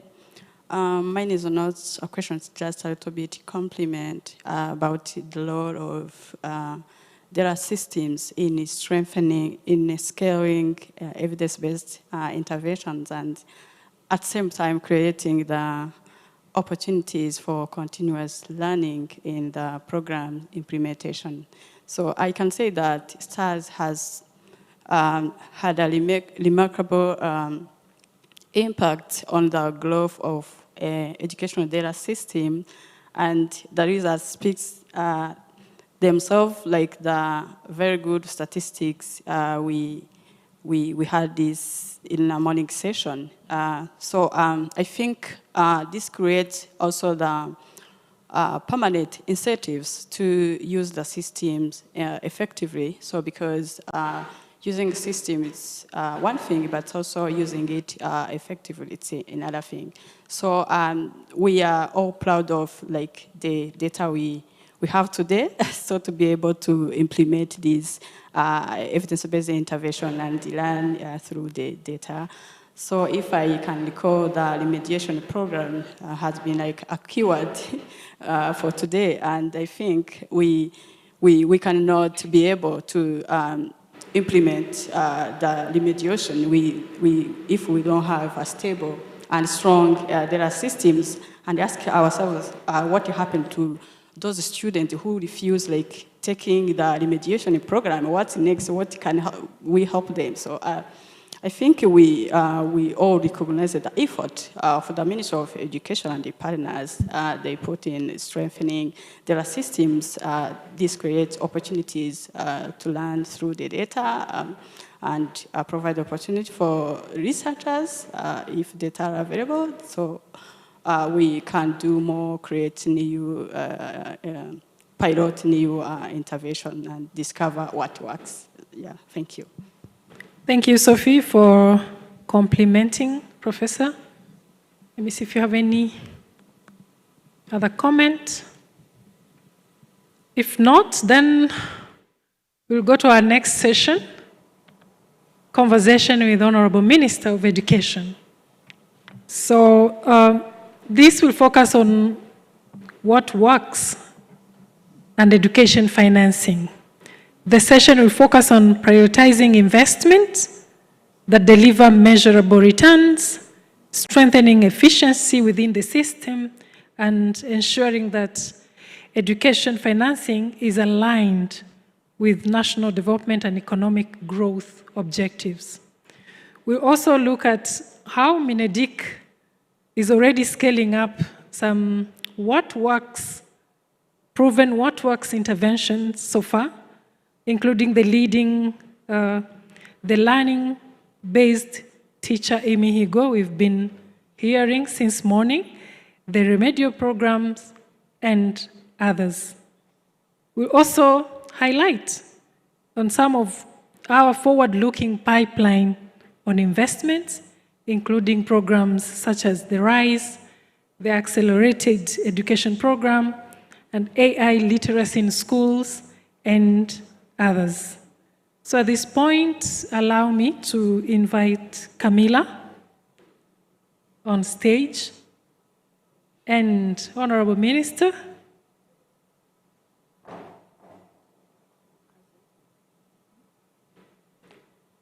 for the next conversation. Thank you very much.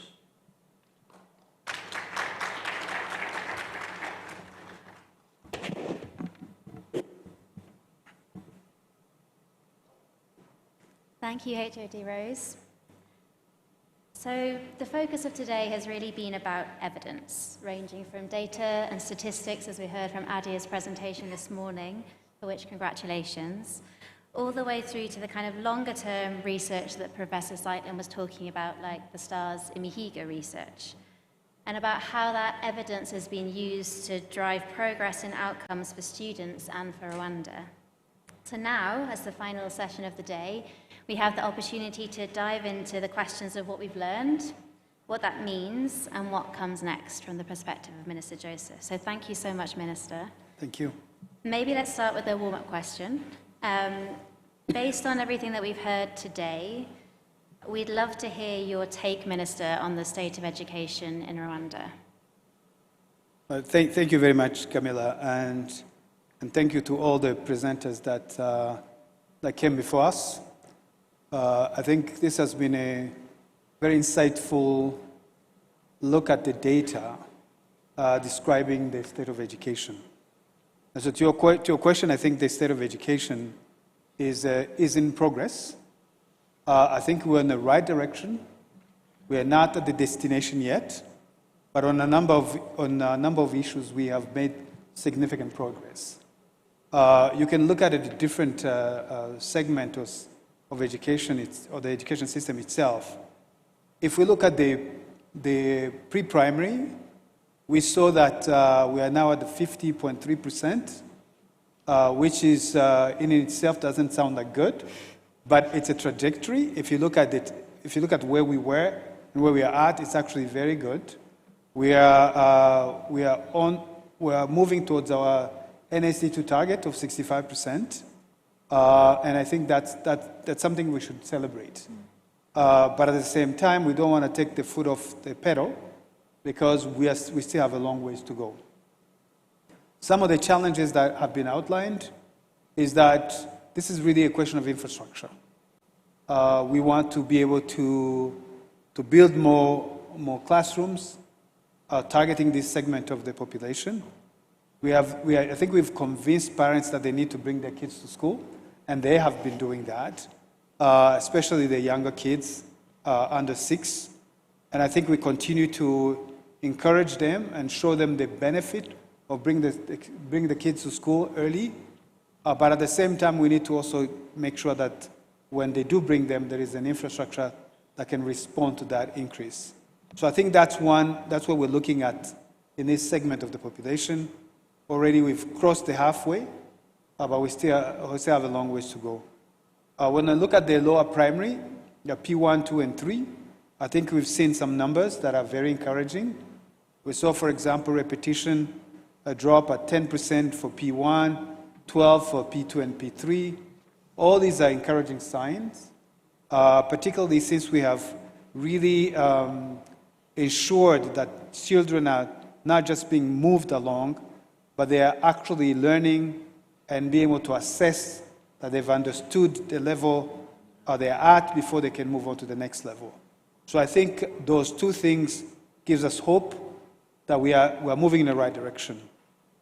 However, we still have a high degree of repetition. Even though we dropped 10, 12%, we still have high numbers. So we need to really work hard to be able to see even those numbers come down. There are some reforms that were instituted this year, this academic year, 2025, 2026. So we should, I'm looking forward to seeing the result a year from now to see what the impact of those reforms would be. Our hope is that we should see the repetition drop even further because with these reforms, we've reduced the size of the classroom in the lower primary. We have added teachers in the larger classrooms. We've adjusted the content to fit the hours that are available. So all indication is that we should see significant improvement, even more so than what we saw today. So I'm quite happy with the state of education in that segment. When we move to secondary, I think there we start to get a bit more concerned with regard to participation. We already saw that the global, the overall enrollment rate is still low. It's in a 37.5%, and I think that's still significantly low. So a lot of effort is really needed to make sure that our young people actually continue their education through secondary education. I think that's what I would mention in that area. So that's the concern, and that's an area we need to put a bit more effort. When we move to a higher education, I think you saw when we talked about what are the students studying at higher education, we saw that there is a bit of misalignment with the demand of the workforce. The Minister of Labor did mention, made a point around some of the attitude that needs to be adjusted for our graduate. But overall, we really need to make sure that our students have enough information for them to select what they want to study at the higher education. And I think this is an effort that's underway. All higher learning institutions going forward will be reporting on their graduate, in essence knowing where they go after their graduation, those who are employed, those who are not employed, and so on and so forth, to give us a full picture, and more importantly, to give the students and the parents data upon which they can base their decisions. So overall, I think this is what we discussed today as far as the state of education is concerned. As I said, progress is being made, but we still have a long ways to go. Thank you, Minister. We've been lucky to hear from various leaders in the sector about some of the things that are going well. Particularly Professor Jeanette shared 5 areas that are really exceeding in foundational learning. I'd love to know from where you're sitting, Minister, what are the things that you think have shown the strongest impact in terms of learning outcomes and system strengthening over the last year? If you look at the overall intervention that has happened in the last few years, and I think we can start to see some correlation between those interventions, those initiatives, with what we're seeing as improvement. I would mention, and I think a lot of people have already mentioned this, around remedial program. So the remedial program, it was really a program that's looking at the students who are struggling, and then give them a bit of more support around the holidays. And recently, we've actually added a component where remedial is actually taking place during the school year. And we are seeing results from that. And this could be really a consequence of larger classrooms where students are not getting the full attention. But when you give them the extra help, that attention is received. And so that has made significant impact. And it started out in the lower primary, and that's where we're seeing the effort. So I think this is one of those things we need to now think about how do we scale this beyond the lower primary. And we've done some scaling around the P6, S3, and S6, the classes where you're having the national examination. around that. And last year we did that, and we saw some results. And now we're doing more of that, even during the school year. So we're expecting to see a bit more impact than what we've seen before. So that's really some areas that we're seeing significant impact based on the investment that we're making in those activities. Other things around I think Professor Andrew mentioned Imihigo, and this really is holding people accountable. We've talked about Imihigo, for the teachers themselves, but also the head of schools or the head teachers. And so that has been increased, and we're looking at the whole school rather than just specific classrooms. We'll look at all the schools in entirety, and this is going to actually increase performance even more, because the head teachers, the teachers themselves, are going to start looking at the outcome, not the input. When I'm measuring the input, it's not just about showing up to school, but it's about the output, the learning outcome. Has that been increased? That's what we're going to be measuring. So this measuring, and as well as holding people accountable, is another, I think, engagement or investment that is paying result. And the last thing I would mention is around the data themselves. So the use of data. We are collecting a large sum of data, and we're trying to make meaningful use of that data. So we know, for instance, the student coming to school, the teachers coming to school. We know how the school is performing through the CAMI system. We know how, when the teachers are needed at school, through the teacher information management system. We know when the teachers are showing up. We know how they're performing. I think all these systems actually allow us to collect data, allow us to monitor data, and allow us to do an early intervention. Now, waiting until you have the impact or the lack of the impact for you to act, but we can act continuously because we now have access to data. So those are the three things I would use as an example to illustrate activities that actually lead to results. Amazing. Thank you so much, Minister. I'm smiling about asking this question because I know you hate the word pilot, but there have been some pilots in Rwanda, and I'd be really interested to hear what the biggest lessons that you've learned are about taking things from pilot to scale here. Yeah, so it's a good point that we talked about pilot. And Camila, I think what we were talking about is, if you think about pilot, we've done a lot of pilot here in Rwanda, but in other countries as well. When we talk about pilot, you do something, you throw a lot of resource on something, and then you say, oh, these are the results.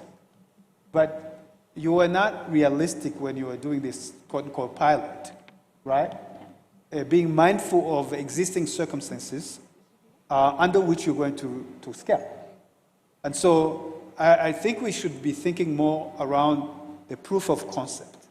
That is, you first have to imagine the concept, and you think at scale. So when you think about an example, remedial program, and you're thinking, how do I actually do remedial at a country level?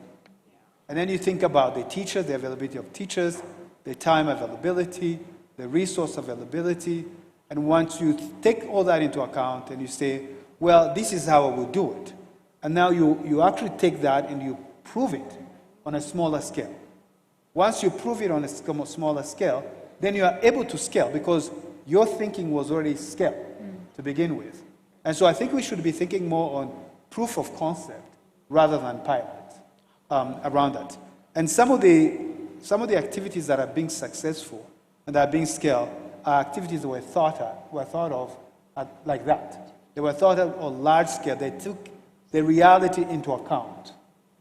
If you think about, let's say, for example, I'm going to do a pilot at a school, and I bring in a school of 50 kids, and I bring in 50 instructors, one per kid.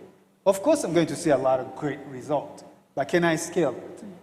So I can't. That's why this is an example of why we need to be mindful of what we're testing. Yeah, no, I really agree. And I think it's interesting that many of the examples that we've talked about today that have been successful did have the idea of scale baked in from the start. So Imihigo existed. The STARS research was about how to maximize the benefits of that system. The remedial program is already happening at wide scale. Even the English proficiency, the pilot phase was 16,000 teachers. So yeah, I think that's really evident in this context. But I would say that one thing we need to be careful of is we also don't want to wait too long, right? So we need to sort of balance the two.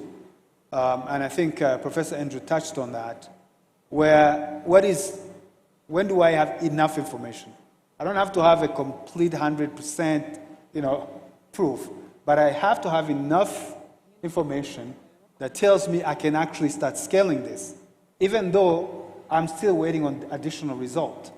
So for example, if we look at the issue of English training for our teachers. Now, this one, we started a little large, right? We started at a higher number because we already know we need to do something, right? We need to do something there. Well, our teachers are using English as the language of delivery, and we know we need to improve the English competency. Now, we've done some testing before at a much smaller scale, but we did a larger testing, and we found that that's desperately needed. So this one is to find a model and kind of speed up and try to get to every teacher in a reasonable amount of time, and we'll fix it as we go along. So we know there is a potential of making some adjustment, but it's something that we have to do, and we cannot wait to do. And so we need to make sure that we are nimble. I think it's the word that he used. Yeah. We need to make sure in our intervention we are nimble as well. So we want to wait for information, but we also kind of have to gauge that with the need that we have, and make sure we're not waiting too long of a time for us to scale. Yeah. And I think for me that's a reflection on the Rwandan context, is there is that tension between moving quickly and moving with enough evidence. But having worked in some other countries, not to name any names, actually that urgency and that drive to fix problems quickly is really inspiring. And so I think, yeah, you're right, it's about how you make that balance. And maybe just to push you on that a bit then, Minister, what are the ways that Ministry is kind of strengthening the use of data and evidence to inform new programs, but also program adjustment? How are you going to do that over the course of the next few years? I think the first thing we need to do is have systems in place for us to collect data and make sure that people are sufficiently trained for that data to be accurate and also to be used. So we have 3 systems that are in place right now, which are being consolidated into one. One is the SDMS, the School Database Management System, where we have information on all schools, right? And so this helps us know where we are with school. We can track school feeding, we can track the books that are being delivered or used, the technology available at schools. We can track teachers that are delivering the courses or the training at school. We can track a lot of information pertaining to the school. We have the CAMI system where all the grading, the assessment are being tracked. And also we have the teacher information management system where the teacher information is being tracked. So with these 3 systems, we are collecting enough information to be able to enable us to actually make decisions that are based on data. But that was not enough to just have those systems. We also had to train people at schools who are the ones entering the data into the system to make sure that the data that they entered is actually accurate data. Because a lot of time you would waste time, cleaning up the data after the fact. But engaging them, making them understand the value of the data, and having them themselves use the data at the school level increases the quality of the data quite significantly. And so we use this system to be able to collect the data, to be able to understand where we have issues. So if we look at the result of assessment, for example, we can identify region or schools, where we see students struggling. And therefore we can intervene early on and not have to wait until the year is over and the student have to repeat for you to do something about it. And so this kind of data monitoring is going to help us a lot and do quick interventions. Also, when we look at the way we are funding schools, our grants that are coming from the budget, the government budget, we can start to do some analysis, for example, where we see one of the things we're looking at and we're tracking is that the standalone schools, like standalone primary, we find that this do the granting based on number of students isn't working because they're a smaller school. And so if you calculate based on individual number of students, it doesn't work. The math doesn't work. And so these are the kind of things you get by looking at the data. And that helps us readjust the way in which we're funding those standalone schools. We can look also at the parent contribution. We can look at everything is now accessible via data, the data systems we have, and be able to make decision on the actual data around that. So this is how we're going to be able to assess and use data to make decision. And we continually improve the quality of data. And to the point where we would be able to monitor this in a sort of education intelligence center that can actually track early indicators that can tell us on some of the things that we usually have to wait a couple of years to do. So if you talk about dropout is calculated over 2 years. But the indicators can tell us we might have dropout in certain areas. So we want to identify those and then track them and be able to actually react to it without having to wait for the 2-year time frame. So that's what I would say with regard to that. Yeah, and I think Professor Zeitlin made this point. Rwanda is pretty unique, actually, in the amount of data that is available at the frequency at which it is and also how much it's used. So I think it's a bit of a superpower that we can really utilize. I was really taken with what the professor said about implementation science and those tweaks that you can make when something is already in progress that can make it better. And the example he gave from Colombia about a 4 times improvement in remedial program was quite striking. Do you see a role for kind of A/B testing within the Rwanda context for some of the projects that are already happening at scale? No, absolutely. I think we need to look at this. I think what Professor was referring to is this agility to be able to learn as you go along. So there is 2 things you can think of it, right? There is the monitoring system, which just monitors the output of a system. And there is also this inclusion of a learning component, the monitoring, evaluation, and learning, so that you learn and you adjust without having to wait until the end of the project.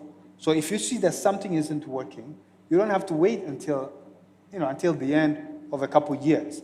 When you see it, you fix it as you go along. But you won't see it unless you're looking for it, right? So it's really imperative that this monitoring, evaluation, learning system is thought out from the onset, so that we establish those kind of that monitoring as we move along. But we also need to be able to adjust to what we see around that. And I think what you will see generally in Rwanda, and particularly the Ministry of Education, that's the kind of system we're establishing. And that's how we are. We want to interrogate, we want to discuss, we want to study, but we want action, timely action. Absolutely. Thank you, Minister. Just to shift gear a bit and talk about financing a bit. So I think we're all aware that there's limited fiscal space. So I'd be really interested to hear about how the ministry prioritizes investments to ensure that those limited resources are directed towards things that are going to deliver the highest impact. Well, that's an interesting question. I think that sounds like idea, probably, when it comes to finance. But listen, we have to be honest with ourselves. We will never have enough money to do everything we need to do. We just won't. And so it makes us think we need to be very efficient in how we do it. First and foremost, we need to look at everything we're doing within the education sector and interrogate whether or not we're doing it efficiently. That's the first thing we need to do. And I think when we do that, we always find ways in which we can improve. And so we can stretch the run and frank. We want to make sure that we reach far more than we're reaching with the limited amount of resources we have. So that's the first thing, efficiency. The second part is to prioritize. We have to look at everything we have and then be able to decide where should we invest. And the challenge about the education system is not a serialized system. It's not like building a road. You can't say, I'm going to build 1 kilometer today, and then when the money comes, I'll build the second and the third kilometer. Education is sort of like it's an upfront investment, right? There are things we need to do upfront that can help us in a long run. And the other challenge is that a lot of investment you do in education, you see the result years later. So if we're investing in basic education or lower primary, for instance, as we are doing today, it means that even to see the result of the child passing the national exam is 6 years later, right? And to see graduation is 12 years later in secondary, and they go to university that's 16 or 17 years later, and then we see a huge improvement in the quality of our workforce. So it is a long-term investment we have to look at. So we need to think carefully on how we are allocating our resources because of this factor. But what we saw is also that when we invest in foundational learning, in the lower primary, the result is incredible. We see that we do better throughout the life of these children.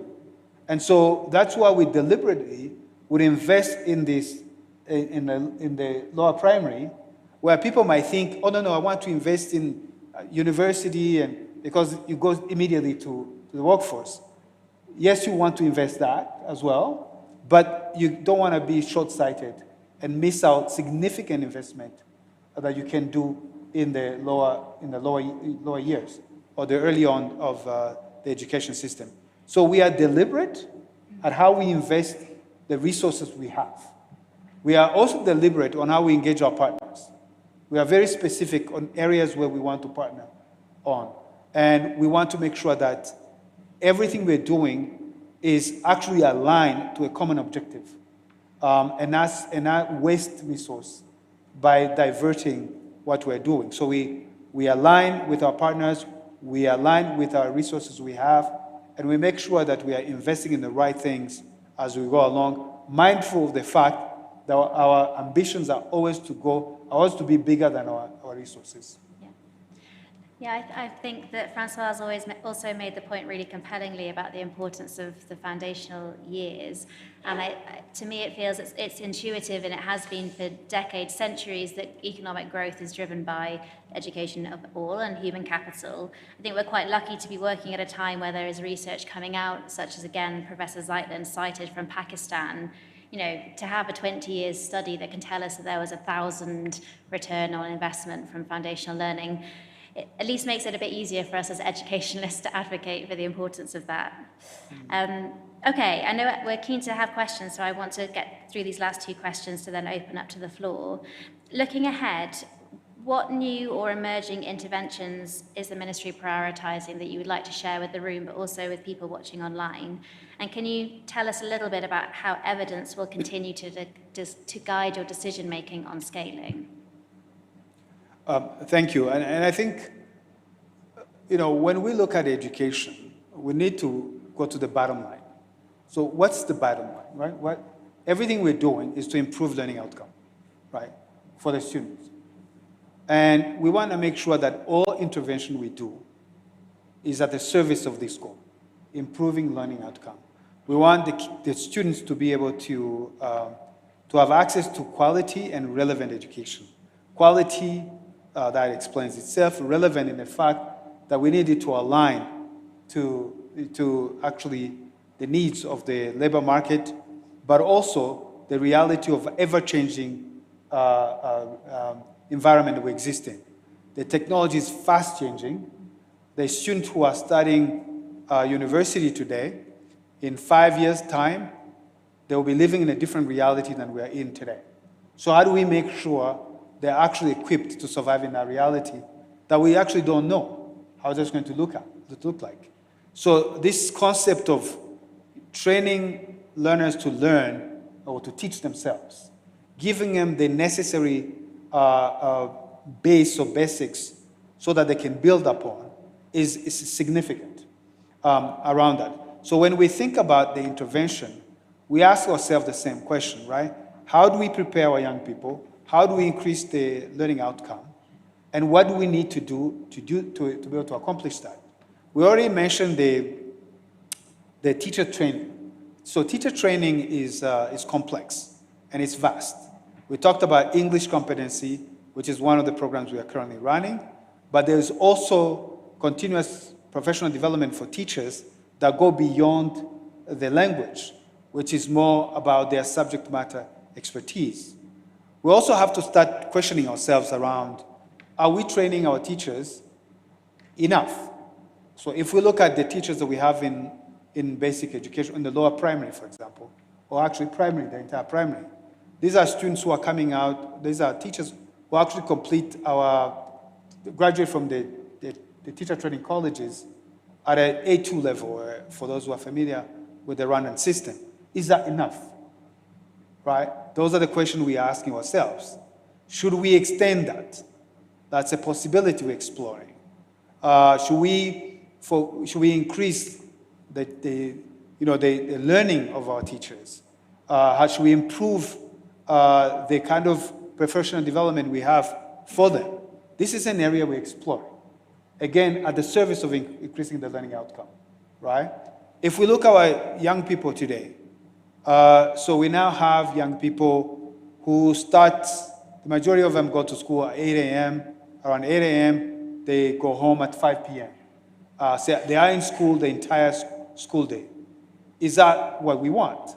Can we modify that time so that we create space where students can be engaged in extracurricular activity? That's another thing we're exploring. Again, at the service of improving the welfare of the students, but also increase the learning outcome. And so we are exploring a number of things where we can do incremental changes to improve learning outcome and improve the welfare of the students, as well as those of our teachers.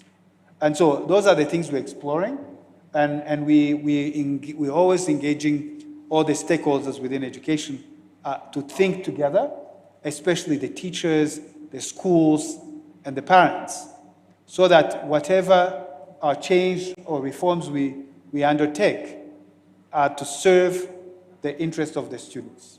Fantastic. Thank you, Minister. Okay, last question from me. We started at the top with your reflections on the state of education, but maybe just to encourage you to boil it down a bit, based on everything we've seen today, if you had to define the next phase of reform in education in Rwanda, could you sum it up in one sentence? Oh, wow. One sentence. Carefully continued reforms.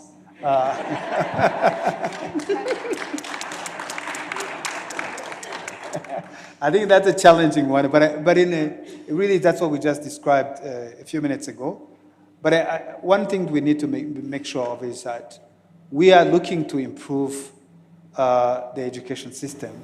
We are looking to increase the learning outcome for our students and to increase the welfare of our teachers and students. So we shouldn't shy away from change, right? We should not shy away from change.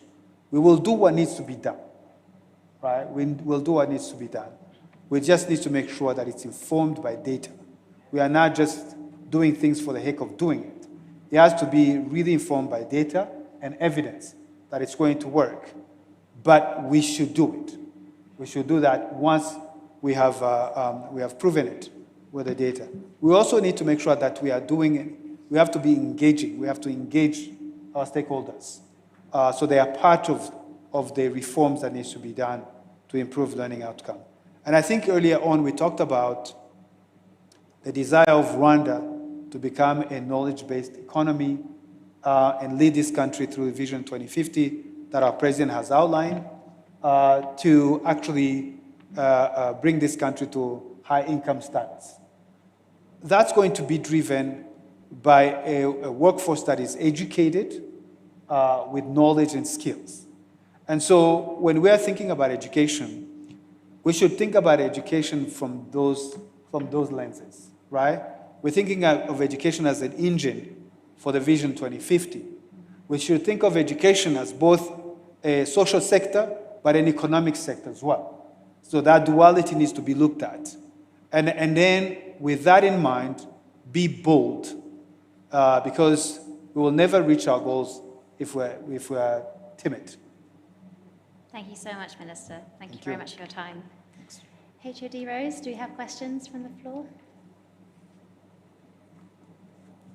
Let's see. Do we have any question? Patrick?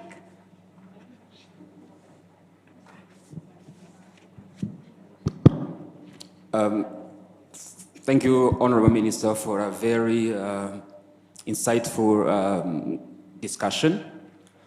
I would like to commend the Ministry of Education for this initiative of training, bringing more teachers into the training around English language proficiency.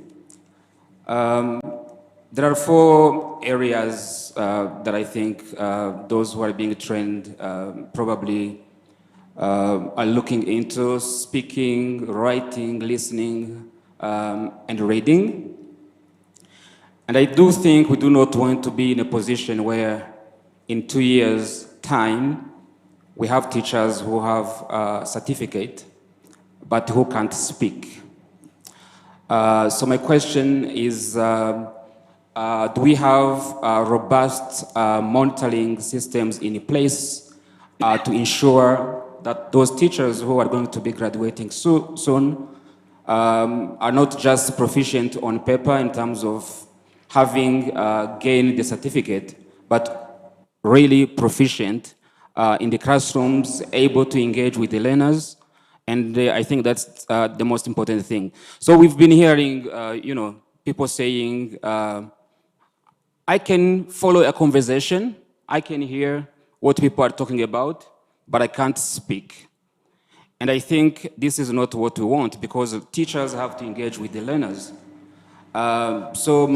It's just a comment, but a question at the same time to look at how we assess speaking to ensure we have the right teacher we want to have in the next 2 years. Thank you. Thank you, Patrick. Thank you very much. I hope those people you're referring to are not teachers, because teaching is speaking. So if you can't speak, I don't know how you're going to teach. The system that we have in place that we're doing is that it aims to increase the competency of our teachers to a B2 level. The B2 level, and I think we're getting into technicalities, but the European Framework of Language Acquisition. So the B2 level is specific, and that's the level you should be at if you're going to deliver any training in that language, in that specific language. So the teachers will be assessed at all those 4 levels you talked about, because that's what qualifies for a B2 level. So it's not just about a certificate. It's an assessment, actually, that they undergo. And we are doing this assessment with the organization that actually is training them, but we're also hiring an independent assessor to make sure that they're actually at the B2 level around that. And we do that because as you pointed out, this is the best foundation that we can do, especially if we are continuing English as the language of education, or the medium of delivery of education. And so we need to make sure that our teachers are able to deliver the training or the teaching in that language. So it's important, and we're going to do an assessment in 2 years' time and see where we are. Our calculations and our partners, Education First, who's delivering the training, is that at that level we should have the majority, if not all, teachers at the B2 level. And so we'll do an assessment, we'll make adjustment as needs be, and then we'll see where we go from there. But to your point, it's not just a matter of certification.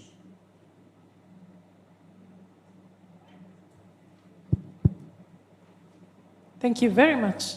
One last intervention here.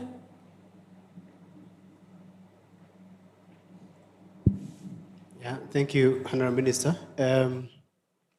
My question is around, actually before the question, I would like to appreciate the agility of the ministry to improve the learning outcomes, but through providing data as well as evidence. So, and I also like the way that you talk that you're trying to make sure that all stakeholders are engaged. And my question is around how or what kind of measures are we putting in place so that even the engagement is not only at the national level, but also at local level, meaning that how do we ensure that we design this with teachers, with schools, not like national level, because sometimes we can design things which are actually very good, but which are not really practical in terms of at school level. So I would like to know, like, what kind of, what things are you doing as a ministry to make sure that these people at local level are involved? Thank you. Having a hard time hearing. Same. It was kind of echoing a little bit, so I was having a hard time. Can you repeat? Yeah, sorry. I was saying actually, firstly, I was appreciating how the ministry is trying to implement agility in terms of involving everyone. I can see maybe there are still echoes. Hopefully you can hear me. Are you hearing him right? I'm struggling. Yeah. Okay, let me maybe move a bit. Okay. Make it close and whisper. It's fine. Okay. We can hear you from there, I think. Okay, thank you so much. So actually, firstly, I was appreciating the way that you want to implement using agile approach, but basing on evidence as well as data. And also, I like the way that you are trying to make sure that everyone is involved in terms of stakeholders. But now my question was around the local level. In this case, I mean the teachers, I mean the head teachers, I mean the community around the schools, meaning that what we are designing is we are able to implement, I mean, what we are designing as national level, but is also practical at school level. So in this case, meaning that when we see people here around, I can see maybe stakeholders, national level, universities, but I can't see maybe head teachers or maybe the district education officers. So how do you make sure that this, what we are planning to do, these people also are involved? Thank you so much. All right. Well, thank you very much. So, you know, right now we are actually, most of the schools are still in exams, and probably that's why you don't see teachers here. But we do have a mechanism of engaging teachers. So I'll give you an example. When we did the reforms that were implemented this year, we actually we engaged over 5,000 stakeholders. And that's parents, teachers, even students. And so we are deliberate about that. We don't just meet in a room like this, but we actually go to the schools to engage the teachers.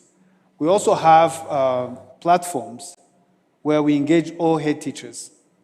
And so we are able to communicate directly with the head teachers through the Rwanda Basic Education Board and the Rwanda TVET board. So we have different platforms to engage teachers and parents. So that's why we are not talking here. Here is not the platform to discuss the actual changes or the proposed reforms. We refer to them, but the actual discussion takes place in much smaller groups so we can collect input in those, all the stakeholders. Specifically, we will not introduce any changes that is impacting schools without consulting with teachers, without consulting with parents. So those are that's what I was referring to when I said about engagement. Thank you very much. I think that's it with the comments and questions. We'd ask you to take back your seat. Thank you very much. Please help me to thank Minister and Camilla.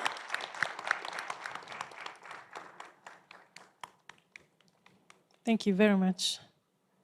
Saima, how are you?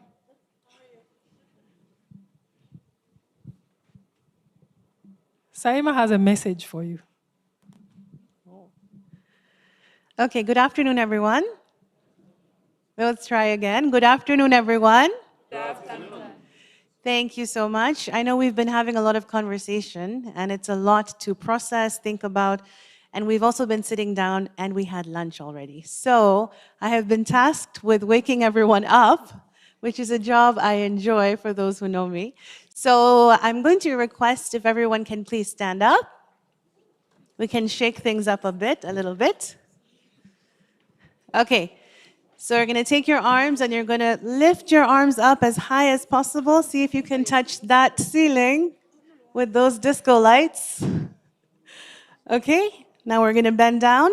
Keep your knees straight. Don't bend your knees. Touch your toes. Don't bend those knees. One more time. Hands up all the way as far as you can. And then let's come down and touch your toes again. Okay, we're going to jump 5 times. Please go easy on your knees. Ready? And go. 1, 2, 3, 4, 5. Okay, some of us already know this one. If you know it, please feel free. So we're going to make it rain in this room. And the way we make a thunderstorm or rainstorm, we start with a little bit of drops, right? Can you hold for me, so? Then as the rain gets more intense,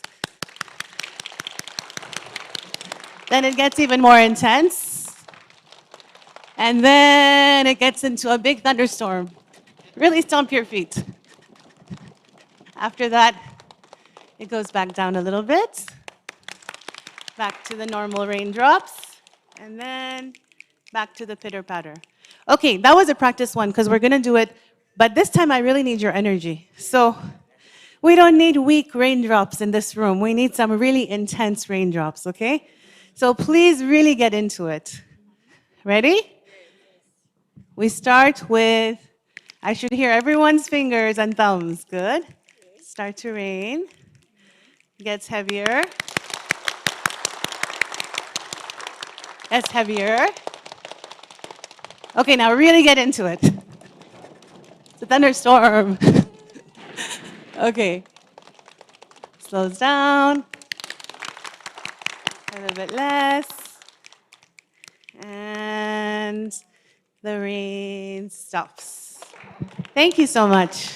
Hope everyone is a little bit awake now. I'll hand over to HOD Rose.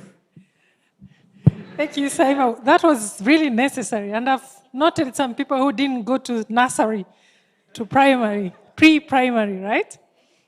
Thank you very much. As we are getting closer to the end of today's session, and before I invite Minister for the closing remarks, I would like to invite the country director of IPA.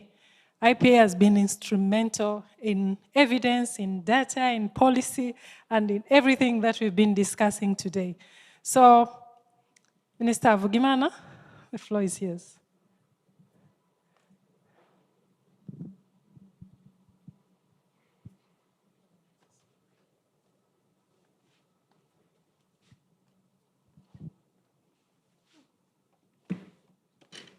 Good afternoon, everybody. Thank you so much, Honorable Minister.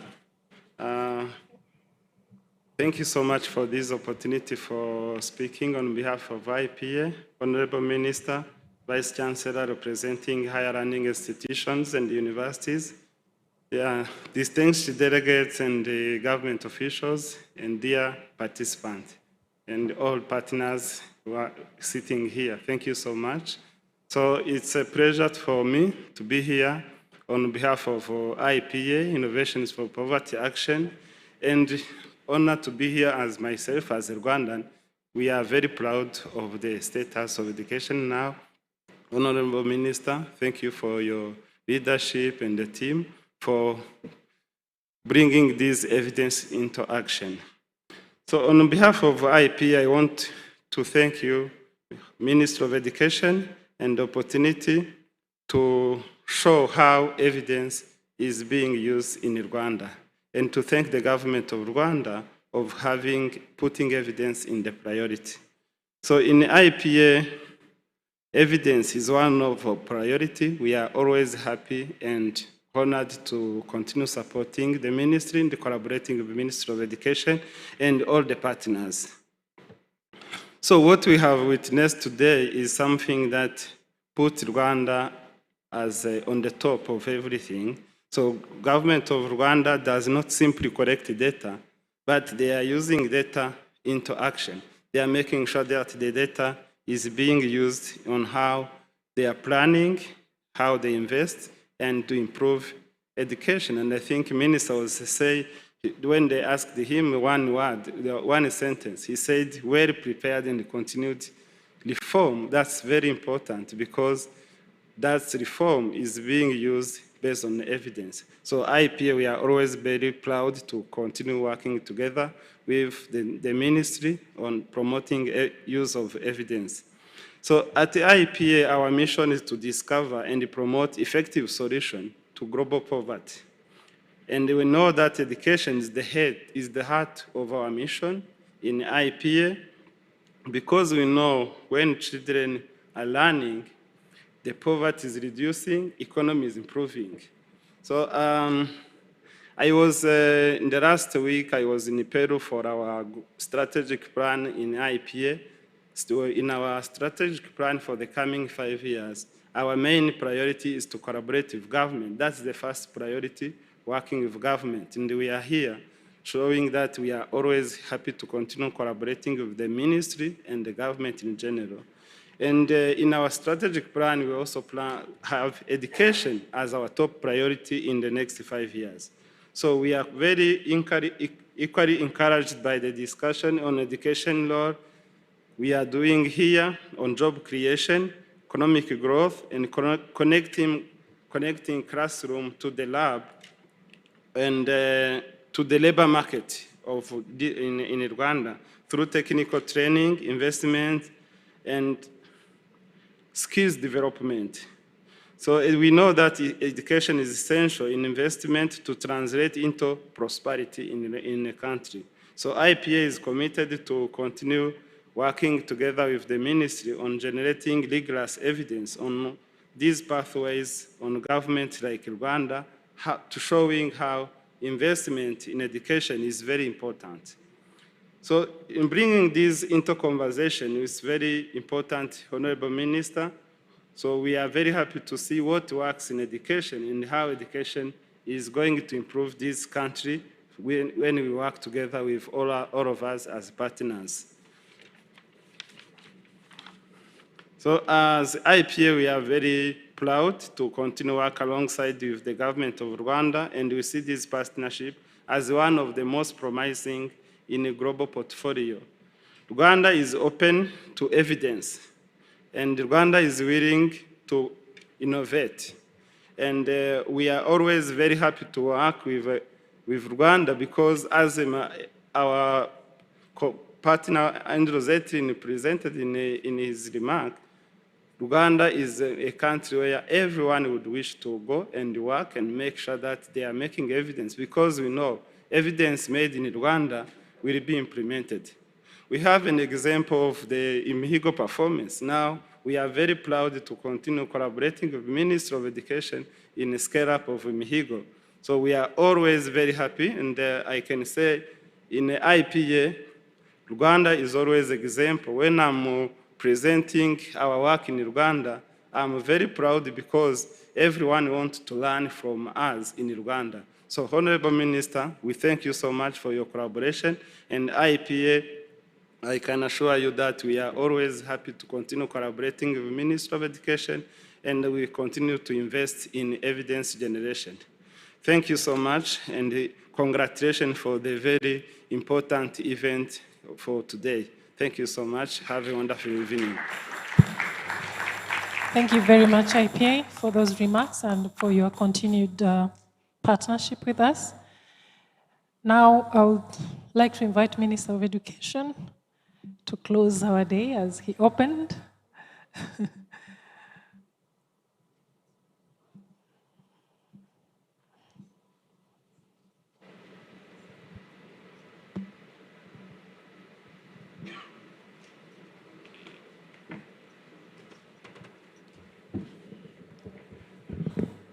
Rose, it looks like I've been speaking all day today, so this one is going to be very short. First of all, let me thank the country director for IPA for your support and your partnership. And actually, he was just telling me he just flew in this afternoon. And he came straight from the airport, a quick stop at home, and then came right here. So that is commitment, right? Please thank him for me. But, you know, we come to the close of today. I think we have spent a few hours looking at the data that has been extracted over the last academic year, 2024-2025.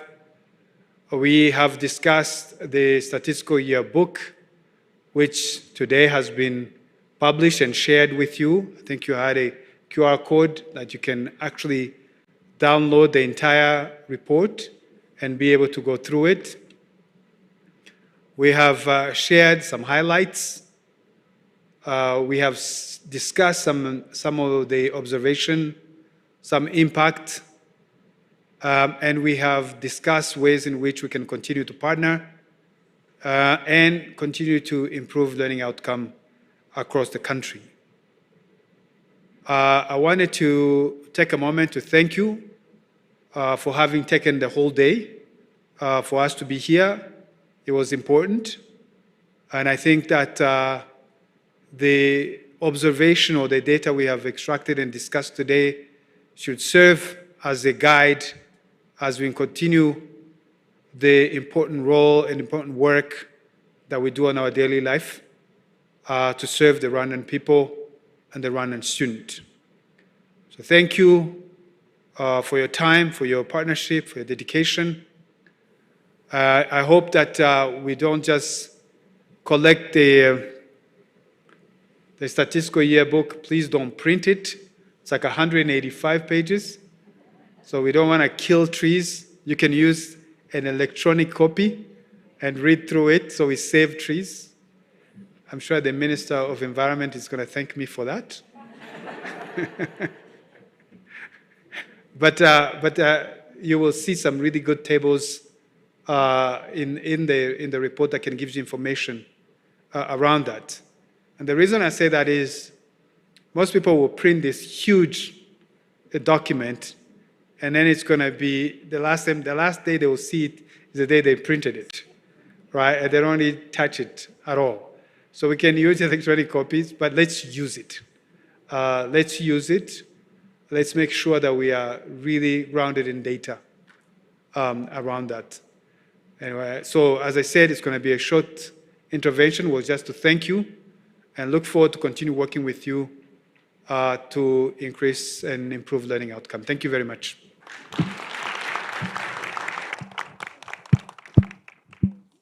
Thank you very much, Honourable Minister. And that's the end of our formal session today, but you can still have some networking sessions outside this room. We have some snacks. So have a good evening.